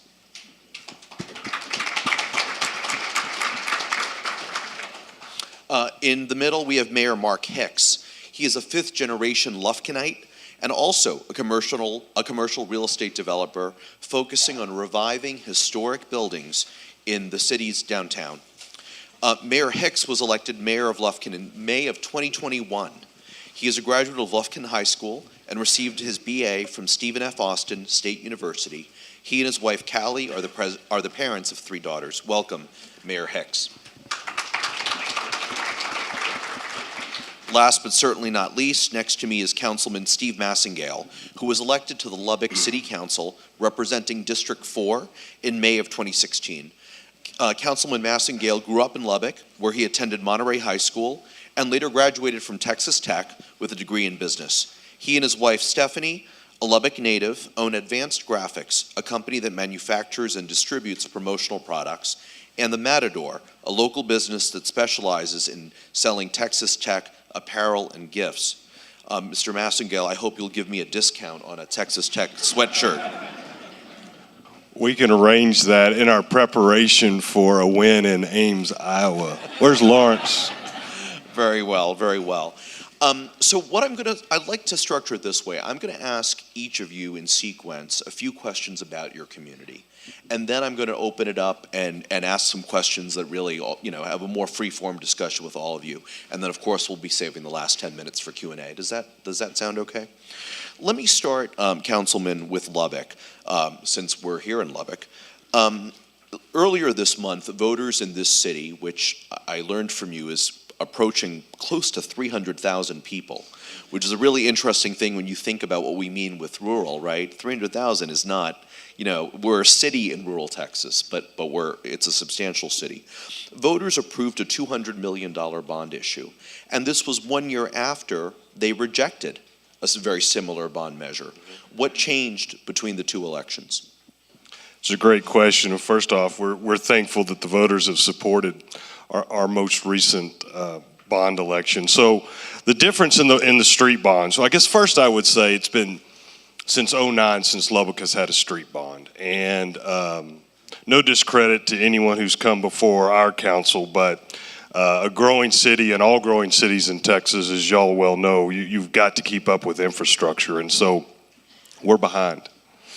The major polarizing item that was not on this last bond package was Broadway. It was a very high-ticket item that for those of you that don't know Lubbock, Broadway connects Texas Tech to I-27. It's in some places over 100 years old, and it's partly pavement and partly brick. But it was a $40 million price tag on that, and that was controversial. I believe that the way we changed our strategy in educating and talking about what the council wished for on the bond package had a significant difference. And the other thing is the timing of the election. A year ago was a single item issue on the ballot, and obviously we're in the middle of midterm, so voter turnout was quite a bit more this time. Councilman, talk to us about the politics of growth. While rural Texas as a whole might have a stable or slightly shrinking population, the situation for cities in rural Texas is very different. As I understand it, Lubbock's kind of growing by leaps and bounds. How are you managing the housing, transportation, and other pressures that come with that growth? So it feels, if you live here in Lubbock, it feels like we're experiencing significant growth. I think it's the fact that we've gotten to the size we are is that we still have that good, healthy incremental growth that is, 2 to 3% a year. It's just so much more. We have experienced significant growth in our housing starts, for example. If you put Abilene and Amarillo together and you could multiply those numbers times 2, Lubbock still has more housing starts. And so, Lubbock's fortunate. We have a lot of land. We have great traffic infrastructure. And so we find that piece of it is attractive and easy to manage. As a city council, I think we stay up at night thinking about infrastructure. And finally, Councilman, I asked someone in Lubbock recently, how are town-gown relations here? And she said, what do you mean? The kind of friction that sometimes, in other states and on the East Coast that you see between universities and cities doesn't seem to be as much the case here. How would you describe the city's relationship with the university? As goes Lubbock, goes Texas Tech, and vice versa. We benefit from a very productive relationship with Texas Tech. I believe Lawrence would agree with that. We recognize that if we're going to grow our community in a healthy way and grow our university at the same time, that we must lock arms. And so We work together on many projects. There's things that the university does that they keep the city apprised of, and the city makes sure the university knows where we're headed as well. Thank you, Councilman. Mayor Nelson up next. Mayor, as I understand it, voters in the city of Amarillo have voted down proposals to kind of rehabilitate the civic center of your city and also to repair, school infrastructure, even though, as I learned when I met you a few months ago, some school buildings are really, not even, safe to occupy anymore. Why do you think the voters made this decision? I think we're in a really challenging time, and it's not just local politics, it's certainly not just rural politics, but it's our nation as a whole is really in a season of struggling to trust government. And the more those narratives are pushed, the more they're pushed nationally, the more we feel that locally. And so the challenge, at least in Amarillo, has been really getting the information out there. While we could say, our school district could say, hey, we have a middle school that is so old and it's foundationally not going to be safe to occupy in the next few years. If we don't repair it, we're going to have to close that school down. But you would not believe how much disinformation came out in that election, and it came out just against a tax increase. And so all things that involve voting with your wallet are tied to this national distrust discourse that we have, distrust of government. And so until we can solve that, and you solve it by just having more conversations, you solve it by increasing transparency, you solve it by slowing down, allowing more time for questions to be asked, and trying to build relationship between government and citizens. And it doesn't happen overnight. So, we're working on those issues in Amarillo, and until we do, we will not be able to get to these big projects. And the longer we delay those big projects, the more they're going to cost taxpayers in the end. So that's an unfortunate reality. Well, it's really interesting. Mis and disinformation are huge topics for us at the Texas Tribune. Obviously, we try to provide, free, nonpartisan, fact-based news. We don't have an opinion section.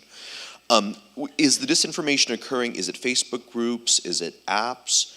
Local news, of course, there's less of it than there used to be. Is that a contributing factor? Yeah, it's not so much the media because as you know, newspaper, TV, and radio are all struggling to shift as more and more people get their news from multiple different sources, social media included. So really the disinformation that we've seen in Amarillo does come from social media, but it also comes from just a couple of pockets of people, very wealthy people in the city who are opposed to a tax increase, who have bought billboards, done mailers, kind of operated outside the PAC system.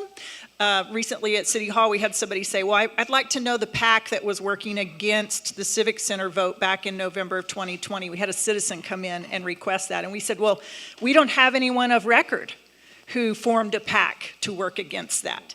And so, they're working outside of our PAC reporting requirements. And because you don't know who they are, you can't really do anything about that. So it really is a small group of citizens who are vehemently opposed to any tax increase. Tell me a little bit about Amarillo's experience of COVID-19. You had a lot of people, patients from throughout the Panhandle coming into the city for care. Obviously, the pandemic's not over yet. How did you manage those challenges? Well, for one thing, I tell people anytime you travel outside of Amarillo that the superpower of West Texas, and Lubbock gets this too, you understand it as a regional city for your region. Our superpower is that we think regionally. Whereas maybe Dallas and Fort Worth, kind of tend to fall into a little co-opetition or a little competition sometimes. We don't really feel that way in West Texas. we're partners and we think as a region. And so when we began formulating how to respond to COVID-19, we knew that was going to involve not just the people inside the city limits of Amarillo, but definitely the people in the top 26 Texas counties, but also people from a 5-state region, because Amarillo is the medical hub for eastern New Mexico, for southeastern Colorado, for northern Oklahoma, and for southwestern Kansas. They all come to Amarillo for medical treatment. And so they're our neighbors too. And when we were giving out vaccines that we were attributed from Austin, we gave them to everybody. If you came to Amarillo for medical care, you got a vaccine, whether you were a Texas resident or not. And that's part of just thinking regionally, and that's part of living in rural parts of our nation, is that we don't necessarily stop being neighbors at county lines, and we don't stop being neighbors at state lines. We are neighbors with people, even though they may live in New Mexico, Colorado, Oklahoma, or Kansas. So really how we responded to the COVID-19 pandemic was recognizing that we had to have partnership with all of those small rural hospitals in all of those counties and states. And it affected them because we could not take their critical care patients. And many people stayed in those rural hospitals getting they had critical care patients who were not getting critical care because they just didn't have those facilities and they didn't have the equipment that they needed to take care of them. But that was part of how we responded as a region. And then finally, tell us a little bit about the new veterinary school in Amarillo. I know that's a big topic, but tell us about how you got there. Sure. Well, I guess Chancellor Duncan and President Skuvanek, if I could, I would high-five you from right here, just because what a fantastic experience that was, and what a win for rural Texas. What a win for every student who has the dream of going to veterinary school. And they now have 2 options to do that in the state of Texas and pay in-state tuition and not have to graduate with a veterinary degree, but tons of out-of-state debt from going to an out-of-state school. So we're thrilled, first and foremost, for the students. We're thrilled, secondly, for the industry, because we have such a need with so many veterinarians retiring and rolling out of their careers. We need to replace them, and we need to replace them with kids who want to go back to living on rural farms in the state of Texas. And so the Texas Tech School of Veterinary Medicine will accomplish that. Over 600 applicants for this year's, I think, 80 spots. Lawrence, is that right? So, definitely a demand for it. From the city's point of view, of course, the city of Amarillo made a significant financial investment, and we're thrilled already with the return. We are already receiving more economic return on that investment than we had projected. So it's a $76 million return to us every year in our local economy, and we made about a $60 million investment. So I think that's a pretty good deal for us. We're really excited about it. Now, being a journalist, I've got to ask, how did you all overcome the political opposition from A&M? There was political opposition? I don't think so.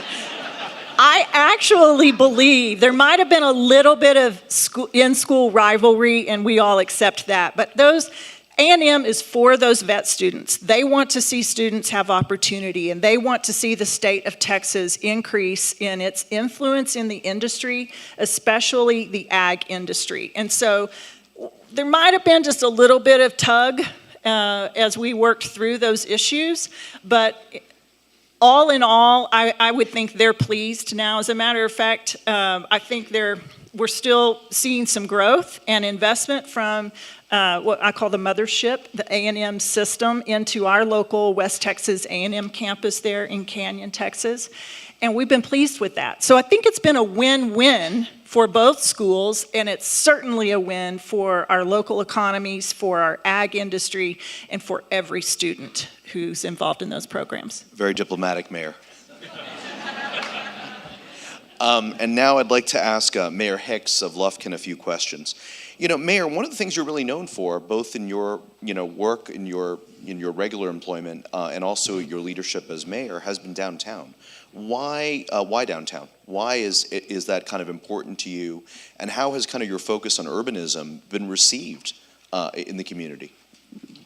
So Sewell, first I just want to say I appreciate you having me here today, and I appreciate the Texas Tribune putting this on. It's great to see so many people come together and talk about advancing rural communities and things we can do to grow them and keep them alive.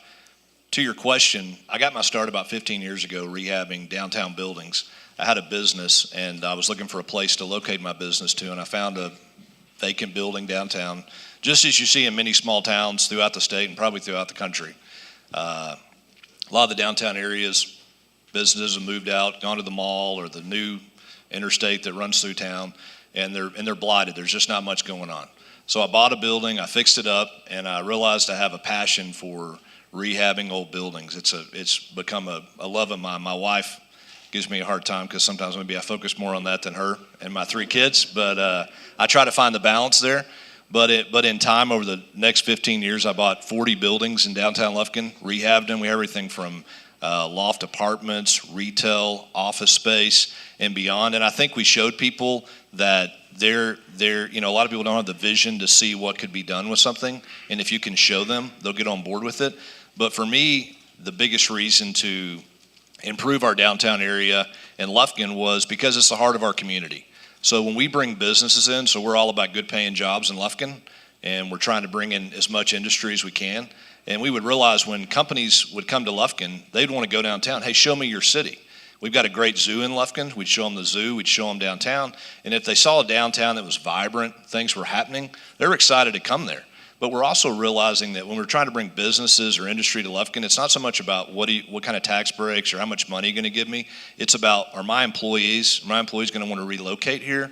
And are they going to be happy here? And we're finding that a lot of young people really embrace this new urbanism in downtown areas, and it's been very positive for us in Lufkin. Now, some in Lufkin, have said that the newer jobs, they're not bringing that the newer companies and businesses coming into downtown especially aren't creating as many jobs as, say, reopening a foundry or a mill. How have you responded to those concerns? So I would say we need a little bit of everything. The downtown businesses are retail. Most of those businesses started organically downtown. They didn't move from somewhere else in the community.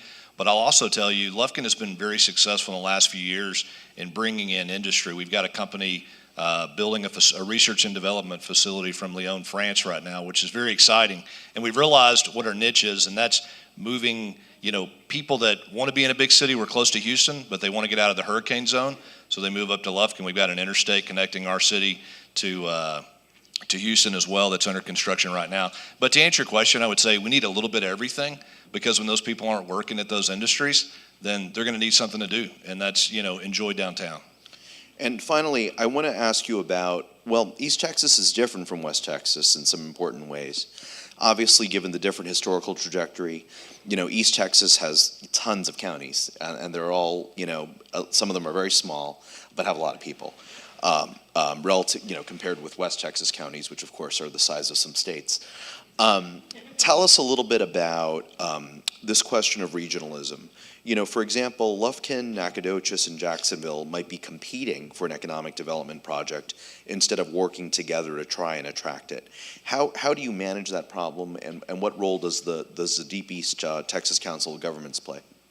So I think that, when you think about regionalism historically in Angelina County, Lufkin being the county seat, DECCOG's been the leader in our region for regionalism. We're now seeing more and more communities getting on board because they're realizing that if we don't band together, and just like Mayor Nelson said, you guys have always worked together, and that's great, and we're learning that that's the way of the future. So we've got to come together if we're going to have a voice in Austin or on the federal level. And we're working well with many of these cities, and we're just bringing people in, and we're saying, sometimes, like our community's 35,000, a population of 35,000, our county's 90,000. We have some communities that have 1,000 people or 2,000 people, and I'm sure that goes on in many places. But you bring those people in and say, hey, we really want to hear your opinion on how we can work together. You work with them, you find compromise, and you show them that you really care, so that people that live, because a big problem we have, you have people in these smaller communities, probably like outside of Lubbock, I drove through some today, where you want to continue to have citizens there, but that job is going to be in Lubbock or it's going to be in Amarillo. So you want to provide that for them, and they realize that. And if they don't embrace that, that community won't exist because everybody will just move to the larger cities. And that's what you're seeing, happen in a lot of places now. So Lufkin enjoys status as a kind of foreign trade zone. Correct. What role has that played in attracting jobs? So that's been huge. Two other companies are relocating to Lufkin for that very reason, and it's been very advantageous for us. Our economic development director, Bob Sanford, has also started an organization of foreign trade zones throughout the state. But I would encourage you, if you don't know a lot about the foreign trade zones, look into that because it can be very beneficial.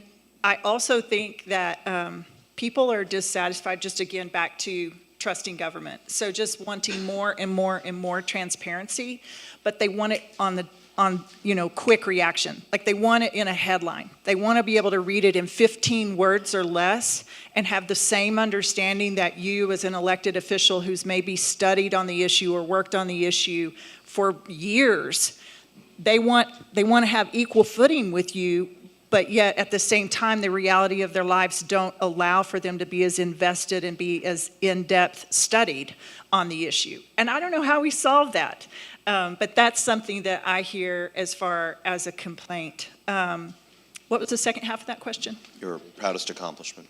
Oh, wow, proudest accomplishment. Definitely Texas Tech Vet School is up there for me. I'm looking at the vet school team over here. The broadband issue, if we cover the entire Texas Panhandle with this broadband rollout, I will be extremely proud with what that means for people who haven't had that access. And I couldn't agree with you any more, Mr. Jackson, about the fact that it is about jobs. We have a unique season of growth and opportunity in Amarillo right now. In the past 6 months, we've broken our economic development record twice. With brand new projects that have far exceeded the value, both in number of jobs and capital investment.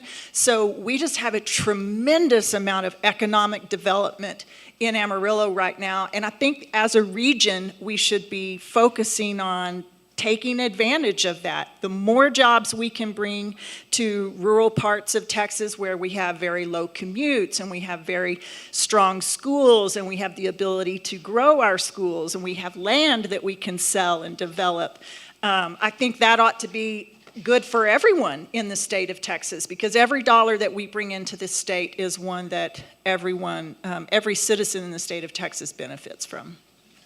Mayor Hicks? So I'll say this for all of us because we probably deal with this, and that's taxes. And I had a guy one time tell me, we were talking about lowering our tax rate like 0.000532, but we could say we lowered it, right? And people like that.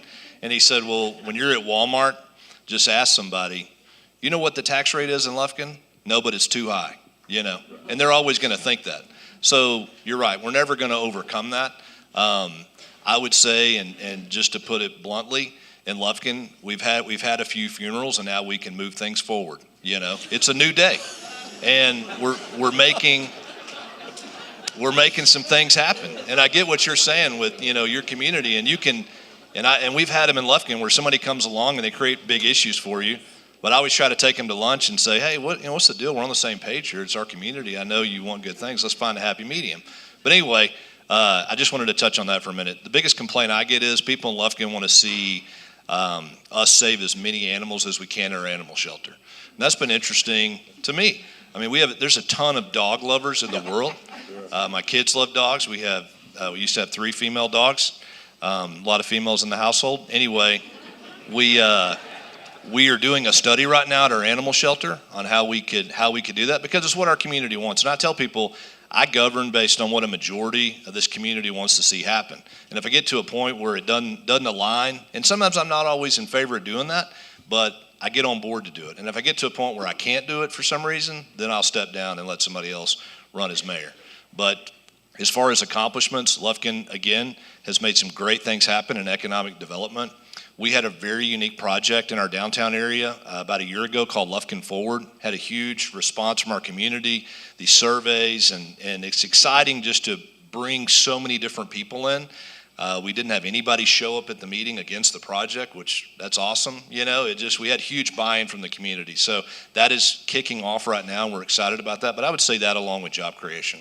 Quick follow-up, Mayor, notwithstanding your bereavement about the loss of some folks in the community, tell us in all seriousness, tell us what the impact of kind of generational change is having on city politics.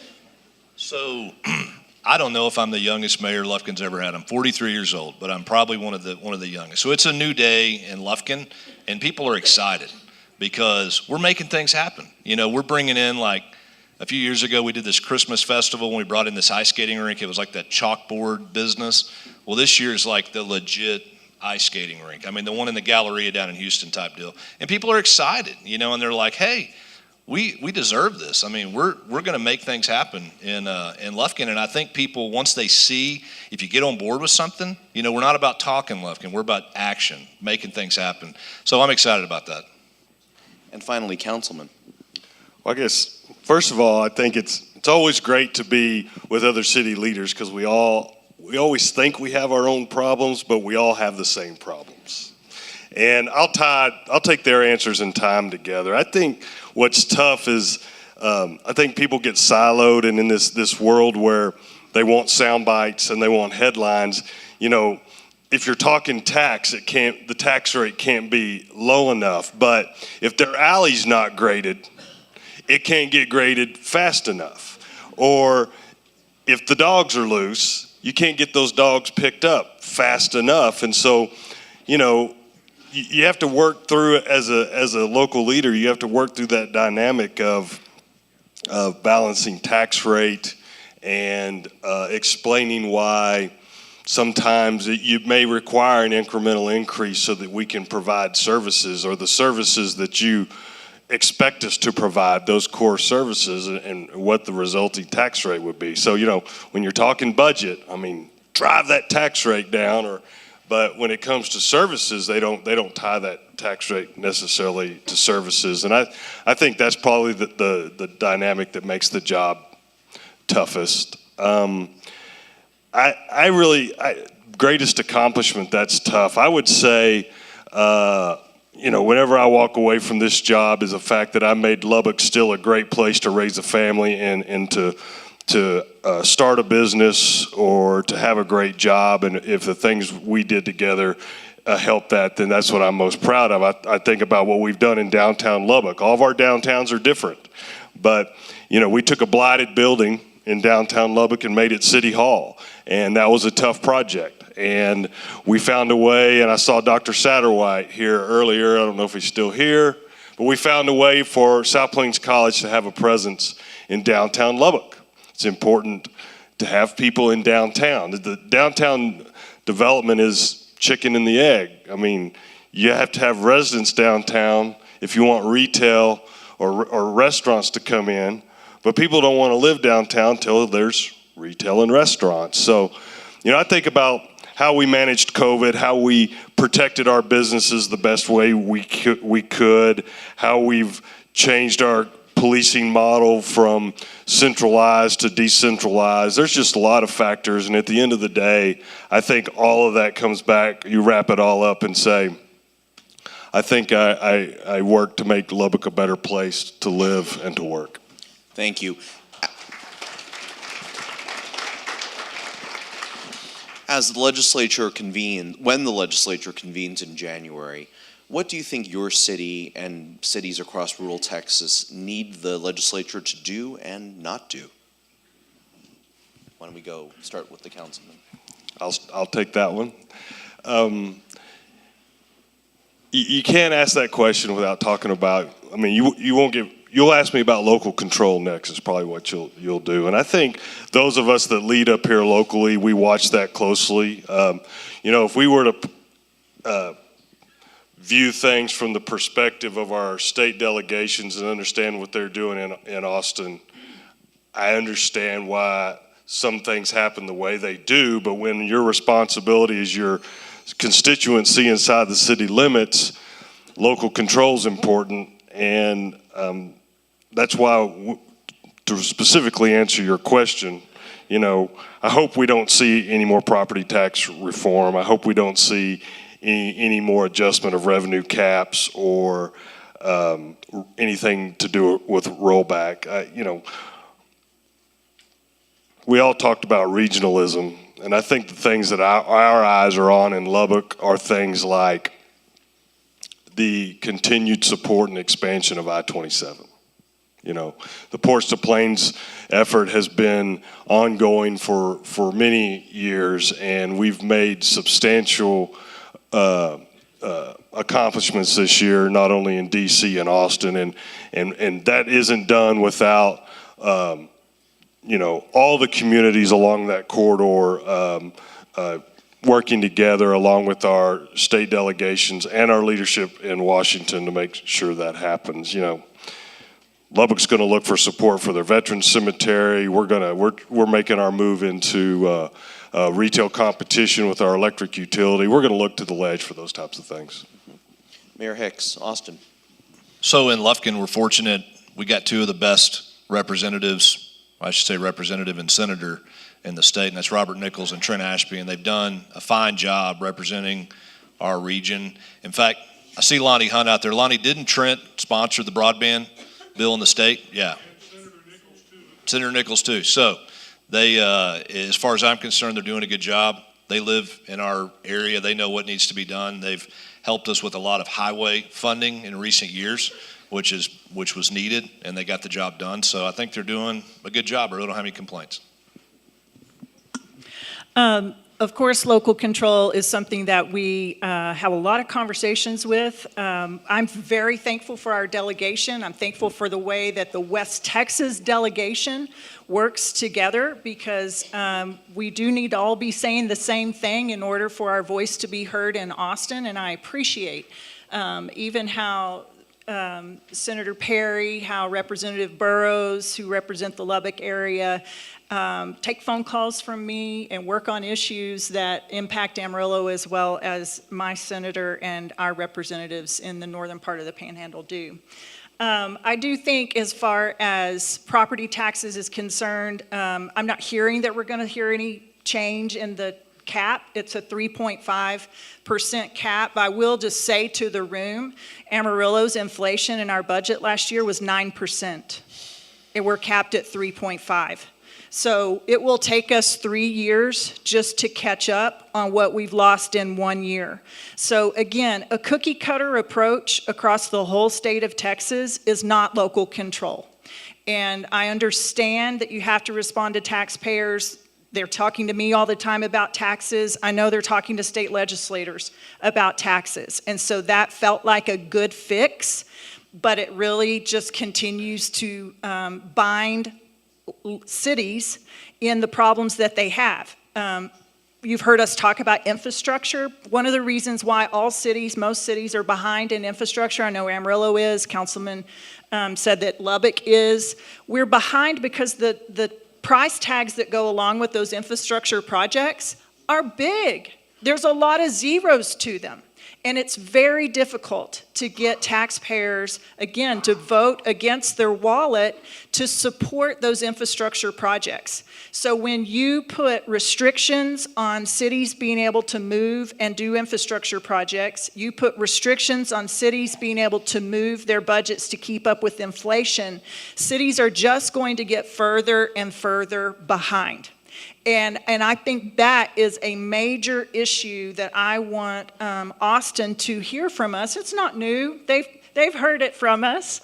But I agree that will continue to be a struggle as we go forward. It's also a struggle if you're a city far away from Austin. Other than your legislative voices, it's difficult to get your voice into the Capitol. Amarillo is closer to 3 state capitals than we are Austin. And so for me to get to Austin to have a conversation about an Amarillo issue or a conservative values issue, it costs me 2 days. 2 days away from City Hall. Also, I get paid $220 a year to be the mayor. So I have another job.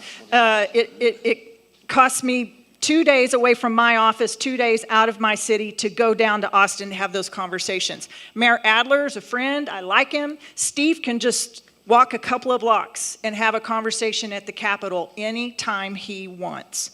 And so I say, Steve and I know we are definitely across the aisle from each other on issues. I represent a conservative community and often come from a conservative point of view. Steve represents the other point of view most of the time.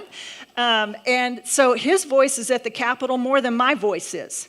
And when I hear legislators talk about not using city dollars or taxpayer dollars to hire a lobbyist to be present for me, communicating what my conservative community wants communicated in the Capitol, I feel like that is a detriment to conservative values. And so I understand taxpayers do not want taxpayer dollars spent anywhere that they don't have to be spent. But if you're going to tie my hands and not allow me to hire a lobbyist to be a voice for the citizens of Amarillo and Austin, I don't know how my voice is going to be near as loud or get near as much volume as someone like Mayor Adler's. So that's another issue that I'm talking with legislators about, because I recognize as conservatives that has an issue, that has a good tone to it when you put the headline of no taxpayer funded lobbying. Well, what that actually does is greatly diminish the voice of citizens in Amarillo. Now, I'd like folks to, I invite folks to approach either microphone to ask questions of these local leaders. While you're doing so, let me ask about affordability. Obviously, you know, home prices and the rising cost of rent are not as severe in rural cities as they are in Texas's biggest cities, some of which are the nation's biggest cities. But nonetheless, there is a housing crunch. What are you all doing to kind of improve affordability?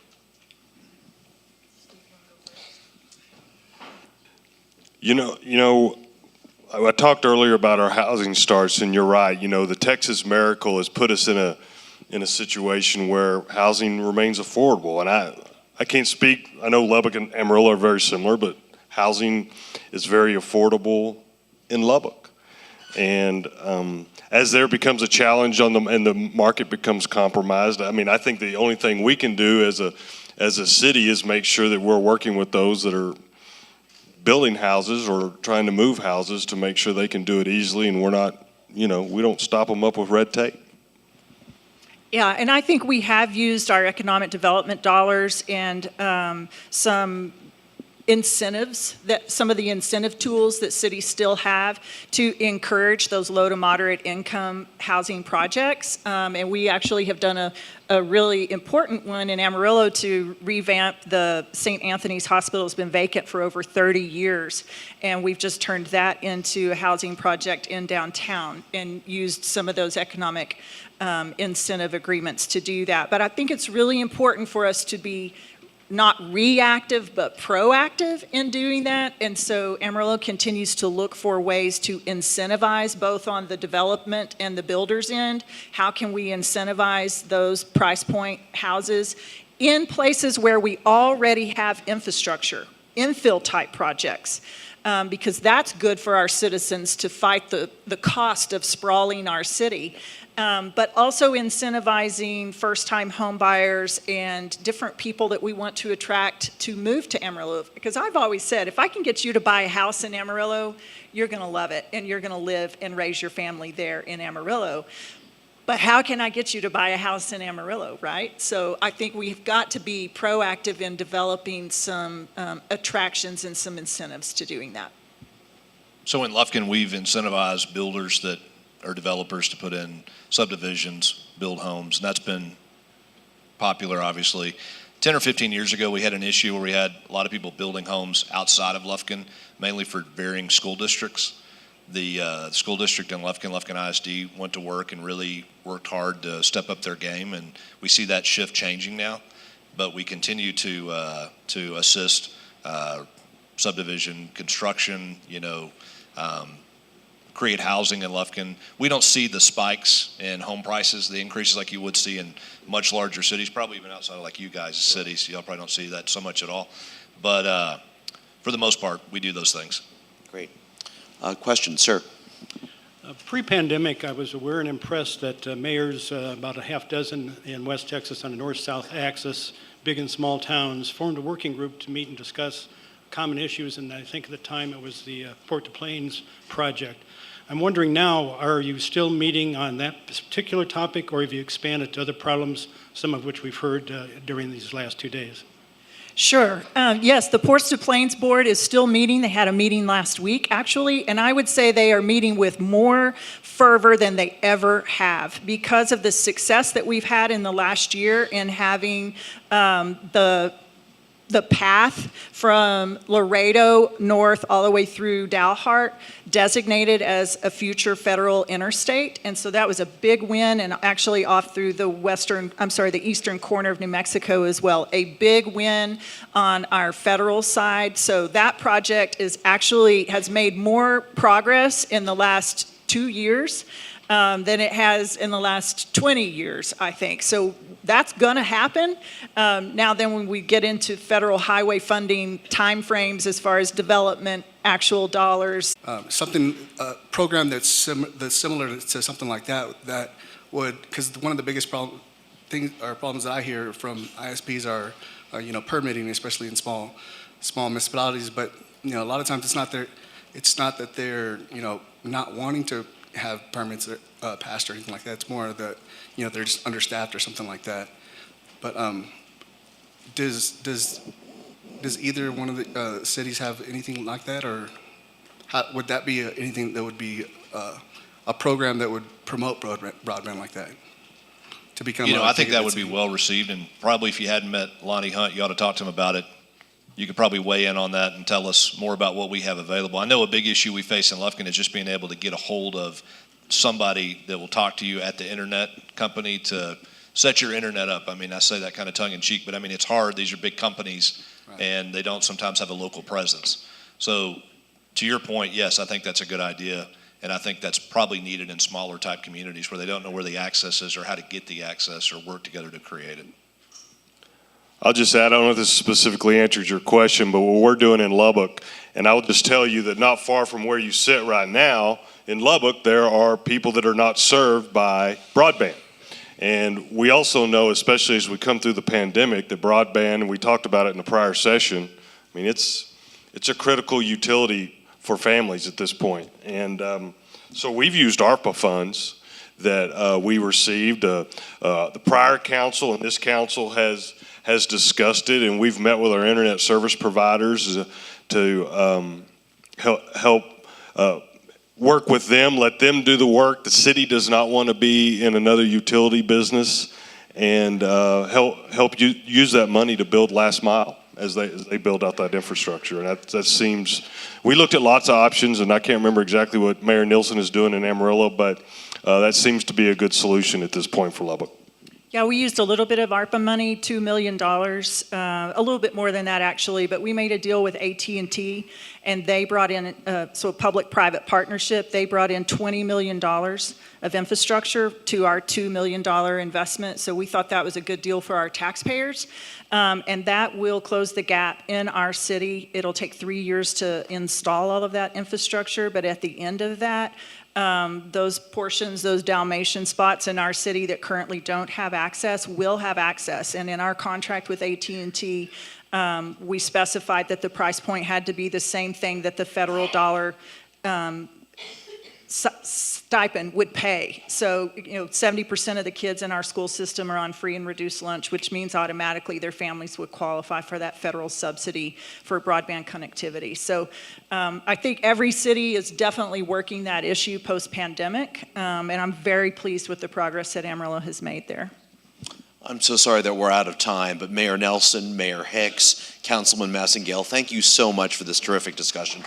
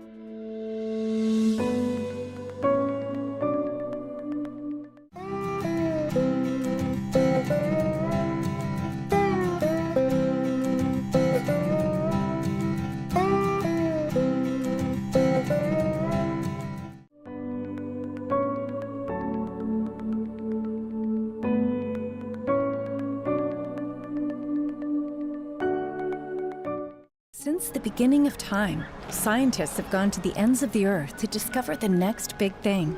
You'll never guess where we found it. Right here on the farm. At Corteva Agriscience, we're at the forefront of biologicals, a new class of naturally occurring organisms and compounds that help farmers protect and nurture crops in a balanced, sustainable way. One type, known as biostimulants, can sense when plants are hungry and feed them with renewable, sustainable nutrients. Biocontrols work with conventional products to keep infestations at bay while maintaining biodiversity. Pheromones protect crops by disrupting the mating cycle of pests, not pollinators. We're working with farmers around the world to adopt biologicals as a tested and proven tool in their toolbox so they can grow more naturally.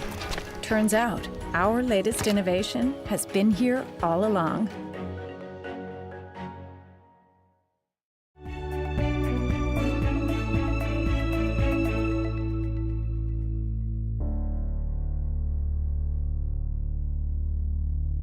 Open enrollment is here. This is a time for many Texans to decide which health insurance plan is best for you and your family. Blue Cross and Blue Shield of Texas offers multiple health plan options, some with $0 copays in all 254 counties. Our Think Blue team is here to help you enroll. Visit thinkbluetx.com to find a free event near you or to register for one of our virtual seminars. You can also call us Monday through Friday at 866-427-7497. We look forward to serving you.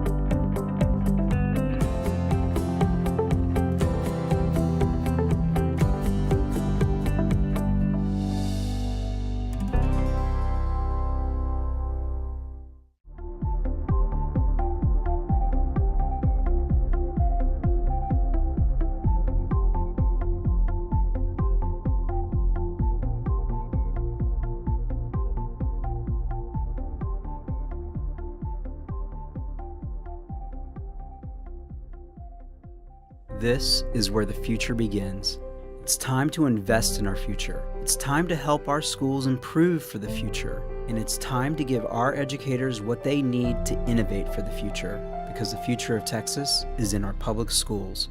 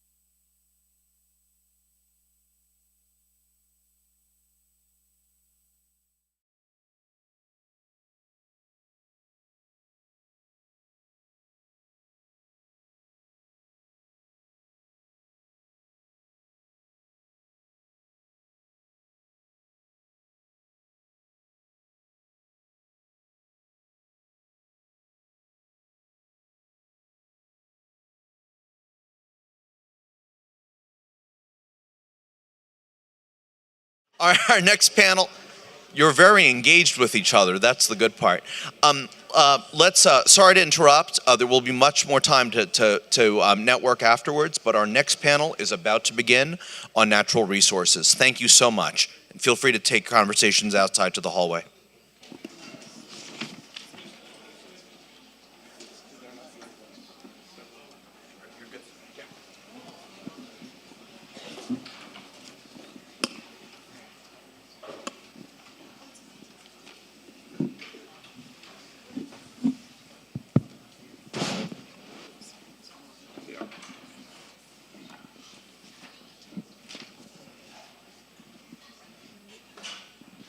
Hi, everyone. I'm Adam Young. I'm the editor of the Lubbock Avalanche Journal and with the Amarillo Globe News, here to bring us a panel on preserving natural resources. I think that's very appropriate for a symposium on the future of rural Texas. You won't have a future in rural Texas without our natural resources and without those being managed and having thoughtful, deliberate conversations on that moving forward. So I'm really glad to have some leaders and great minds here with us.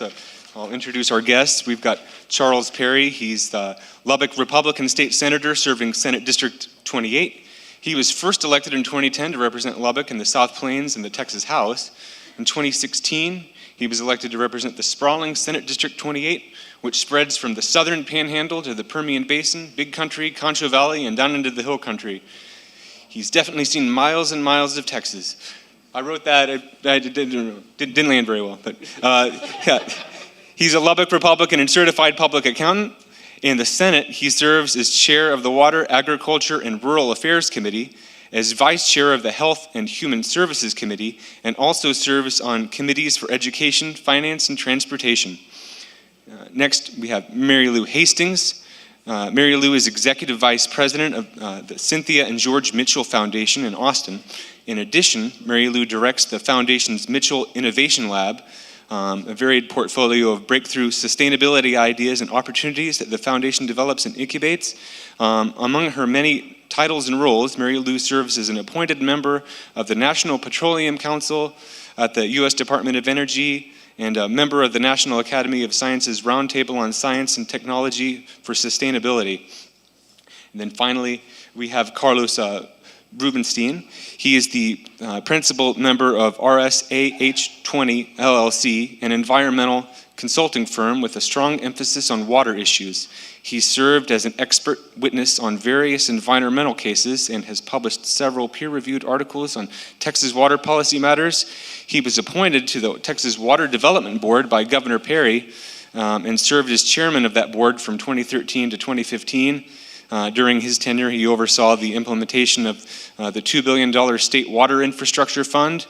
Rubenstein served as the commissioner of the Texas Commission on Environmental Quality from 2009 to 2013, and he was also a city manager in Brownsville, your hometown, for a number of years. So thank you all for joining me. So first of all, I was hoping to lead in with a topic that's, as we're in the midst of a drought here in West Texas, as we're undergoing, and really across a lot of the region. Perhaps we're faring better than some other places. I was looking at just the water data for Texas and seeing how our lakes fare. After the city of Lubbock invested hundreds of millions of dollars, we're fortunate to be able to tap into a lake, Lake Ellen Hendry, that's sitting pretty well, or pretty good at this time of year for being in the midst of a drought at 75% full. A lot of other lakes that, as the Texas Tribune has reported, are around 67, 68% going into the winter. But a lot of our, we're betting the farm on a lot of lakes and ground and surface water in the state. So far, I mean, as the Texas Tribune reported, there are some concerns that the Texas Water Board hasn't fully put its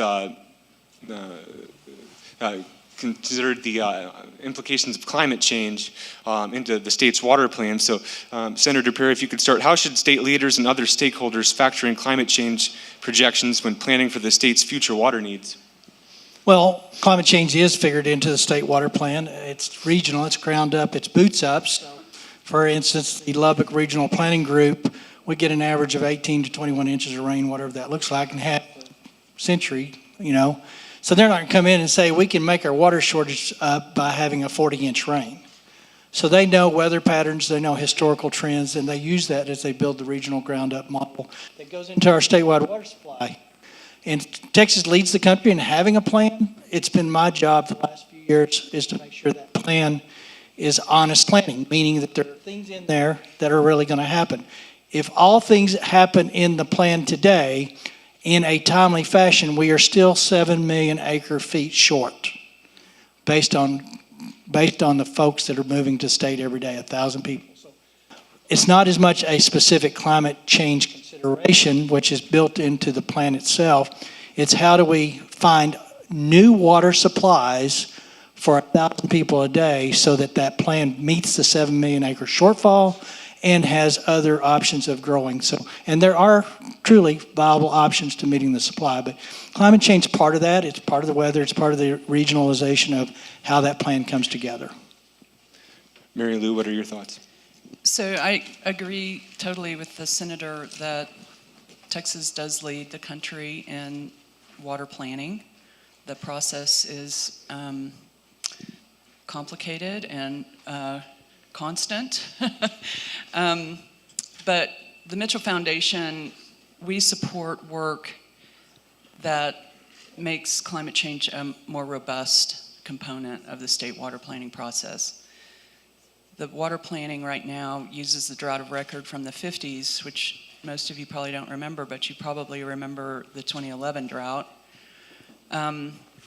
They use those for planning purposes around drought and perhaps climate change. But what we don't plan for is that the drought of record of the 50s or the 2011 drought, which was a profound episodic drought. The 50s drought was more a decade long, but that's going to be normal. It's not going to be a drought. It's going to be our weather. It's going to be our climate. It's going to be constant. And we have not addressed the gap that is already profound without addressing climate change adequately. Think about the gap that we're going to have in water supply when we do start considering that the 2011 drought or the drought of record of the 50s is actually normal. And that's what the Mitchell Foundation supports, is more robust planning around that. So this is an interesting topic because it's a question that when I was Commissioner at TCEQ or Chairman of the Water Development Board, I would get quite often. Here's a couple of things to consider. We are recognizing the impacts that are occurring because of changing weather patterns. The reality is the weather has been changing for a long, long time. What's causing it, that's where people will debate. I don't care to debate what's causing it. I'd rather talk about the impacts that are occurring. Here's a couple of things to consider.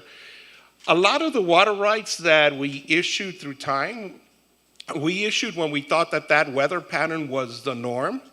And it actually was because of the periodic things that impact our weather, mostly due with the Pacific Ocean and the Atlantic more than anything else.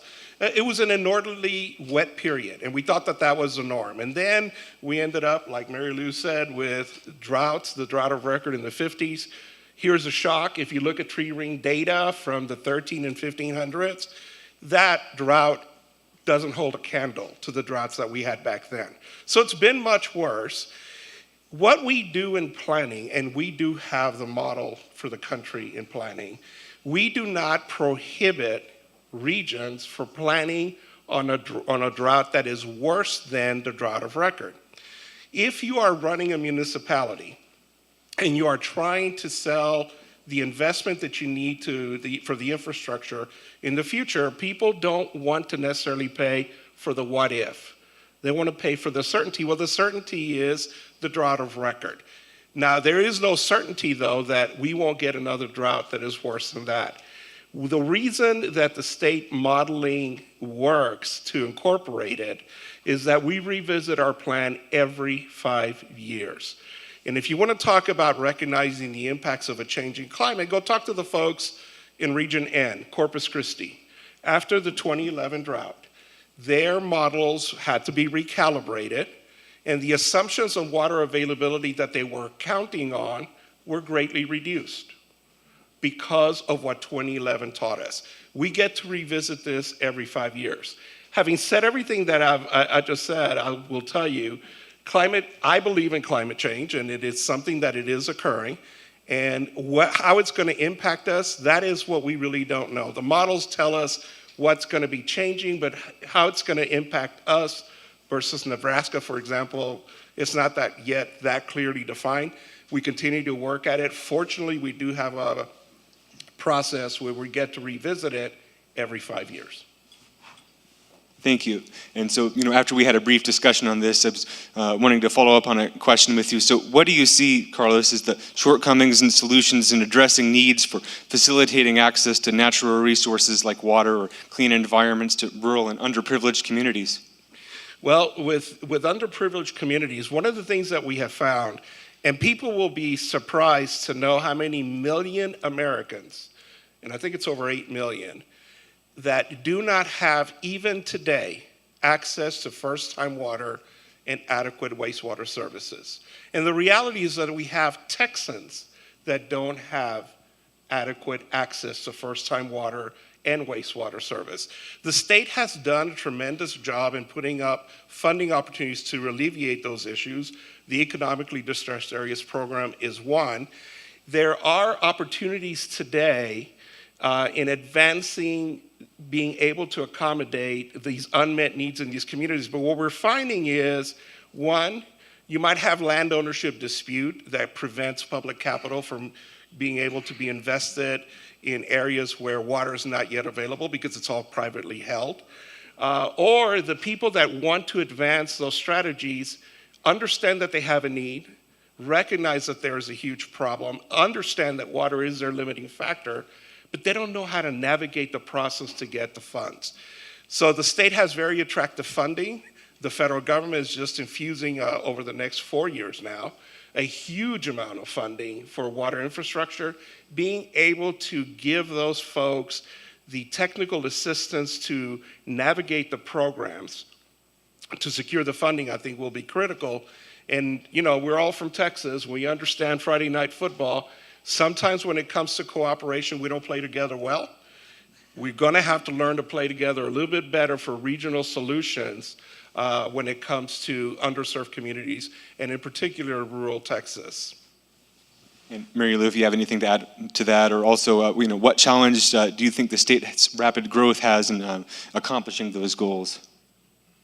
Well, I second everything Carlos says. He's the expert. What I would add, there's two types of water natural resources. There's access to it through, does it come out of your tap or not? And is it clean when it does? But also access to water, bodies of water for aesthetic and recreational purposes. And we know that rural Texans and urban dwellers are underserved in access to open space, including bodies of water to recreate in. We know that educational outcomes are improved when children have access to green space. We know that health outcomes improve. We know that recidivism rates go down with prisoners when they have access to the outdoors, even through the windows that they construct prisons, so prisoners can't see out windows to green space. But their outcomes, their crime rates actually decrease if they could. Those have all been shown through scientific studies. So if underserved communities in the urban settings and in rural Texas, if we had more and equitable access to green space and bodies of water to recreate in, the outcomes in the state would be improved across all those different elements. What was the second part of your question? Just concerns in facilitating that with the state's rapid growth. Well, as we double to 50 million people by 2070, it's sort of, you don't need a lot of explanation. Texas loses more open space to development than any other state. Most of that development actually is for energy infrastructure. But obviously, you all see it here, even in Lubbock, Amarillo. We see it a lot, of course, in the Hill Country, all over the state, the housing and urban infrastructure. It's obvious. You double that, you lose even more open space, and you lose it faster, and there goes your parks, there goes your open space. Your bodies of water are, of course, already overtapped, and And Senator Perry, in your role as a leader, what do you see as some ways, and what are some ways that you've worked on to help facilitate that? Bottom line is we have to develop new supplies. We can move water from one area to another. And when you move water from one area under the state law that allows it, and I'm not against it, it's private property, 101, you export the future of that community over to a different community. The economics and the development and future growth in that community stops when you move the water out of it. So to the point of playing well together in regionalization, I agree with that, but I would tell you, we have a finite source that we currently pull from, be it groundwater or be it surface water, and that's pretty much appropriated, to be truthful. Our surface water don't have any real more room in it to appropriate new water source. Here's the truth. We've got other water supply opportunities that we have ignored under the guise of it's too expensive. That label has to go away. Water's been way too cheap. It's going to cost more to develop new water supplies, and as we develop new water supplies, we alleviate the need to effectively take out or take away from some of the things that the Mitchell Foundation is concerned about, because we have another water supply that's probably not consuming land space. So in that role, 8,000 water supply systems across Texas. Most of those are rural community water supplies. There's some really large, obviously, but the small ones are the ones that need the most help when it comes to fixing leaky pipes. I have a $2 billion request next session to go in and start leveraging some money for those small rural connects to do that. We lose 143 billion gallons of water a year in leaky pipes. So that's the low-hanging fruit, right? If we get that. Now, that's a $190 billion price tag, I'm told. 60% of those pipes are over their estimated useful life, and some of them are environmentally not safe. I mean, we don't have lead pipe problem in Texas, but we do have other median that probably needs to be replaced. So that's the first leg. And then secondly, Texas has to get serious about pushing out the agenda to develop water supply. And I have a $1 billion ask for a fund that's a whole new thinking of water that will incentivize private sector, hopefully, to go out to surroundings. Louisiana has promised us water forever. We just got to buy it. We have marine and desal opportunities. We just need to do it. We have brackish desal opportunities. We need to do it. We have a produced water opportunity that came up from last session's bill that I passed that is now ready for a pilot project. That's 14 million barrels of oil a day that on a low side recovery produces 250,000 acre feet a year. And the technology exists to do it. It's not really cost affordable, but when you run out of water, I always ask people how much was too much. And so we've got opportunities to do new supply, and we have to go down that road, and we need people in the state to stand up and say we need it, or we won't make the 270. The one thing that's going to limit the Texas miracle, the only thing that's going to limit it, is access to water, plain and simple. We can fix everything else, but if we don't develop the water supplies today, it won't be here when we need it 20 years out. And Carlos, it looks like you're wanting to weigh in. Yeah, I appreciate the senator making the distinction on the playing well together. I did not mean to imply moving water from one area to the other. You know how I feel about that. What I meant by it is if you're a community, this table right here is a community, and you have your water pressure, your water challenges, and you have affordability as a concern and rate impacts as a concern, as you should. And that table over there is your nearby neighbor, and they have similar issues. Neither one wants to give up control over the water supply and their utility. But working together, that's where being friendly towards each other, we could find regional solutions that actually lower costs for you, lower costs for that community, and regionally get to have a benefit. Didn't mean to imply moving water from one to the other. Real quickly, the challenge on regionalization, we've got funds that we intended to be very rural specific that to date have not been accessed. And the reason they haven't been accessed is because we haven't found an underwriter in the financial market to go, we'll loan money to a community of 300 connections and trust that their tax base is going to pay us back. So when we throw in the hub concept that there's multiple communities together, hopefully with an anchor, i.e. Lubbock, Texas, or somewhere that builds out of Cremall with Amarillo, that was a great partnership, and they bore the brunt of the financial end of that. We have not been able to partner a package on a financial level that gives the underwriter, the markets, the way to go out and say, I can tax you, you, and you, and you for this, and then getting communities to agree, because you always got the one-off community that says, we're good, no thank you, when really they're not. and trying to partner in that contiguously to make that geography work out for pipelines. So part of it's finance, but we've been having that conversation now for 4 to 6 years, and we're still, and the truth of the matter, it happens organically. We just opened up a reservoir over in East Texas, and there was, I think, 80 some odd rural communities that benefited directly from the reservoir coming online that were not, quote, originally part of the bigger plan. So it does happen sometimes, but we need to be more astute in pursuing the finance end of those. And Mary Lou, maybe you can kind of help kick off this discussion. And wanted to ask about what do you see the role of higher education funding and research, and also private sector investments in developing better ways to use our resources? I'm probably not the best one to ask about that.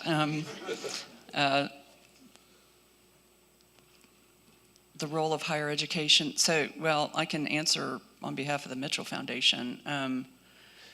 We fund a lot of research, and obviously in higher education and Department of Energy laboratories that are doing some of the best work on the science and applying the science to policy making and corporate decision making on natural resource management. And one of the challenges that we try to address, and Carlos has been part of this too, is we fund research at universities, and there's a lot of great research going on. A lot of these challenges are sitting on some brilliant young engineers' laptop right now, but how to get that person funded, their work funded, published, and out into the community of decision makers, planners, policymakers, and then likewise, how to get that brilliant young person to know the questions that the policymakers and decision makers are asking. It is a constant, I think that's probably the hardest part of my job, is one, finding those young, brilliant people who already know the answers, and it's their future that they're looking at, and it's their future that they have to figure out, and how to get them paired up with people like Carlos and Senator Perry, who are asking questions and looking for answers to make the right decisions. Senator Perry, maybe this is a good time So to segue. yeah, it's a great segue. Senate Bill 601 was the Produced Water Consortium bill that I passed that went down and built stakeholders in the oil and gas, the environmentalists, the water marketers, the midstream pipeline people. So for a year, Tech was oversight over that of herding those cats.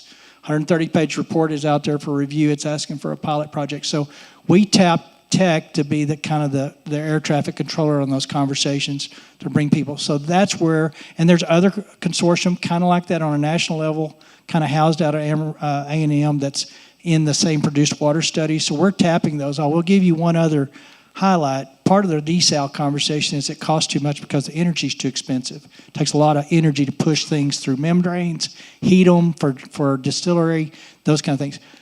There is a permit for a nuclear research reactor, the first one that's probably going to be led in over 50 years in this country at Abilene Christian University. It's supposed to happen in the next 12 months. It's a fourth generation. It takes all the safety concerns and kind of alleviates most of those. It can be the energy production that we've been looking for to put behind a desal initiative. If it's successful, and we believe it is, it's a $200 million ask next session at the Texas. It's a game changer. It also takes the spent rods. Most people don't realize this. If they say that nuclear rod is spent and not usable, it's supposed to have been stored at Yucca Mountain, but it's not. It's 95% of the uranium still exists in that. They think they can take the uranium from that spent rod and use it in the nuclear reactor. So we are on the verge of cracking some energy barriers that if we were able to do that, this desal conversation takes a completely different look. And so lots of good things in work. I say that because you got ACU along with UT, along with, I think, Georgia and a couple of other university systems that have been intricately involved in that physics conversation. Rick Perry, Department of Energy, started it, transferred to the current administration, and they're still excited about it, and they have promised a permit possibly within the next 12 months. So possibly we could be cracking the biggest nut of our desal, which is probably our biggest water supply opportunity we have. Carlos, I'll get to you next, but Senator Perry, you mentioned the ACU project. Full disclosure, I'm from Abilene originally. My mom would kill me if I didn't ask a follow-up question on this. She's been getting some notices about that particular project.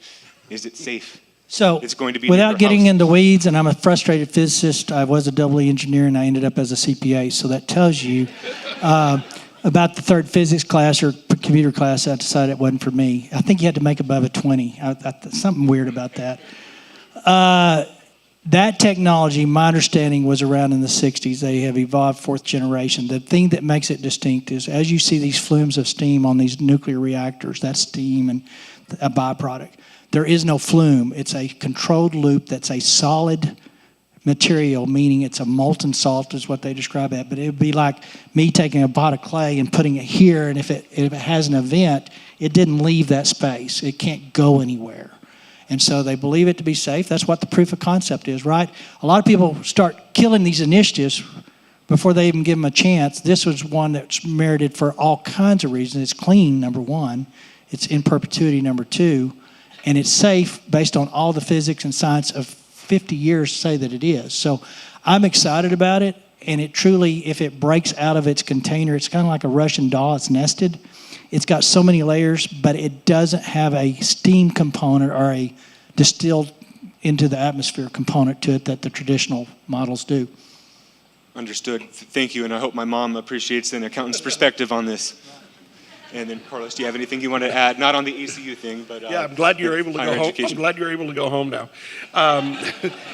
So you hear what Mary Lou has said and the senator, and that tells you that we're making great advances when it comes to water and highly technical efficiencies that are going to be created, and that's going to require people. So that's where I want to go to next, the role of academia. Normally, we don't worry about, look, I grew up in Brownsville, and we had our fair share of hurricanes and floods, and all of us suffered from the last winter storm where we didn't have water and we didn't have wastewater operation, and that's probably the only time that you worry about who's operating that plant, right? Well, the reality is we don't pay these folks a lot. And there's a lot of competition of, I am going to take your operator and I'm going to pay him $1 more an hour. And then you're going to have a workforce problem. And with the new technology that's coming, we have to develop those skill set in workforce development as well. I was at a conference a week ago where somebody said, gee, you don't go to your mom when you're growing up and say, gee, Mom, when I grow up, I want to be a wastewater plant operator. But God, do we need them? And so that's where I think academia is going to be playing a big role as well, and should. Thank you. And in about 5 minutes, we'll ask for members of our audience to come up and ask some questions. Just give them a little shout out there. Just to kind of circle back on one other question that perhaps my mom would probably also be wanting me to ask. We had in the news a few days earlier this week an earthquake out in our region, really more in the Permian Basin, this 5.3, 5.4 magnitude earthquake. I know the Railroad Commission's announced that's triggered some mechanisms where they're sending some investigators out to see what they need to do and what they need to pursue there. Senator, I know we were visiting a little bit about this earlier, about some legislation that you championed last year and that has an impact on that. Yeah, so basically it's saltwater injection wells, and those are around 15,000 foot deep, and it's just a whole lot of forced pressure of the produced water that comes up with the barrel of oil that I'm talking about. If we can find an alternative use, a beneficial use that we can tap into, you would not need to inject that well, right? So the Senate Bill 601, the Produced Water Consortium, is an answer to, I think, 50% of the injection well issued today if we can tap that and make it work. So we're working on it. That injection well itself, they have kind of curtailed permitting in Texas. You know, Oklahoma had a complete shutdown for a few years, rightfully so, till they figured out where that was at. Texas has been really restrictive on how many more saltwater permits are getting out there, and I don't like this particular aspect, but they kind of moved a little more shallower than 15. To me, you're just moving it closer to a water supply down the road, but it's not that close. To be sure, it's still 8,000 or 10,000 feet underneath the water supply table. But still, it just makes sense, right? If you keep pressure building down there and you keep hitting it hard enough over time, you're going to cause a move. So they're responding to the best they can. I want to find a reason we don't need to inject. I think that's where the Produced Water Consortium and things like that have a real viable political and practical application of providing supply and keep us from having to inject that much. And just remind yourself, if you get the produced water right, we've got oceans of water at 15,000 feet that we have put back down there that if oil and gas price is $30 a barrel, it might actually be economically viable for turning into a water developer. So we'll just see where that goes, but I'm kind of excited. So that's what you got to do, and that's just the world we live in oil and gas production. Understood. And Mary Lou, I don't know if you have any thoughts on from industry perspective on that. I can't speak for the industry. So 5.3 quake, that was the strongest earthquake we've had in the state. It's not a heavily populated area, so there doesn't seem to be any injuries or damage from it. But it has gotten the Railroad Commission's attention as these things do. I agree that it's caused by produced water. There's some misunderstanding. People who are not supportive of so-called fracking activities usually blame these things on the fracking activities, which is different. It's busting up rock to get the oil and gas out.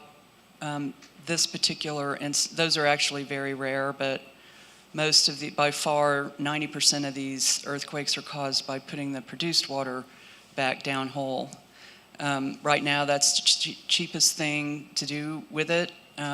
Transporting water elsewhere is the most expensive part of some of these field operations. And in the Delaware Basin and the Midland Basin, especially the Delaware, the ratio of water to actual energy production is huge. So a colleague of mine actually likes to say that operators in the Permian are actually water developers with a high value byproduct. What to do with produced water is probably their biggest challenge after finding the resource itself.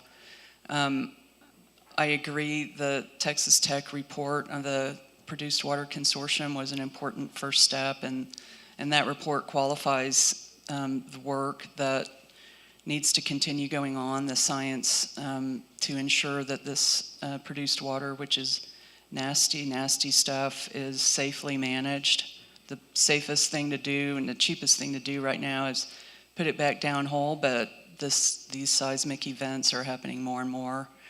But the volumes of water, like the senator said, are just huge, unimaginably huge amount of water. So to the extent that that's going to take decades to do, to make it safe and affordable for these companies, seismicity is going to continue because the only thing to do with this water is put it back in the ground. Thank you. And Carlos, any thoughts on that before we go to our first questions? A couple of things. If y'all haven't had an opportunity to read the report that the senator referenced, y'all should. It is very credible and it's very forward thinking, and it provides us a path of sitting on what we know, but testing for what we don't know, so that we know that we have a safe utilization for this water. Here's the way I look at it. We started with climate change with your first question, I believe. We know that in Texas, our existing supplies of water are declining. We are continuing to mine water at rates greater than recharge, wherever recharge is occurring. And we know that in our surface waters, the reservoirs continue to silt up because that's what reservoirs do. And so we're going to have 50 million Texans here in the next couple of decades. We're going to have to find new sources of water. One good way to meet that gap is to reduce the demand on those existing sources by creating beneficial use for other sources of water that right now are not in the mix. That's all I'll add. Thank you. Now we'll go to our audience for some questions. I guess gentleman over here on my left. I guess could you start by saying your name and where you're from? Excuse me, I'm Skylar White. I'm from Goldsmith, a little old town out there by Odessa. In this little magazine, it's on everybody's table on page 56. There's a high-level overview of the orphan well problem in Texas. Currently, the Railroad Commission has 8,000 wells on their list of orphans. The actual number is much, much higher than that. Each and every one of these wells has the potential to pollute a lot of groundwater, and a lot of them actively are. I've got two questions. In this coming legislative session, is there any will by the legislature to light a fire under the Railroad Commission and give them the money to get this count to where it needs to be, and that is 0? And the other question is, I want to ask Mr. Perry this, on the P13 wells, will you support reclassifying those P13 wells and putting them back under the purview of the Railroad Commission so we can get those plugged? So a couple of things come to it. First of all, we funded extra money the last 3 sessions for sure. And I'm not sure that we didn't even choose some ARPA money, but I'm not for sure on that. So the Railroad Commission is getting more money. It's a resource, right? You got to have people to actually go out and deploy the money. So to your point, and actually the feds just gave the state of Texas a large chunk of money for well plugging. And so we got a lot of money coming through now. What we didn't do is really, in my mind, engage that money or employ that money the best. There are private vendors, Halliburton, Schlumberger, and those guys that have come to Texas and said, we will take care of your well problem, but we want to do it on a large scale. We don't want 100 well field over here, move our equipment to this field over there. It's not economically feasible. So what I'm going to be pushing for is to take the additional monies that are coming, fed and state. If we need to put more in, we'll have some more to do that. But deploy those those private sector contractors, that's what they do, so we can deploy a bigger personnel force to attack the well plugging problem. It exists, it's there, it's part of it, it should be done. Should never gotten this problem. Let's remind everybody, those are old operator wells that were left orphaned that had an operator responsible for it. In the Texas, we did not enforce that, or we did not have people to make sure that happened. I've had conversations about bonding on those operators, and I've gotten some pushback for legitimately so that it probably wouldn't help the problem. But we are going to deploy more money, and I'm going to push for alternative workforce people to deal with that. As far as reclassification goes, I'm not technically sophisticated enough to tell you that I know if it's a carbon well or a water well, and that really does change jurisdictions as to what's going on underneath that ground and what created that well. We are hopefully going to provide clarity to the TCEQ or to the Railroad Commission of whose job it is to do that well in statute. But right now that clarity does not exist, and it's not something I'm technically savvy enough to tell you I can do that. Thank you. Anybody else want to add to that? I like that answer. All right, now that gentleman here on the right, can you say where you're from and your name? Thank you. I'm Ken Curley. I'm representing Texas Agricultural Land Trust today. I appreciate y'all's comments about how Texas is growing at the rate of 1,000 people a day, and that water being a concern. About 95% of Texas is private owned, and our rainfall falls on that 95% of Texas and provides the water for everybody else. Texas Agricultural Land Trust's mission in part is to protect our wide open spaces and that legacy of wide open spaces that landowners enjoy, and that is attracting people to Texas in the first place. Senator Perry, I appreciate your work on that Committee of Agriculture and Water and Rural Affairs. I know you've had some exposure to conservation easements. That's a great tool for protecting that legacy, protecting land, working lands from development so they can remain available for farming or ranching or recreation or wildlife habitat. Do you see in the coming session interest in increasing funding for those efforts in Texas? So to your point, in that water acquisition fund that I'm talking about, the whole new concept of acquiring more water and developing more water supplies, be it contiguous states or on a national conversation that maybe pulls water around, conservation land easements will be a specified part of that, because if you take land out of production from a development or somewhat, you do actually create a way you're not using as much water going forward. So yeah, it's a vital part. We haven't funded a lot of money there in the past. I will tell you, as a tax deduction, you get a pretty good deal if you put it under the right vehicles. So there's benefits to it. I will tell you on that we are taking a lot of properties out of production, and our food supply becomes a conversation, right?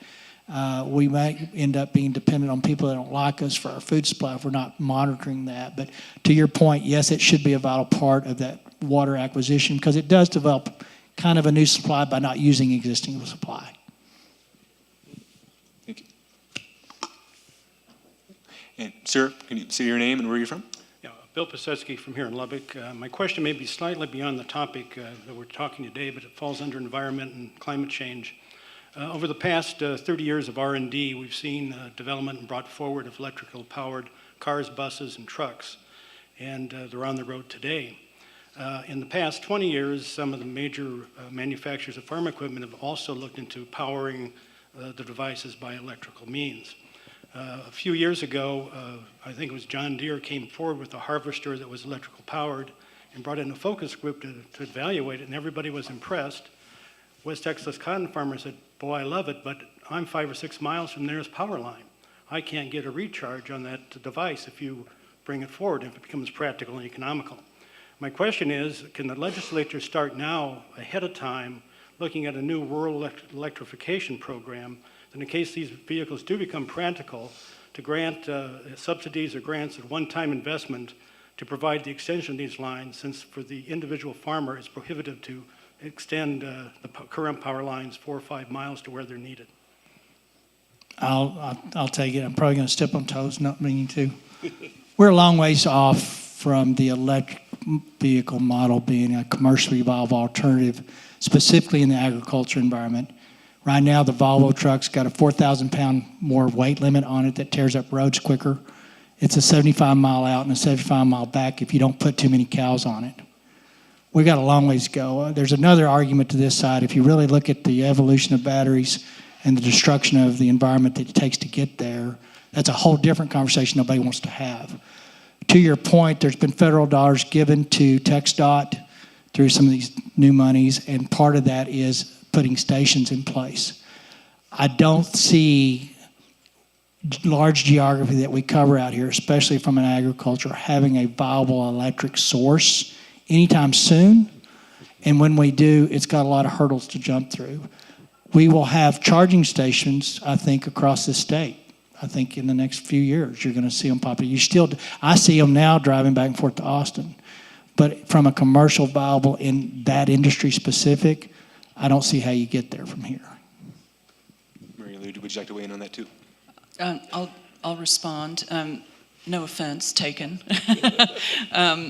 So transmission lines, you don't just put them anywhere, but when you do put them out in rural areas, they go through somebody's private property through eminent domain. So I don't know how to address rural electric vehicle charging. There is a lot of money for charging stations, but I don't know that they would put them out in rural far west Texas or something, or the Panhandle. They'll put them along highways where the most people go. I do agree with the senator. He might be surprised. We don't do work at the Mitchell Foundation on vehicles or transportation. It is 30% of carbon emissions, so it's a significant issue. But I agree that the carbon emissions produced by mining the minerals to create batteries, lithium, cobalt is my favorite example. It's mined in the Congo by 12-year-old Congolese boys who die doing it. They're the ones that are strong enough yet small enough to do the mining. It is horrible activity that is run rampant right now to make batteries so that people can drive their $200,000 Teslas and feel good about it. But they're mining the ocean floor, they're mining under the Salton Sea that some of my funding colleagues spent tens and hundreds of millions of dollars to try and protect and bring back. Now they're mining lithium underneath it. So no, in our opinion, electric vehicles are not the answer. I wouldn't build another charging station if I was in control. I know the clock's out, but I appreciate that, and I appreciate the honest assessment. And we do have a lot more in common, I think. And she's from West Texas too. I am from Midland. She is from Midland, and so my she dad is went one to of Tech. us. I will say this back to the grid conversation. We're 10,000 megawatts short today, and we're in 1,000 people a state, and we're plugging people and things into it every day. I do have a grid bill initiative that hopefully will jumpstart thermal and other reliables and nuclear conversations that we're having. That nuclear deal in Abilene, 5 years proof of concept, they say commercially viable probably within 10. We'll see where it goes. But all that to say is our grid's not ready for that stuff, to be honest. I know we're running short on time. I know we've had one other person here waiting for a question. Unless I get told to stop, ma'am, could you tell me what your name is and where you're from? The question is, why has conservation of water not been part of this discussion at all? And we do it in the water plan, but it's only recently been encouraged that we spend any time on it or spend any funding on it. I'll start with that if you don't mind, Senator. Great question. Thank you for asking it. And I'm going to expand your question about to include also reuse. Look, folks, you've been hearing us talk for an hour about where we are on water and how we have declining supplies and we need to build new supplies. The absolute cheapest water we can get is the water we already have. There you go. See, I got a thumbs up. I'm good. And so one of the things that is really driving the discussion now is up until 2013, we had planned, and we had planned, and we had planned. The legislature took the initiative of then saying, we can't just plan, we have to implement. They created the fund, the SWIFT, which I was honored to be able to stand up when I was at the Water Development Board. It gives preferential treatment for projects that advance conservation and reuse. So if you go back and you look at the 2012 State Water Plan, and we update it every 5 years, and you look at it and the 2021 plan, conservation and reuse has skyrocketed. Why? Because before, when we planned for conservation, we didn't ask anybody to cost it out. Now we do. Now people are realizing, this is the cheapest alternative. Let's be honest, conservation is not going to solve all our problems, but we have got to start with conservation and reuse. Senate Bill 905 put a plan that is a statewide map on how you do reuse in municipals. Prior to that, every municipal was on their own to go to get a private stuff and try to figure all that out. So, and obviously, in the agriculture community, they're the best stewards and the best conservation people we have. They're not going to waste something they have to have for their viability. So there is conservation. And the reason I didn't speak to that is, as Carlos just said, that will not solve the 1,000 people showing up. And so we've got to have a broader conversation and realize it's going to cost more money, but shame on us. We have the money, the wealth, and the ability to address future water supplies if we make that a commitment to do it. Carlos, Mary Lou, Charles, thank you for your time. Did you want to add anything else on that? If anybody else has any questions out there, I'm sure our guests would be willing to visit with you a little bit afterwards. We're going to go into a quick break now. We'll resume with our last panel on economic development with my good friend Sarah Solf-Walberg hosting that one here shortly. Thank you all.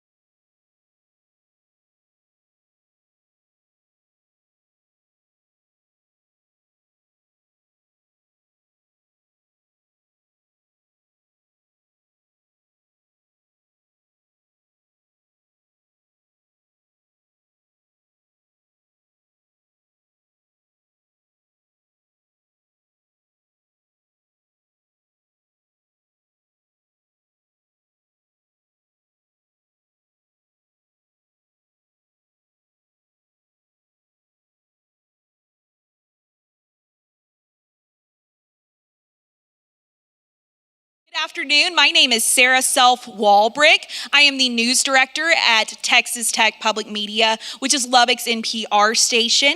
Thank you so much for sticking with us through this afternoon at the Future of Rural Texas event. I've gotten a lot out of these panels today, and I hope you have as well. I'm thrilled to be closing out the show with this wonderful group up here.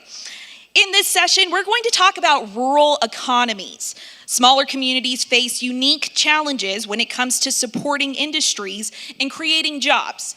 Just to give you an example, the town that I lived in for 10 years, Amherst, which is about 60 miles west from here, we have feed yards and an Allsups. So you have the choice of smelling like money, as I'm assuming a lot of you in the room know what I mean by that, or a fried burrito. That's just an example of what some of our smaller communities deal with day in and day out. We're going to get some better insight from these wonderful panelists today as well.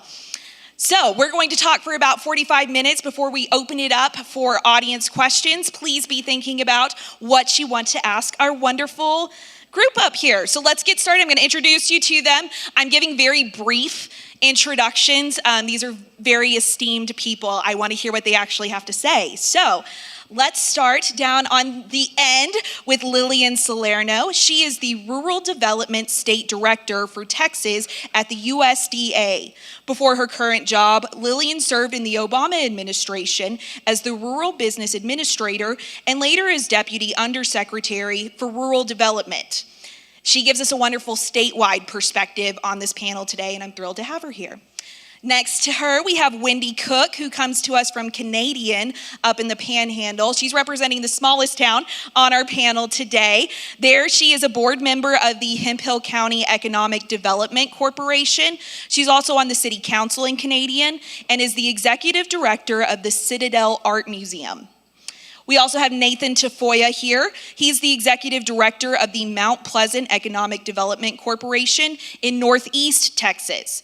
He's also a board member on the Texas Economic Development Council, and he specializes in entrepreneurship. And then last, we have Miss Judy Canales, who is the executive director of the Eagle Pass Maverick County Economic Development Alliance in South Texas. I love that we have perspective from our friends in the Panhandle, South Texas, and East Texas. Judy also is a board member of the Texas got lost there. Missed my spot. Judy is a skilled executive with over 30 years of experience working in government administration and nonprofit management with a specialization in economic development. So let's get this started with just hearing more about your communities. So I first want to hear about each of your local economies, what keeps your community going, and what are some of your biggest employers in your areas. Lillian, I want to start with you with kind of a statewide perspective. What are some of the biggest industries in our rural communities? Well, we've talked about it. Evan's said it, I guess, 15 times now, how 3 million people live in rural Texas. And, we're about agriculture, we're about manufacturing, we're about energy production. And all of those things can't exist if you don't have a vibrant rural economy. And for the USDA, we've been out in these communities for years.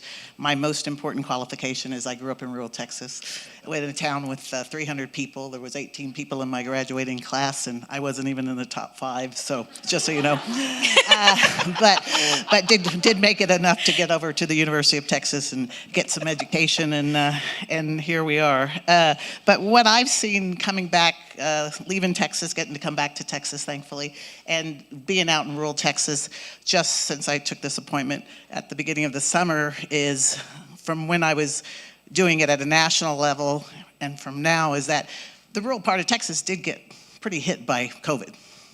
And what we've seen in these rural communities is this rebounding and this resiliency. That's not us whining about how bad it is. It's us saying, we got hit by COVID, let's get back up on our horse and get going. And you're just seeing it. And that's been something, just from a USDA perspective, for rural Texas, just for my agency, not FSA or the conservation folks. We have 27 offices. They just came back, we just came back to work, right, in April. And so you're just now seeing, communities know where they can go get loans. We were open for business, but, people weren't used to dealing with communities over, over Teams meetings. So what we're seeing is that the abundance of energy out there right now trying to get back to work is really just showing the resiliency of rural Texas. And we're seeing tons of agricultural producers and industries surrounding agricultural production everywhere in the rural part of the state, which is exciting. Wendy, let's go to you next. What do people do in Hemphill County and Canadian? So I am an import into Hemphill County via Lubbock, Texas. My family is a pioneer family of Lubbock, Texas, and my great-great-aunt was the first superintendent of Lubbock County Schools in 1930. So I have a long-standing rural background, so I thought. So for me, growing up in Lubbock, it never felt like a small town. I went to Tech. I met my husband at Tech. We married, and he went off to medical school at UT Southwestern in Dallas. I followed him, worked in Dallas for 7 years, and he said, "Hey, let's move back home." And I was panicked because that is a small town. Canadian is a population of 2,300. My county has a population of 3,400. It is 1,000 square miles. That is small. I am 2 hours from a Target. And you try to take a Dallas girl and say, we're gonna move, it's gonna be great, you're gonna love it, and it's 2 hours from Target. That is a cold splash of water in the face. But one of the things that is so impactful in my life and why I choose to live there and why I think so many of you choose to live in rural Texas is because of the relationships that it builds and the good things that it does for your personal lives. And now with the connectivity of the internet, we get to kind of expand our possibilities of industry and being able to make a choice to live in rural Texas. I know that was my husband's. So many people thought, oh, well, you must have just failed your classes at UT Southwestern. If you wanted to go to nowhere to go be a doctor, you must be pretty bad. And I will say that of the 5 physicians that we have in our community, 4 of the 5 were educated at UT Southwestern, one of the top 5 medical schools in the country. But they saw the need and they wanted to be there. And so that to me has been a joyful experience that I did not necessarily have the same context growing up in rural Lubbock, Texas. So. Hi, I'm Nathan, and so I'm in Mount Pleasant, Texas, and I've been there for about 4 years. I'm from Arizona, but I spent right before I went there. I was in La Mesa, Texas, just an hour south, about 8,000 people. So I've been there in East Texas for 4 years, but I have some credibility here. I think I got some dust still sitting behind my ear. So, but our community right now it's around 15,500 people. The county, we're on I-30. About 2 hours east of Dallas, and the county is sitting around 32,000 people. And so from an entrepreneurial perspective, what's interesting about the community, it's a very, if you know anything about East Texas, a lot of lakes, a lot of trees, and a lot of green. So very different from this part of the country. But one of the things that's very interesting about the community I'm in right now is a lot of our industry started off as entrepreneurs. So Big Tex Trailer was founded there. Ricky Baker still lives in town. He actually interviewed me when I got my job. So that their biggest plant is still in Mount Pleasant. Diamond Sea Trailer, another top 5 professional grade manufacturers, trailer manufacturers in the country. They have about 1,000 people right now. Bo Pilgrim, the chicken company, they have about 2,000 employees in Mount Pleasant. And so it's a really interesting, all these people, their families are still kind of there and they're still family owned. And so it's a very interesting dynamic from that perspective, but we have a lot of interesting folks in town. So a lot of food production, and then we have a lot of metal manufacturing. That's interesting. Judy? Well, first of all, I want to just state that I'm so pleased to be here on behalf of the Eagle Pass Maverick County Economic Development Alliance, and came in through the ports to plains because we are together, folks, with Eagle Pass. And 8 hours later, I'm in Lubbock. And we're happy to have you here. just a bit.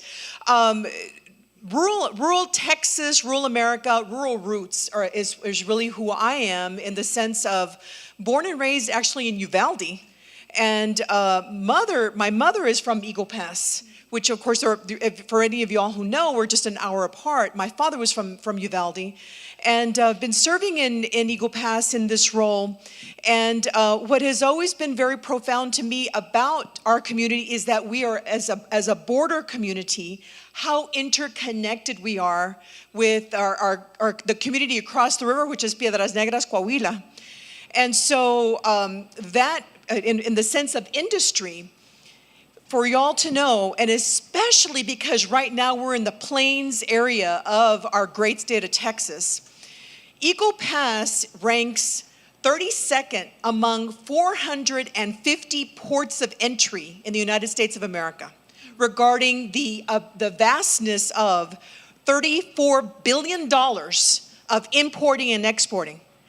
Do you all know what what the number one export is that comes through Eagle Pass? Soybeans. And second to that, and I'm looking at my friend here from the corn growers, corn and wheat are also coming right through the Port of Eagle Pass. So we are together with our agriculture production, certainly from the Midwest, from through other various, Kansas and such, and then of course here in this area of regarding Lubbock and the surrounding communities. So Eagle Pass being that port of entry, and it is a huge impact upon our industry, upon our economy. We also indeed have manufacturing. We actually have, some of y'all who may be hunters may have heard of Mossberg. Hunting rifles have been produced in Eagle Pass for the last 30 years. A lot of people don't know that, but they have been. We also have as well the fact that in Nava, Coahuila, Nava is right close to Piedras Negras, is Constellation Brands. And Constellation Brands it has the largest brewery in the world in Nava. And so that it has a huge impact on what is being imported. All that beer comes through Eagle Pass, Texas, and on into parts that we won't talk about, but we all know where they're at throughout the United States of America. So that's an example of the deep connection of what a port of entry means for our country. For those of you who have manufacturing businesses in your community, what would happen if that closed? How would that affect your neighbors? I'll begin with that, which is I just mentioned about locally the hunting rifles that are manufactured. We also have a couple of other manufacturers. One is actually one of those tier 1 companies that pertain to the Constellation Brands. They do keg logistics and refurbishment there in Eagle Pass. And so MicroStar is what they're called. And so I just think about the fact that as a new company actually in Eagle Pass now for about the last, I think, 4 years, all of this would truly hit home. What also would occur for us is that if there were an impact regarding Constellation, that has the impact on what's occurring in our community. Yes, a border community is also linked to the peso, the value of the Mexican currency. And so we've seen the upturns and the downturns. Fortunately, we've had a much better economic picture in Mexico, which has made it much better for us with the customers that come in from northern Mexico to purchase there in Eagle Pass. Anyone else have anything to add on that one? What would happen if one of your largest employers closed? So I can talk a little bit about this. So we're a little fortunate in the sense that in the last 24 months, from about a year ago to the next 18 months or so, we have about $100 million being invested in the community. A lot of our companies are expanding. Prefert Manufacturing, they have about 1,000 employees, is headquartered. The Preferts all live in Mount Pleasant, Texas. But there's a lot of investment happening. But we did have a coal power plant shut down in 2018. And so one of the things that our community is doing, the EDC is looking to be one of the first EDCs in Texas and possibly the country to own and operate on a railroad. We're looking to buy the assets from the power plant and a bunch of acreage along I-30 and do some development, do redevelopment. So repurposing, and then obviously you always want to diversify as an economic developer, and then whatever your translatable workforce skill sets are, you recruit for those. But No, So, in antithesis of that, our largest employer is Hemphill County Hospital. My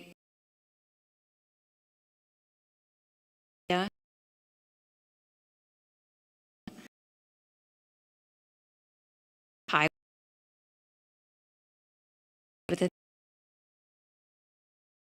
about trust with providers in more than 5 minutes. Now, my husband hates that he can't have 5 minutes because he has a giant stack of people that he wants to see. But we have 264 Hemphill County employees. Not all of those come from our county. I will get it wrong if I tell you the exact dollar amount that our Hemphill County Hospital District pays in commuter miles. It's exceptional because we have a whole lot of jobs, but we don't have the people to fill those jobs. So we are doing wonderful work with our top-notch school. I think a lot of people assume that rural schools are not high-performing. Ours, fortunately, is. They are the second largest employer. So if you take out the two highest employers from our community, we don't have one. And so I think that really changes the lens of where our voters put their money, where they decide who they elect to leadership, and who they're willing to go recruit to help solve these major problems, to keep these wonderful things that we have going in our community that is so important to a larger region, keep those things shining as best they can. Absolutely. How are your communities trying to bring in new businesses? And are there any industries in particular that y'all are targeting that would benefit your citizens? Whoever wants to go first. I'll start just from what we're seeing from just sort of the aggregate is lots and lots about processing and agriculture, which is great because Texas is so powerful in agriculture and meat processing. Folks that maybe have been doing certain kinds of processing and food production that are coming in from other states that are coming into Texas, taking advantage of the Texas miracle, really, and being able to go. One thing, back to your other question, is it used to be, 25 years ago, people would set up economic development trade shows and, try to woo you to bring your 2,000 person folks to rural Texas or rural California or wherever. And that seems like economic development folks are a lot smarter now, I think. But just sort of, betting on a bunch of different folks versus one. You see a lot of when economic development for us, when we're going out to rural communities and investing, it seems, or giving loans or grants that we have, it seems like more are about 2 or 3 multiples of small companies versus, betting the entire farm, so to speak, on one big employer. And so business parks that recruit and businesses that are more similarly situated, 4 or 5 versus one, Tesla or one, something that rural folks, and it seems like a better bet and it seems like it's working out for small towns from our viewpoint. That was a great analogy for the theme of this event. Wendy. So I'll say something that's very simple. We are asking people to come back to our community. And I think for the longest time, the rural mindset has been, we're going to pour so much time and energy into all of these wonderful children that are in our schools. And it's not, I don't have a tennis player, so I'm not going to watch the tennis match. It's, oh my goodness, my friend's kid is a tennis player. I'm going to go support my friend's kid. And that is the community mindset that is so beautiful about rural communities. That is what we do well, is we surround the people in our community, whether you have a blood relationship with them or not. And we pour everything that we can for 18 years into a child. And then we say, we want you to go get a fantastic education someplace, and then never return. And that has to change. And so my community has, the things that I enjoy in my community are not by my doing.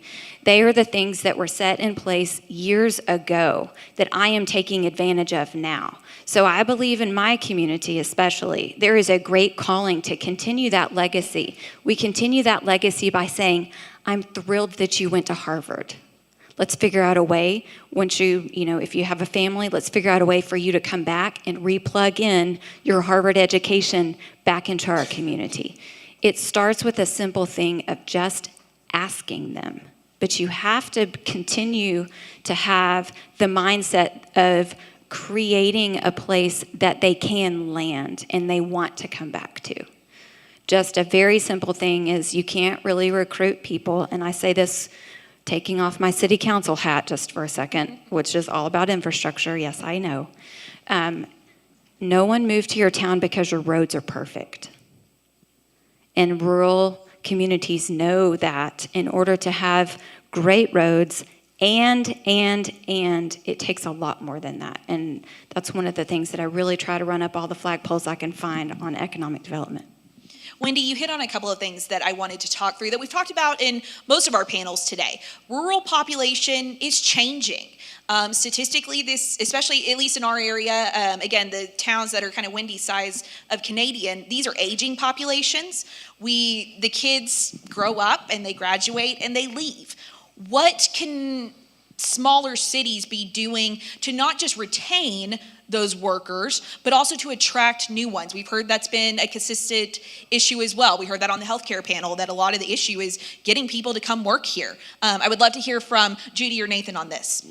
Well, from our end in regards to Eagle Pass is, first of all, I did want to just talk very briefly about the support for industry and the efforts that I want to commend our City of Eagle Pass in doing, which is to support, first of all, creating an economic development department. And then my organization includes both the Maverick County, the county judge, and the city mayor, as well as private sector individuals regarding our Economic Development Alliance.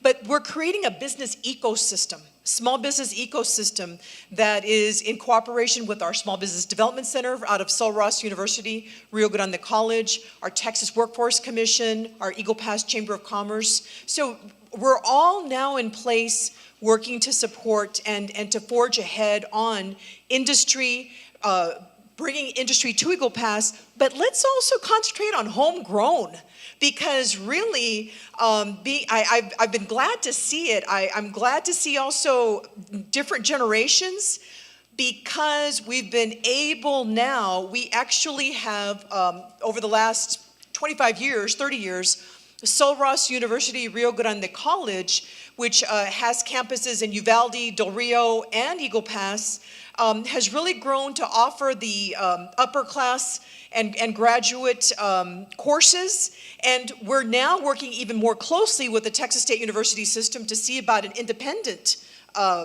institution, higher ed institution in Eagle Pass. So I view that as part of our efforts to say, folks, you raise your children here in our community. It's a great place to raise your family, and then they can go to college here.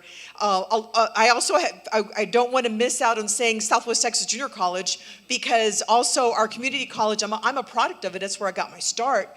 Has now been also focusing on trying to have more technical training as well as dual credit program. So that's been another component. So we're creating an environment of next steps and where you can actually move up to be able to advance in our community.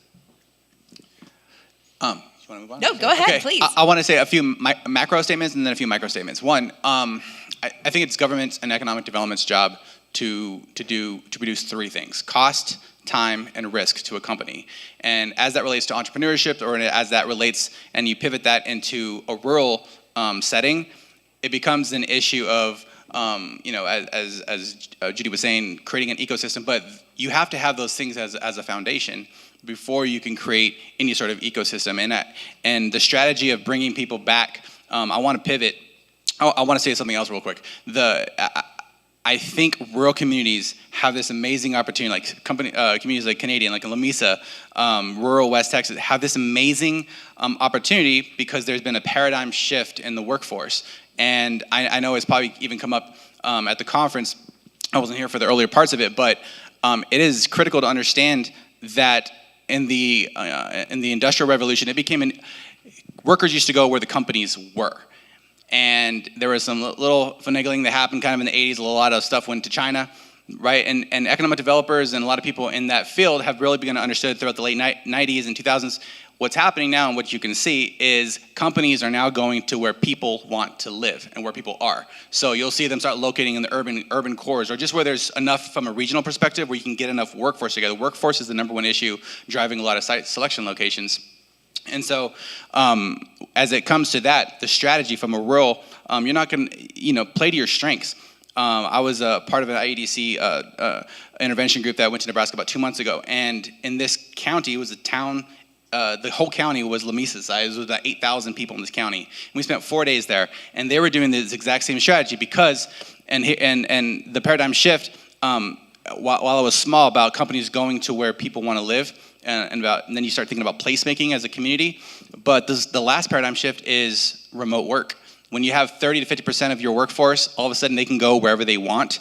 And then you have older millennials, younger Gen Xers, they want to have kids. And guess what? Grandma and grandpa are free babysitting. They can work off their computer, which is why broadband becomes an issue in the digital divide for rural communities. But all of a sudden you have remote work. They can go anywhere they want to. They can be working for IBM, for Apple, in Canadian, right? They can be doing these sorts of things. And so there's this really interesting opportunity, I think, right now for rural to go after, and those are some of the recommendations we made through their alumni associations, and they had this burgeoning, like 30-year-olds, this group of 30-year-olds and young 40-year-olds who were recruiting their own classmates to this small Nebraska county. And I think that's a really good winning strategy for rural communities right now. Nathan, tell us a little bit about what it's like to open and start a business in rural Texas, since, again, one of your specialties is entrepreneurship. Sure. So Judy was mentioning that a lot, but in rural communities, and I think in large, so I'll answer your question by kind of differentiating and creating a contrast. Like in urban centers, you're going to have a lot of resources.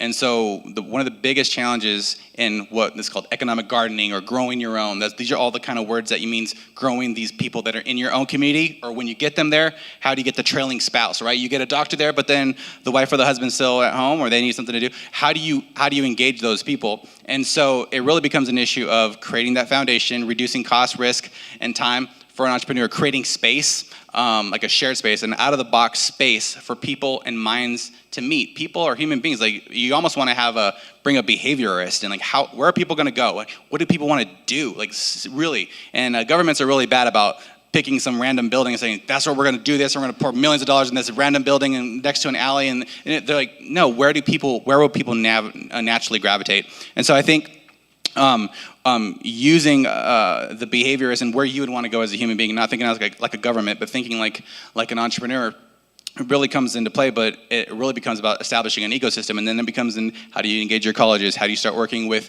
your high schools, and start.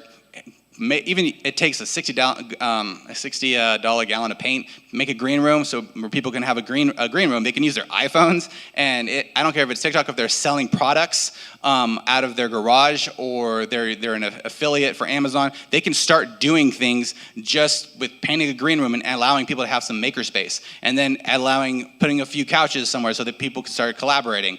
And so it becomes an issue of creating and investing in spaces that brings people together. I really loved the founder of Zappos. One of the things I read an Inc. magazine like 10 years ago is when they moved to Nevada, one of the things that he did was he shut certain doors, and I guess it wasn't a fire hazard, I guess, but he did enough. He shut enough exits and funneled people towards the end of the day to all go out the same door, because he called them instances or networking. He just wanted people to bump into each other, because he said that's where ideas come from, and that's just where collaboration is spawned. So I thought that was a really interesting concept. Get people together. Yeah, that is an interesting concept. Judy, as you've kind of talked about a little bit, you're on the border, which I know obviously Mexico's economics play into that, but how else does your position in the state affect your local economy?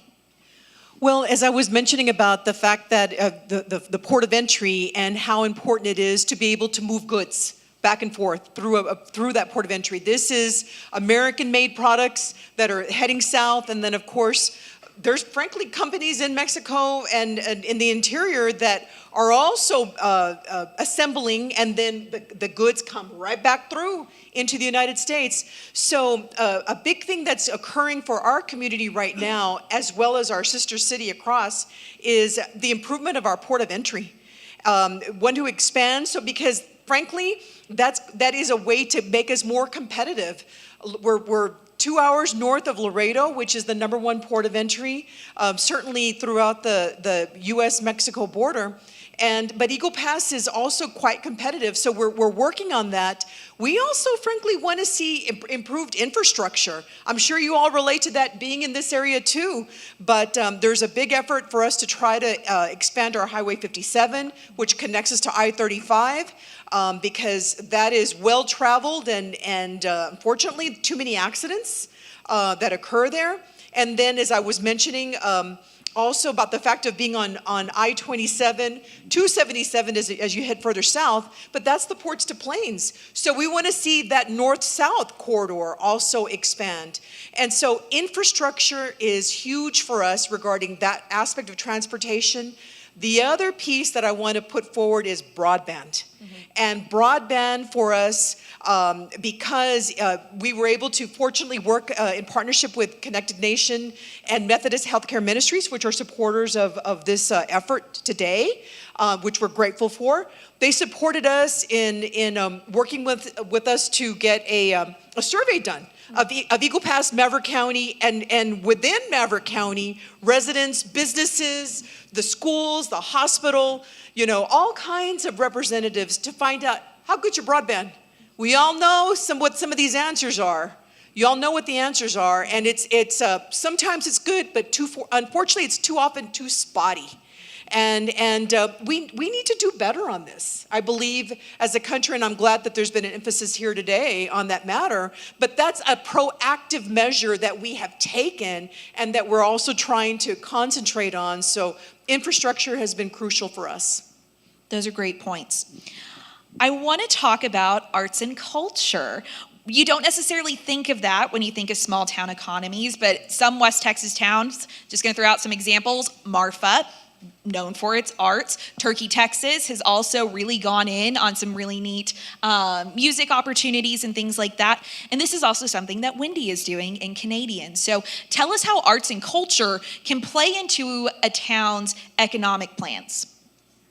So Canadian Texas, in 2018, I spearheaded a wonderful committee of citizens who are committed to an idea that Canadian could possibly be one of the, at the time, 40 designated state cultural districts. It was a daunting task. We did it. And I don't think, so Canadian is designated as the northernmost and the smallest cultural district in the state of Texas. And what that channel allows us to do is it allows us to tap into a very small, needs to be expanded, ask me about that in a minute, pocket of money designated by the state to allow any organization within that cultural district to access a specific pot of money for growth. So that gave us another tool that we can use to expand the things that are happening. Now, not just anybody can apply. You have to have a lot of reasons why they're going to designate you. They designate anywhere between 1 and 3 or 4 a year. It's a pretty tough challenge, but as a background for what I represent, I am one of 3 art museums in the entire 26,000 square mile Texas Panhandle. Amarillo and Canyon are pretty much the same metro area. They each have one. And then you have to go 2 hours to find another one, and that's me. And it was an immigrant family that came to Canadian in the early 1900s from Lebanon. They rooted there, raised their children raised their children, and one of those ended up being a state arts commissioner. He was a physician. They bought the abandoned First Baptist Church that was built in 1910 in that community. They renovated it, and they raised their 3 children in it. and all three of those three children operate businesses back in Canadian, and they're very well connected. So what they did is in 2008-9, they decided to take that collection and say, we want to do something that's really going to change the cultural fabric of our community. He likes to say he was a square peg being shoved into a round hole of Texas. He was not a ranching kid, and he was not a sports kid. Where did he fit? And in rural Texas, that's a pretty hard sell, right? So he had the means to do it, amassed an art collection and turned it into a museum and said, here's our idea, Wendy Cook, would you go do this? And so that is an amazing opportunity to really change our culture there. So the results of that 13 years that we've been open is every child in my community knows the ins and outs of a museum. They're very comfortable being there. And every grade comes almost once a 6 weeks. We bring in art from all over the world and do projects and write curriculum to emphasize that. That changes the fabric of the vision of your students. It helps emphasize handwriting. We all know about how our children now are really good at thumb things, right? We've got great dexterity in our thumbs, but our children cannot write. They cannot write, which means they cannot meet the third grade standards that the state mandates that they do. The only way that you can increase that is through art making, hand-eye coordination, dexterity, fine motor skills. All of those things have been stripped out of our education curriculum. So those are the ways that arts and culture can really shift a community. And if you would have told me 13 years ago that my wonderful ranching family community would embrace 14 murals from public artists who came and did these amazing life-size art murals in 14 places with tape, and they would have thought that it was the coolest thing that they've ever seen in their life, those are major steps in the right direction of vision and growth and education. And I'm very proud of that. It's hard work, but it is so important because you have to have quality of life things that make what you give up moving to a rural community worth it. You have to have something that gains to your life in a way that offsets the things that you have to give up. So I'm proud to be there. I'm planning a road trip. It sounds like a fabulous museum. Wendy, quickly, I also wanted to touch on Canadian just went wet. What does that mean for your local economy? Or do we know yet? We're about to find out. So surprisingly, there are 5 counties in the state of Texas that are dry. I am one of them. Some years ago, we had it on the ballot. It lost by 32 votes. It lost because it was run by outsiders.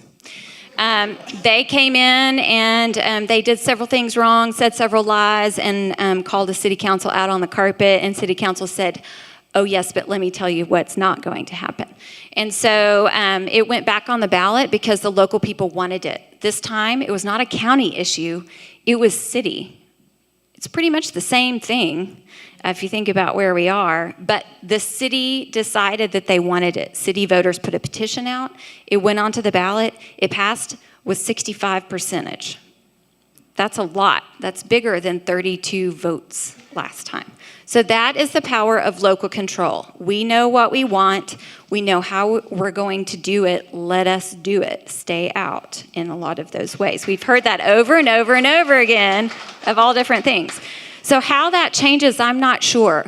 But I can tell you that the next day, I was down at City Hall and we had 3 petitions ready to file to sell alcohol. 3 in one day. That's telling. It's telling. So there are regulations. I also have a few emails that I've received today that say that they have concerns with having a bar against their house. And so that's going to really push the city to take care of some things. But I think there's excitement there. It was obviously something that the local people wanted, and they spoke. There we go. We're about to head into audience questions. So if you do have one, please make your way to a microphone. Lillian, we would be remiss to not talk about agriculture. That's been talked about a lot today, but it is a big part of our local rural economies. With the drought that we've experienced recently, those jobs have been especially hard. Give us some insight into the state's agriculture system right now, and tell us a little bit more about what the USDA offers to our rural communities. Well, on the economic development side, so, but I do have a farm, and so I know what other farmers tell me when I'm out in the community, and it's about workforce. And workforce is, I mean, you hear about the drought, you hear about the workforce. And I have to say that I've been so impressed with the Texas Workforce Commission and the work that they're doing around it and how resilient they have been with the ag community.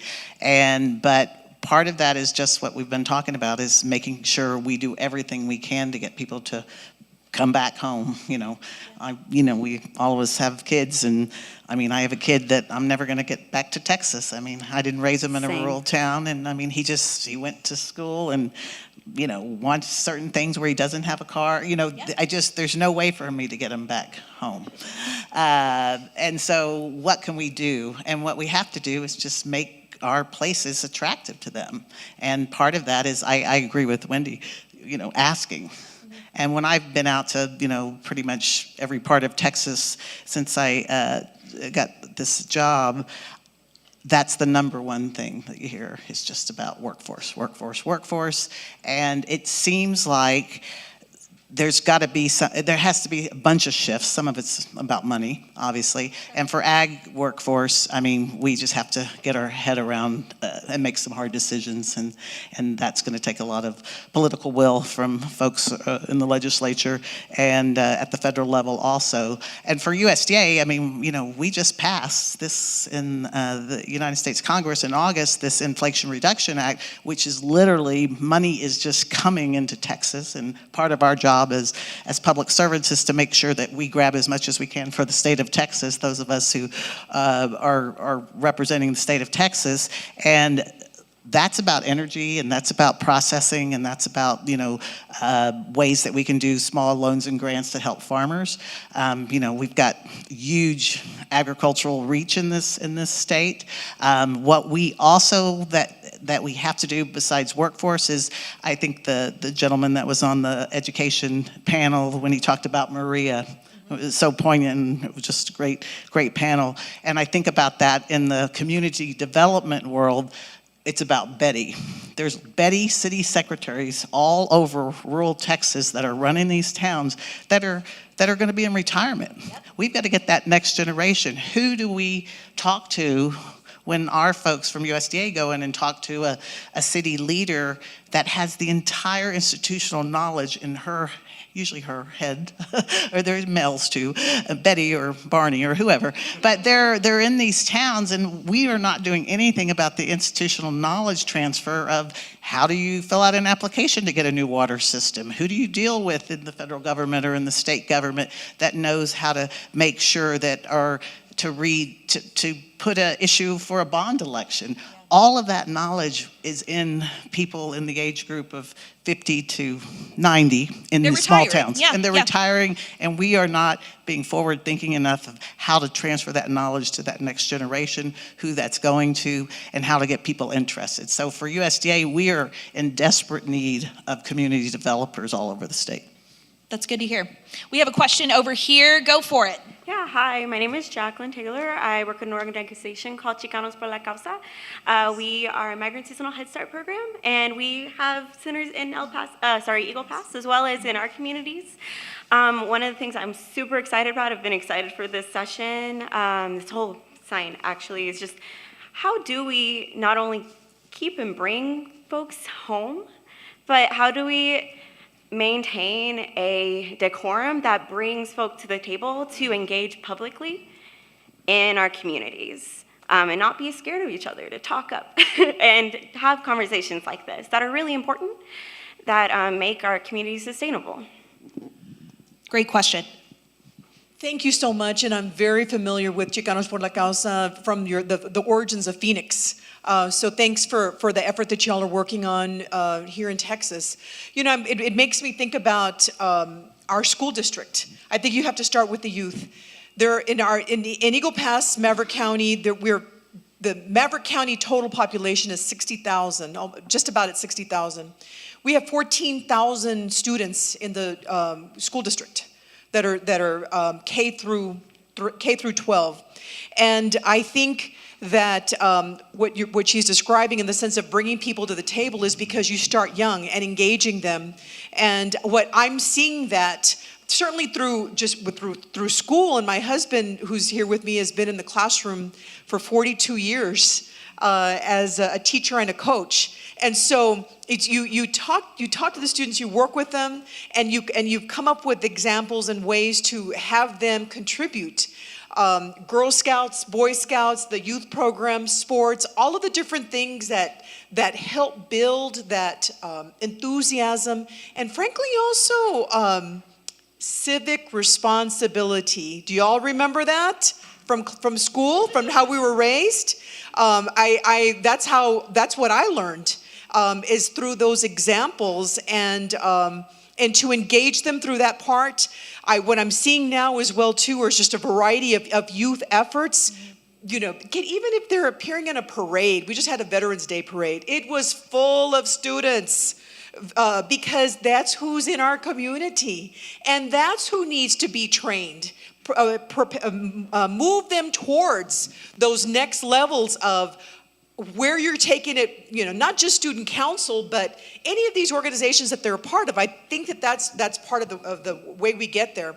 I also think about the fact that our community college and our four-year college, Sul Ross University, Rio Grande College, also provides them with ways to be able to engage in the community. So it's through that starting young and training our students to show that it can be interact. I'm a member of Rotary. That's another example, where we show that there's ways for the students to engage.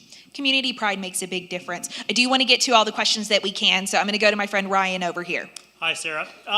So I am Ryan Crow of the Florida Economic Development Corporation, very new to the job. So my question to you guys is, as someone who is kind of coming into this, but familiar with the concerns and uphill battle I have with my town, what is your one biggest piece of advice to somebody in my shoes?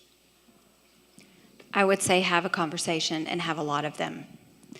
I find in all the hats that I wear, I'm on several state boards for arts, and you can apply this to any board that in my personal service is have conversations, which ties very nicely back to your comment. You have to go back to the basics of how you're supposed to live your life, and that is to being kind and respectful. And that is kind and respectful in emotional situations as well. And so we recently at our EDC meeting last week had this conversation. We had 3 people that were a little bit voicing some concerns about some things that were happening. And so I said I would like to know who they are, and I want to go take them and have some coffee. Because it is really easy to, I think we can all agree that it's really easy to attack the mass. Right, you've got the digital confidence screen right in front of you, right? It is a lot harder to do that on a face-to-face, I understand and I'm hearing what you're saying. And so from my perspective in living in Canadian and seeing all the wonderful things that have happened over the years, it is having the courage to have these really hard conversations. Some people will really shift their focus if you pour into them in that way. And some people are just never going to be happy about it. And you have to be okay, and you have to move on from that. That's a really simple Pollyanna type answer, but it is missing, I believe, in the fabric of just about every board, every organization, every government entity is that fundamental thing. It's a big part of being an advocate, and most of the people in the room need that kind of reminder always, I think, All right, let's go back to this person. Hello, I'm Brandy Reed, and I'm a business field advisor with the Northwest Texas Business Resource Center. And I am in part doing a project thanks to a rural development grant in Crosby, Dickens, and Floyd counties. So each one of those counties has less than 5,000 people, and then kind of like yours, Wendy. I grew up in one like that. I live in another one like that now. I'm thankful to have this opportunity for us to get together and network. There's a lot of faces that I don't see in this room that I wish were here today that would have benefited from hearing from this and meeting these people. And I know in West Texas or Northwest Texas, Amarillo, Lubbock, I'm seeing a lot of good moves toward regionalism, and that's great. And we're used to doing things on our own. And I've heard a lot of digs at Austin and Washington, D.C. this weekend, or the end of this week. And how can we consolidate our voice maybe, or get the ears of Austin and D.C. and let them know really what it means to have these issues in rural West Texas and need their help to fix them, or some guidance or some money. How can we attain that listening ear? One thing I would quickly recommend, Casey Coker, raise your hand.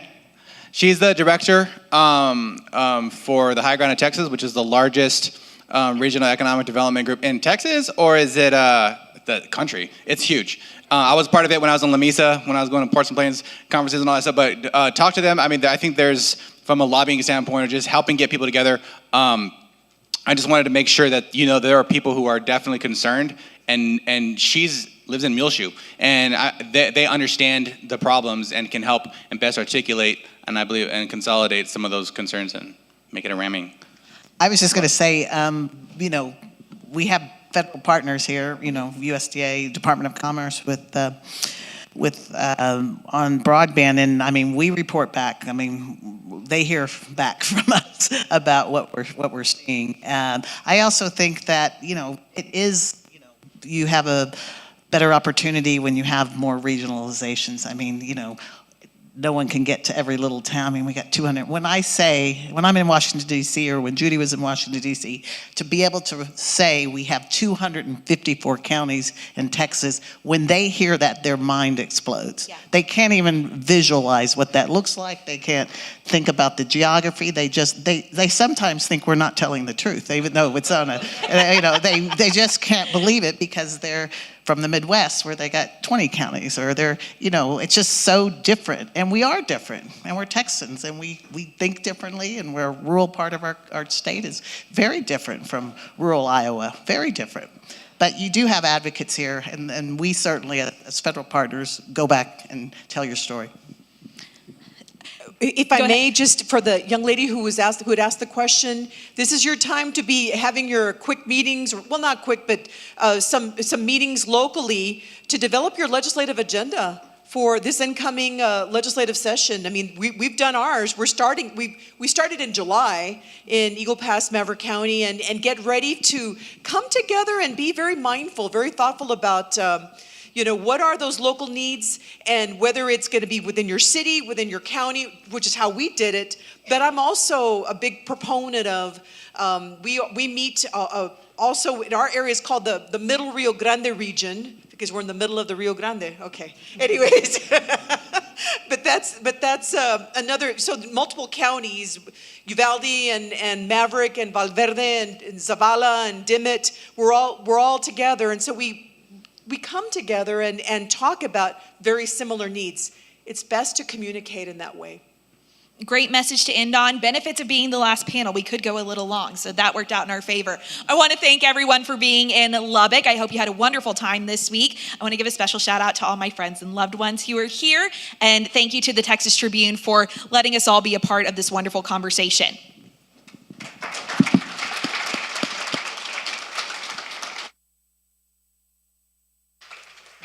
Thank you so much, Sarah, and thank you to this terrific panel. We've learned so much today about education, healthcare, broadband, economic development, and the environment, and I'm just so grateful to all the speakers for making the time. I'm grateful most of all to all of you for coming to our Future of Rural Texas Symposium. We really appreciate it. We appreciate your support of the Texas Tribune, and we're deeply grateful to Texas Tech for hosting us. There are, I am told, a few sandwiches that have not been consumed yet. You can find them in the area where we had lunch. Thank you so much, and I'm sorry. And some gauges as well. Yeah. Thank you so much, and please stay in touch.